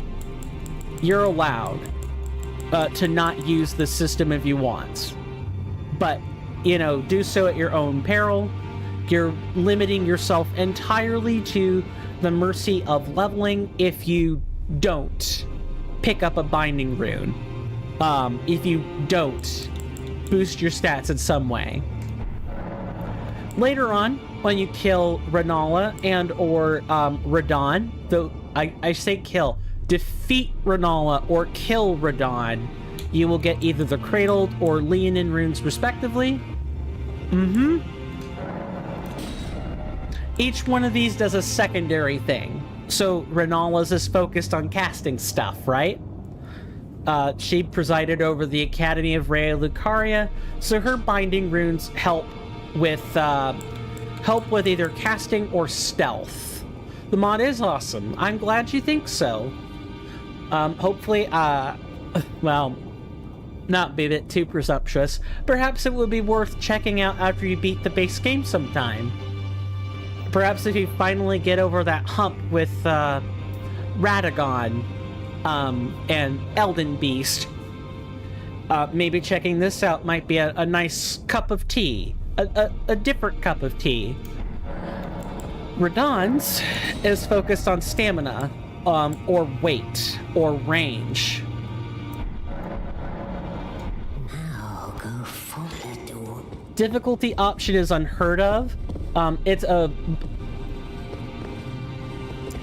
Yeah, like, the difficulty features in Reforged are fantastic. Let me actually show some of these.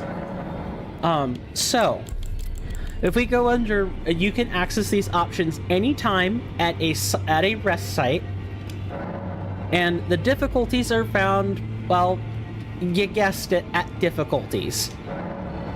And you have 4 kinds: regular, co-op, PvP, or special. Regular does exactly what you think it would do. Regular difficulties add or subtract modifiers to the game. If I wanted to play on relaxed mode, I could. And each mode tells you what it does. Like AI is decreased, your health is boosted, all that fun stuff. If I wanted to make the game harder, like with Master Mode, I can do that. Like, enemies have double health on Master. Enemies have harder AI on Master. And whenever you die, you lose 10% of the runes you were carrying before you get your death marker back. So if you had, say, 10,000 runes, you were carrying 10,000, the rune decay means you would get 9,000 back when you go to reclaim that death mark. 1,000 is just permanently gone. And then, of course, all the enemy changes. The passion from the mod is awesome. Yes, I'm glad you spotted that. No, I don't want to change the difficulty, but thank you anyway, game. The special modes do what you think they would. They change other things about the game. So, for example, I want to say exploration mode. Hold on, no, I don't want to change this. No, right, you don't access those from a rest site. But exploration mode changes around the difficulty of combat. So normal enemies are very hard and bosses are normal. Dragon mode is the opposite. Can't, which sucks, don't have a PC. Ugh, love the mod, it's nice. At least you can play it. Hold on, I'm cutting off a bit of this sentence here. Yeah, at least you can play it with other fans as well. Maybe eventually, when you have it, if you get a PC, you'll be able to play this, because I can't imagine it's console compatible.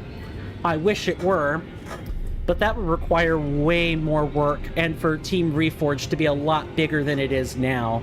And I'm not even sure it's possible.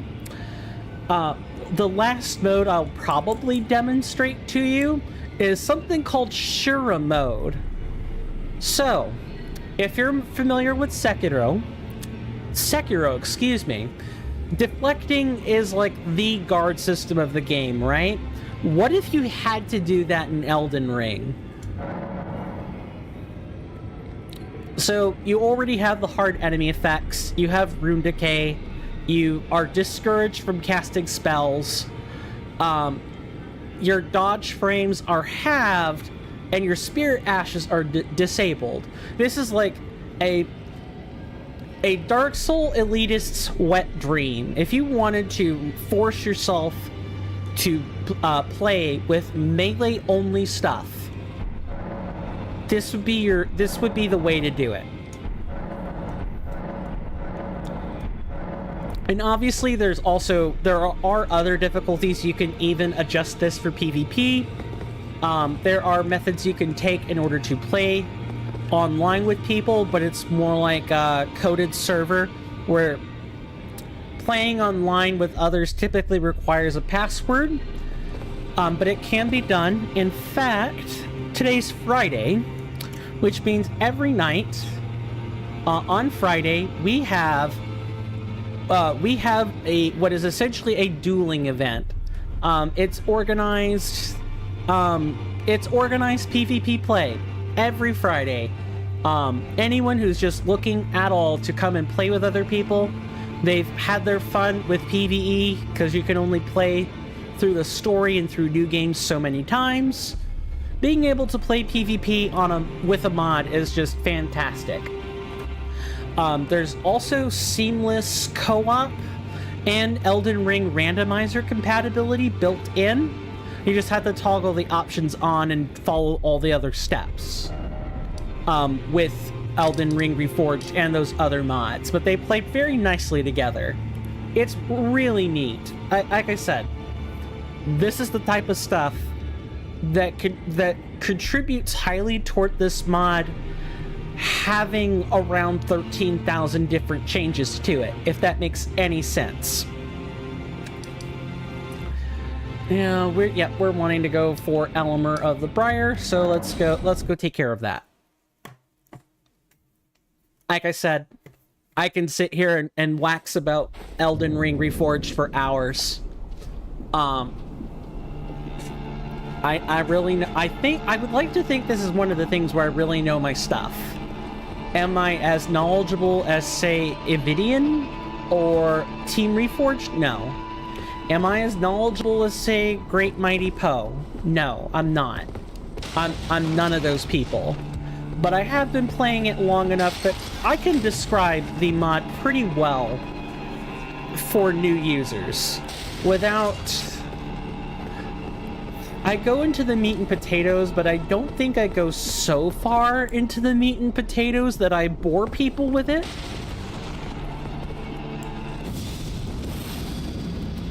Alright, Sir Depraved Perfumer. No, we already marked you at the village of the Albinorics.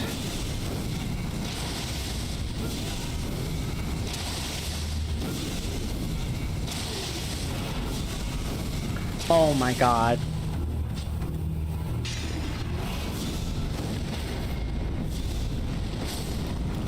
Get out of here with that. Yeah, I forgot that they'll just continuously heal themselves if you don't actually kill them. Yuck. Disgusting. Let's try that again with much less error this time. I want to make sure we're killing the enemies in a fairly efficient manner as well for the purposes of the challenge run. Really? You've got to be kidding. What the heck?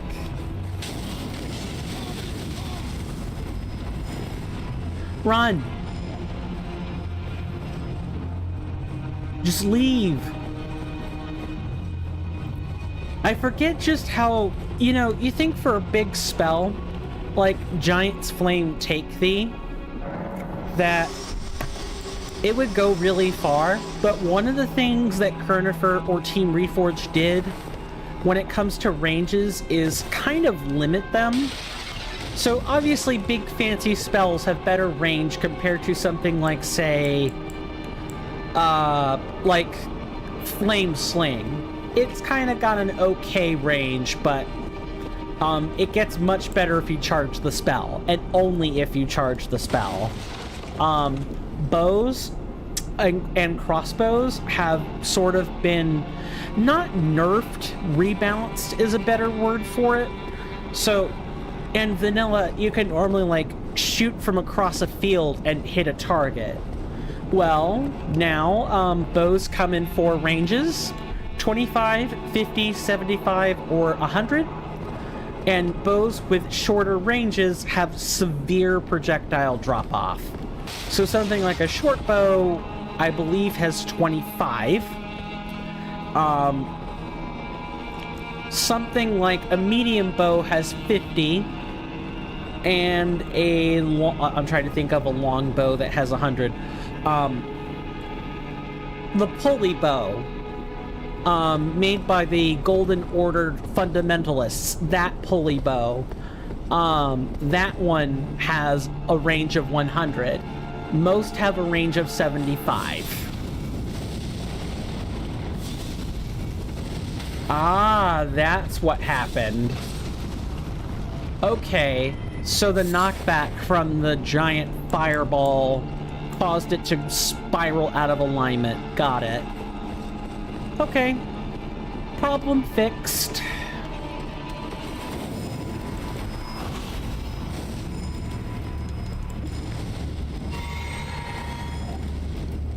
Look, you want to sit there and spam perfume, be my guest.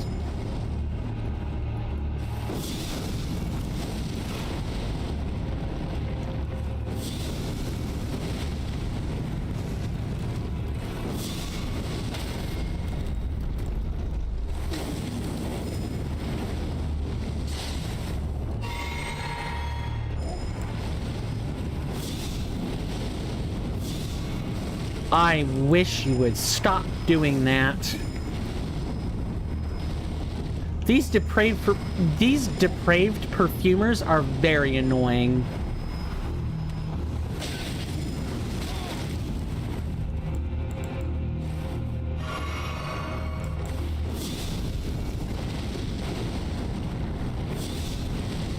I do basically have to annihilate them, or we can figure out how many flasks they have. It looks like they drink twice, and then they've run out. I'm gonna make a note about that, although I expect that note to be wrong.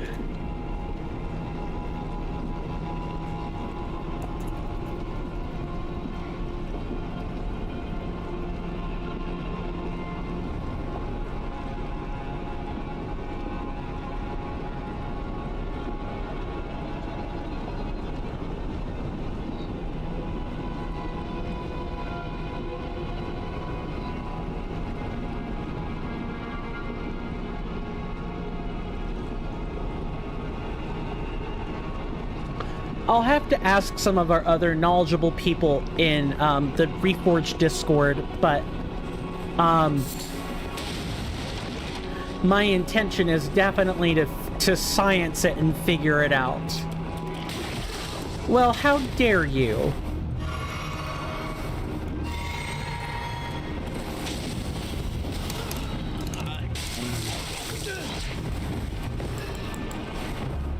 I get the feeling I'm gonna want bestial vigor here.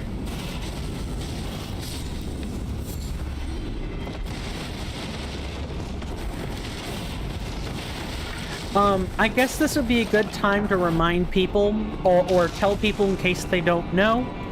My normal schedule is Monday through Friday, 7 p.m. to 11 p.m. Eastern Standard Time, or in 24-hour time, this would be 1900 to 2300 Eastern Standard Time. I'm normally not up at this hour, and I hear a set of footsteps. It must be shuffling on the outside. I'm gonna step away from that. I'm normally not available at this hour. I'm usually asleep. So this is kind of a... The only reason I'm here is because I missed stream yesterday, and so I'm compensating for a longer stream tonight / this morning. And additionally, I do not stream on Saturdays or Sundays. I take the weekend off to go hang with friends, or, you know, ideally, if my arm starts feeling better, I get some video editing done for the Let's Play that I'm doing. Now, if you guys want to stay in touch with the content experience that I'm providing you, if you join my Discord, which I will provide a link for now,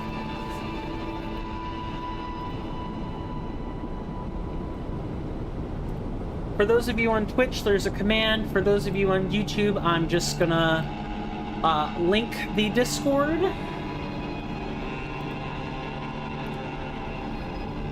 There we go. Got that all figured out. I have a channel called Content Resources. Also, if you need your roles sorted out, just let me know and I'll take care of it. I have a streaming calendar. It is a Google Calendar. You can sync it up with your calendar on your mobile phone if you've got a Google account. I have mine synced up on my Android phone. So it's something that everybody can do. I'm not sure how the process works on an Apple phone or a wristwatch. You'd have to spend some time figuring that out for yourself. But this is an invite to the stream calendar. You accept it, and you'll stay up to date with when I normally stream. I update this often, depending on what else I've got going on.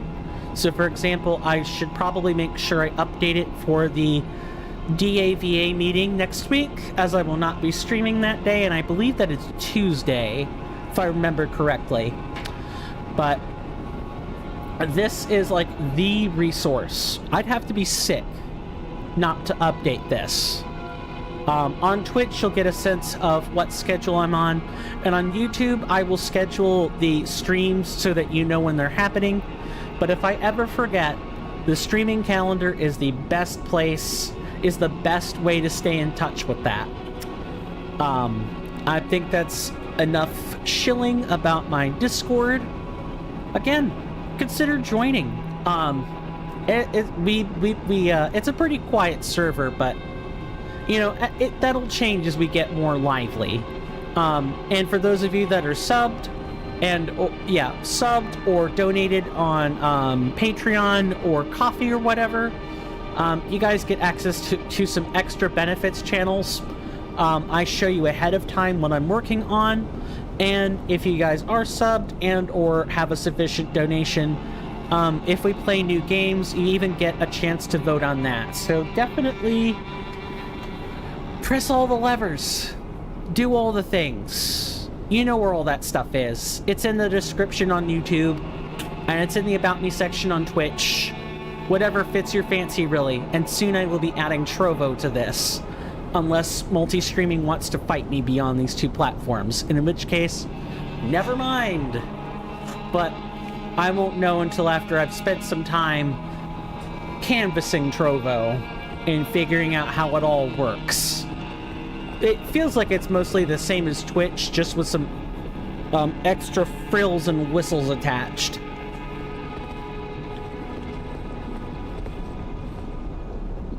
Ah, there is a painting. Oh, there are more corpses. More corpses. I know what we can do with those corpses. We can burn them. Pyromaniac's favorite phrase.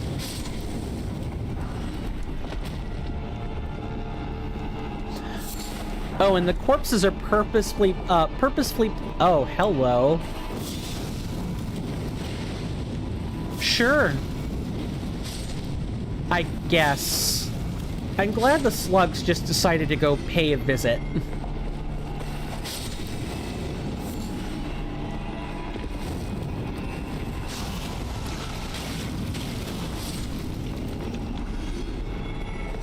That didn't take long.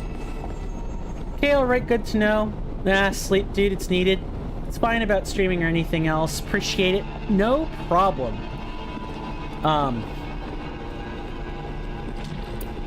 Where is this? How are we supposed to... Oh, we walk underneath. That's right. I forgot. We walk underneath, and that's how we get to it. Yeah, I realize that one of my issues with streaming is definitely that I engage in what many people in the business or industry call meta level talk, which means it's not just like, oh, you know, I'm shilling at you about subscribing or whatever. I'm also spending a lot of time telling you about this benefit or that, and I kind of feel more like a salesman instead of a streamer in that regard. And I know that that's something that probably annoys people. I try to explain, you know, if I don't say anything, then the features go unused.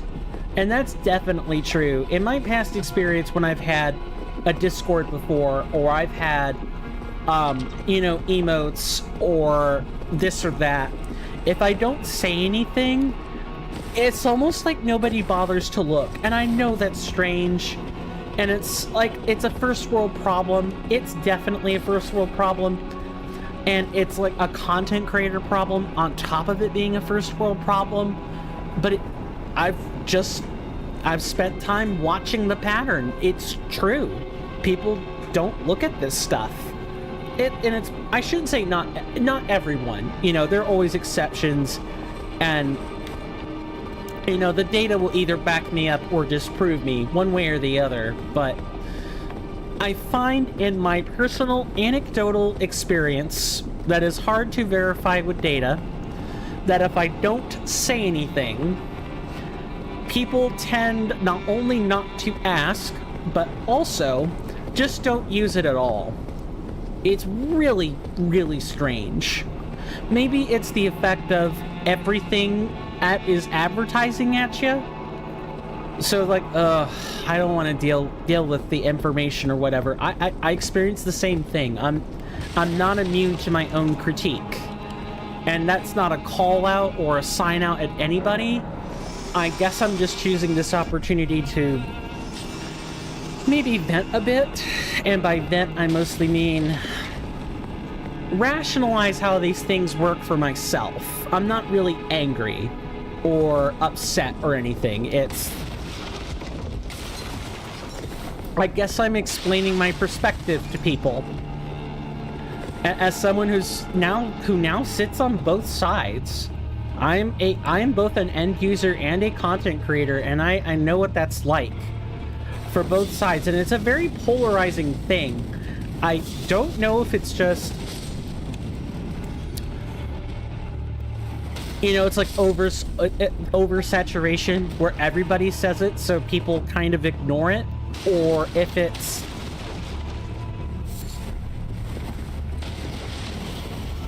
you know, it's kind of implied that every streamer and or content creator says these things.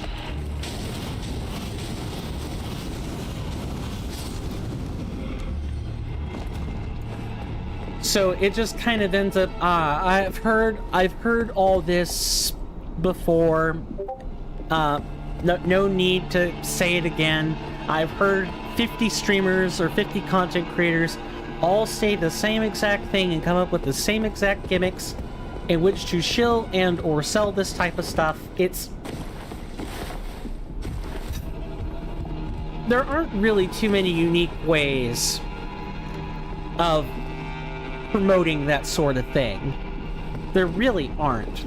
You can either show people, tell people, do some mix, or say nothing.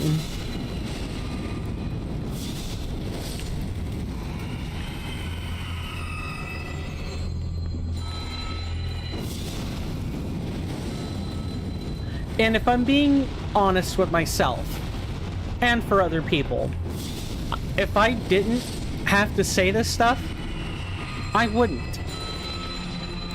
Precisely because A, it's annoying for myself, and B, if I'm annoyed and I'm doing the bloody activity, I definitely know it's annoying for random people who are just either popping into the stream or have spent several hours, and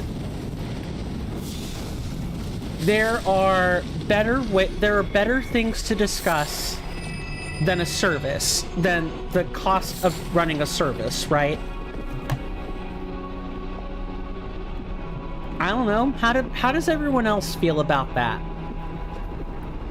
Meh, tapped out, don't care, or yeah, I wish there were better ways for content creators to do this without needing to sound all the same, or meh, I wish there were a better way than even having to shill at all.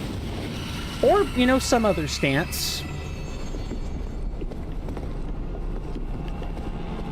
And while I wait for that lovely little engagement question, welcome to the Shaded Castle.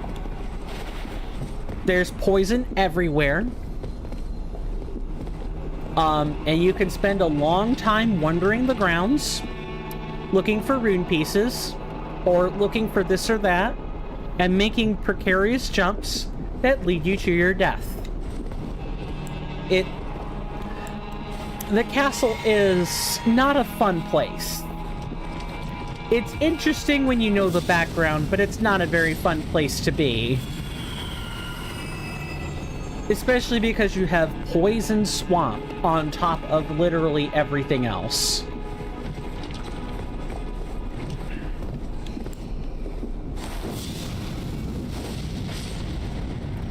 Ah, well, that was convenient. Sure.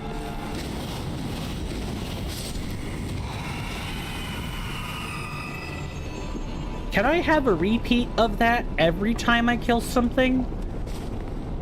I heard someone's footsteps. I know the slug does not have footsteps. It's got noises, but it's not footsteps. I'm sure that is someone's ASMR trigger is slug moving noises, like the peristalsis that has to occur in order for a snail to move, or slug to move. Because they got stomach feet. And that's how, although normally peristalsis is like an internal movement, it's like how the stomach or intestines move while they're already sitting inside a cavity and not just undulating across the floor.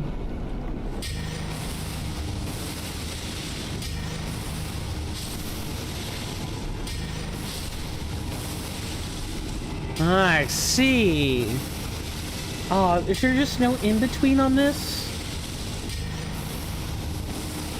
I guess not. Alright, sure.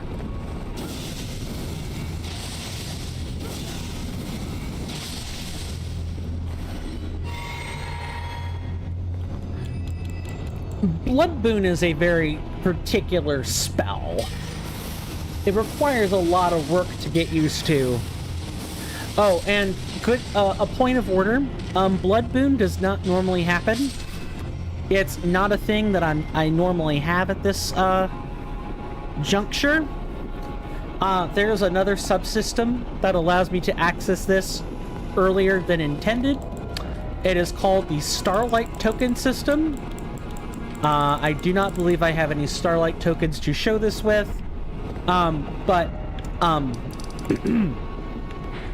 If you were starting a new game and you managed to make it all the way up to the 4 belfries and you defeat the grafted scion and you make it back up to the chapel where the Stormhawk King is, if you interface with the statue at the beginning of the game, or from the beginning of the game, I should say, while a game is already in progress, you get the ability to trade Starlight tokens. You get 10 just for finding the chapel at that point in the game. And you can trade them in for a weapon, a piece of armor, a cookbook, a talisman, anything of your choice. Some things take 10 tokens, some things take 6 tokens, some things take 4, and some things take 40 or 30 tokens. You get I want to say it's 10. Yeah, you get 10 more for completing this lovely feature. Oh, let me show you what I would consider to be Reforged's crowning achievement. This is a bestiary. This is a bestiary. No other mod has a bestiary. Period. This is a straight up, you know you're playing Reforged if you have this thing. If the difficulty indicator or the mechanical changes I've talked about are not a sufficient enough, you're like, oh, I could just throw those in any other mod, like, and call it good. This should sell you on Reforged being truly its own thing. It is split up into 255 entries. That's how many different kinds of enemies there are. A lot of the names are based on translation work that Avidian has done in the past with YouTubers like Zuli the Witch or Vati Vidya. Things like that. I think Zuli the Witch is the one they're known for interacting with. That Avidian. Yes, that Avidian. For example, let me go to exotic. Actually, would it be exotic wildlife? No, it's not it. Is it the unaffiliated? Yes. So, for example, the bats that you see in the beginning are actually called man bats. Not just any kind of bat, man bats. And the singing ones are operatic bats. I've heard people call them like operatic, or not operatic, but like singing bats, or so on and so forth. The female ones that charm all the male ones and they fling poison at you. That bat. Yeah. Is it from the Japanese Elden Ring guide? I think it might be from the Japanese Elden Ring guide. I'd have to ask Avidian personally how they got these names. They would be the only one to know.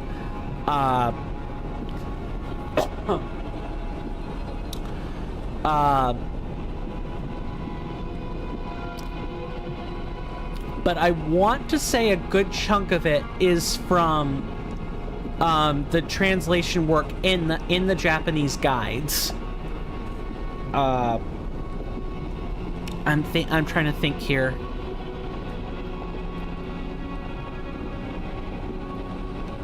I'm blanking on what I want to say.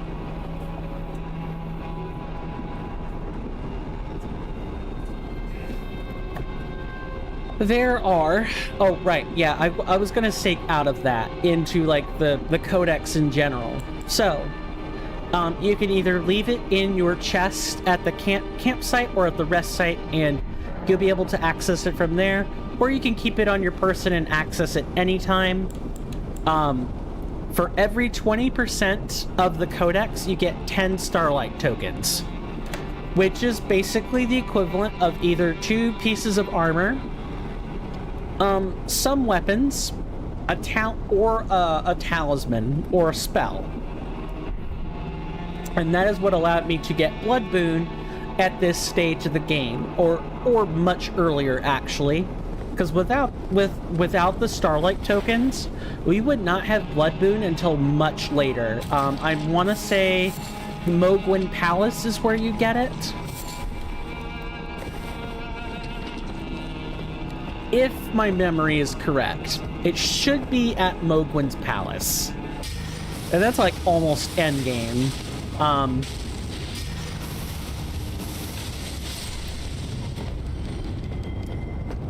So to truncate a very long story, if you want to know about drop tables, enemy resistances, what the enemy types are, stone versus void, for example, or God versus dragon, the bestiary is how you get that information, and it's available in-game, no wiki required. If you're willing to do the work of using a sign of the all-knowing to mark an enemy as you kill it, or as you're getting close to killing it, its entry goes in the codex. You don't need to mark it anymore. You can just kill the enemy over and over and over and over again until you have the level 3 codex entry, which tells you everything you want to know. Outside of like flavor text, I guess would be the way I would know to describe it. Is like blurbs about the enemy. Let's take a look at a level 3 entry actually. Any level 3 entry. Any level 3 entry. Never mind. What about a level 1 or actually we can do this.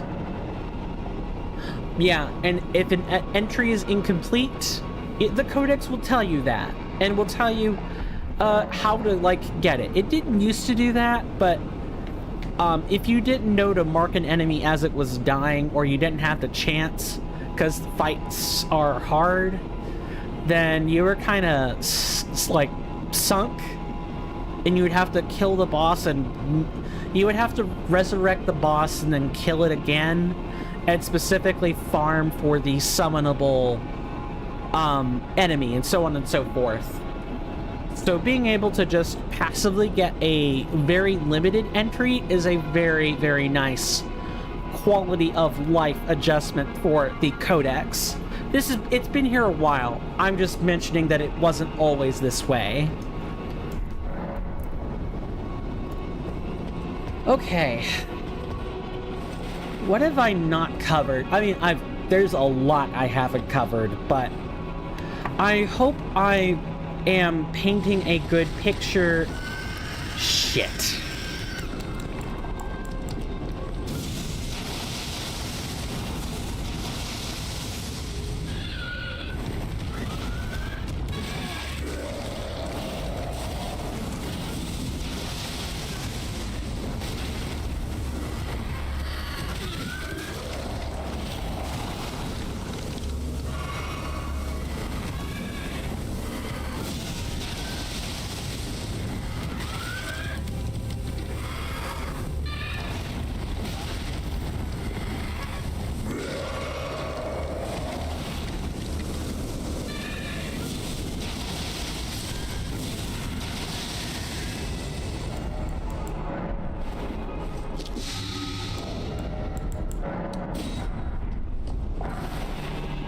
Okay, let's keep it moving. I really do not like Royal Revenants.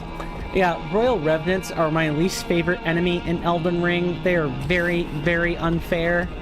Reforged does not make them much better, but, you know, at least I have more tools to deal with it in Reforged compared to Vanilla.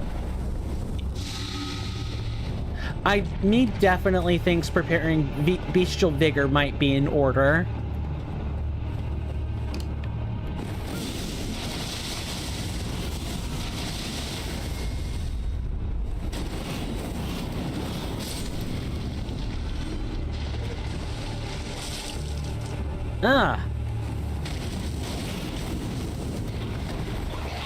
Oh god, and there's poison. Awesome. Appetizing. Yuck.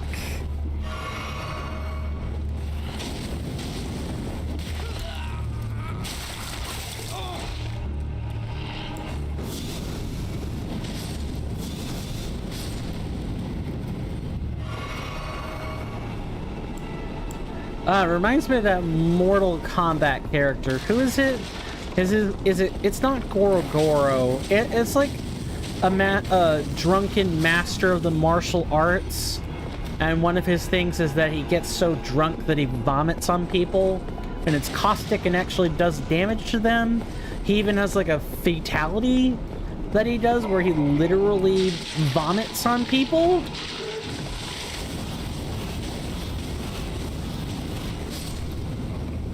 It's very gross. Ugh. Oh, nasty. I can definitely live without all that. Oh, and I guess a little bit about myself toward the end of the stream, I know, but...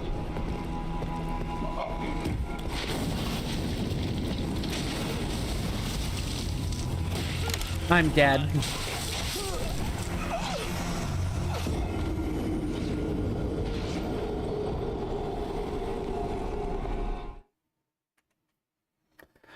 So, my back is starting to kill me, so I am gonna go ahead and get off. I'm trying my best to do the 6 hours, but my back does literally feel like it's gonna, you know, buckle under the strain. And I know I could get up and take a stretch break, but I'm also feeling kind of tired. But I'm hoping that I provided good entertainment tonight. For those of you on YouTube, you can go ahead and hop off, or, you know, make sure you hop onto the Discord if you've subscribed. That way you don't miss any of the content. But yeah, thank you for hopping on and hanging out with me. And I'll catch you guys on the flip side, I guess. Take care of yourselves and stay safe. You're welcome here anytime. And with that, goodbye. As for people who are on Twitch, if you guys want extra content, I don't normally raid people, so I usually stop at just shoutouts.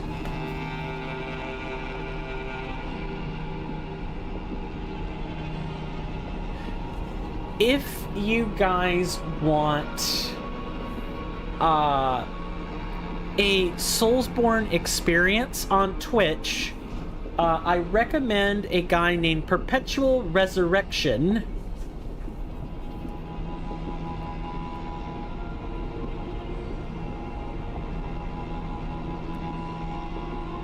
They are playing Demon Souls, and I think it might be the remake.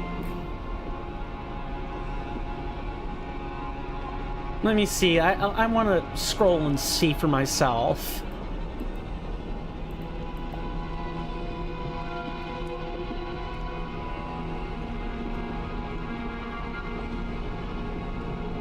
Yeah, there we go. Right there. Then I suppose it's not a shout out to any real, well, it's a shout out to a real world artist. It is not a shout out to a, you know, a streamer trying to make it in this world. And that shout out is to a man by the name of Robert Ross. He ran an art show in like the 90s. I want to say it was like the 80s or 90s. It's something like that. Robert Norman Ross. There is a Twitch channel that does all the old reruns, and sometimes shows his son Steve doing his own thing. And that I will go ahead and provide the shout out for that now.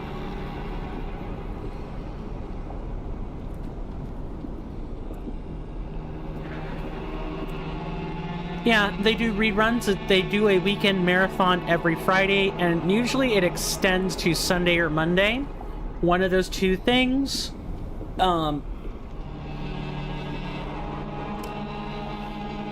It's a pretty chill place. I don't think you can raid, or if you can, there isn't like any fanfare for it or anything. And additionally, chat's in slow mode in there. You're there to watch the show.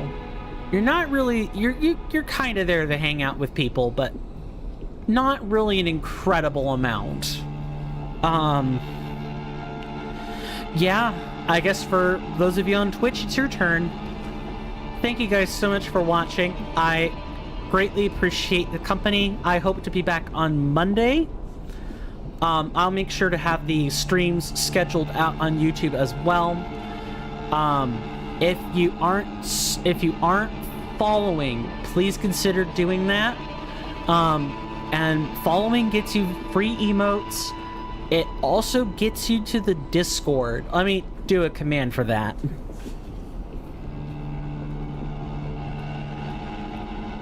Please consider joining the Discord. It's a fairly quiet place, but it's something I hope to change over time. I have a streaming calendar in there. If you want the latest updates, like if I forget to change the calendar or I forget to change the stream schedule or anything, the Discord will be the place to find that. I'm trying to think if there's anything else I need to say before finally calling it for the night. I definitely feel like a slug now. We've been killing a lot of them, so I guess it's fitting. We'll be back on Monday. We'll be going through some more... we'll be going through more Elden Ring Reforged. Deathless, all bosses, fire spells only, so dab FSO.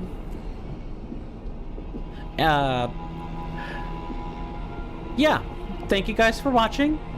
Stay safe out there. Take care of yourselves. You're welcome here anytime. My name is Coinstamp, or Swirling Vortex, or Steven. Feel free to call me whatever makes you the most comfortable. And with that, goodbye.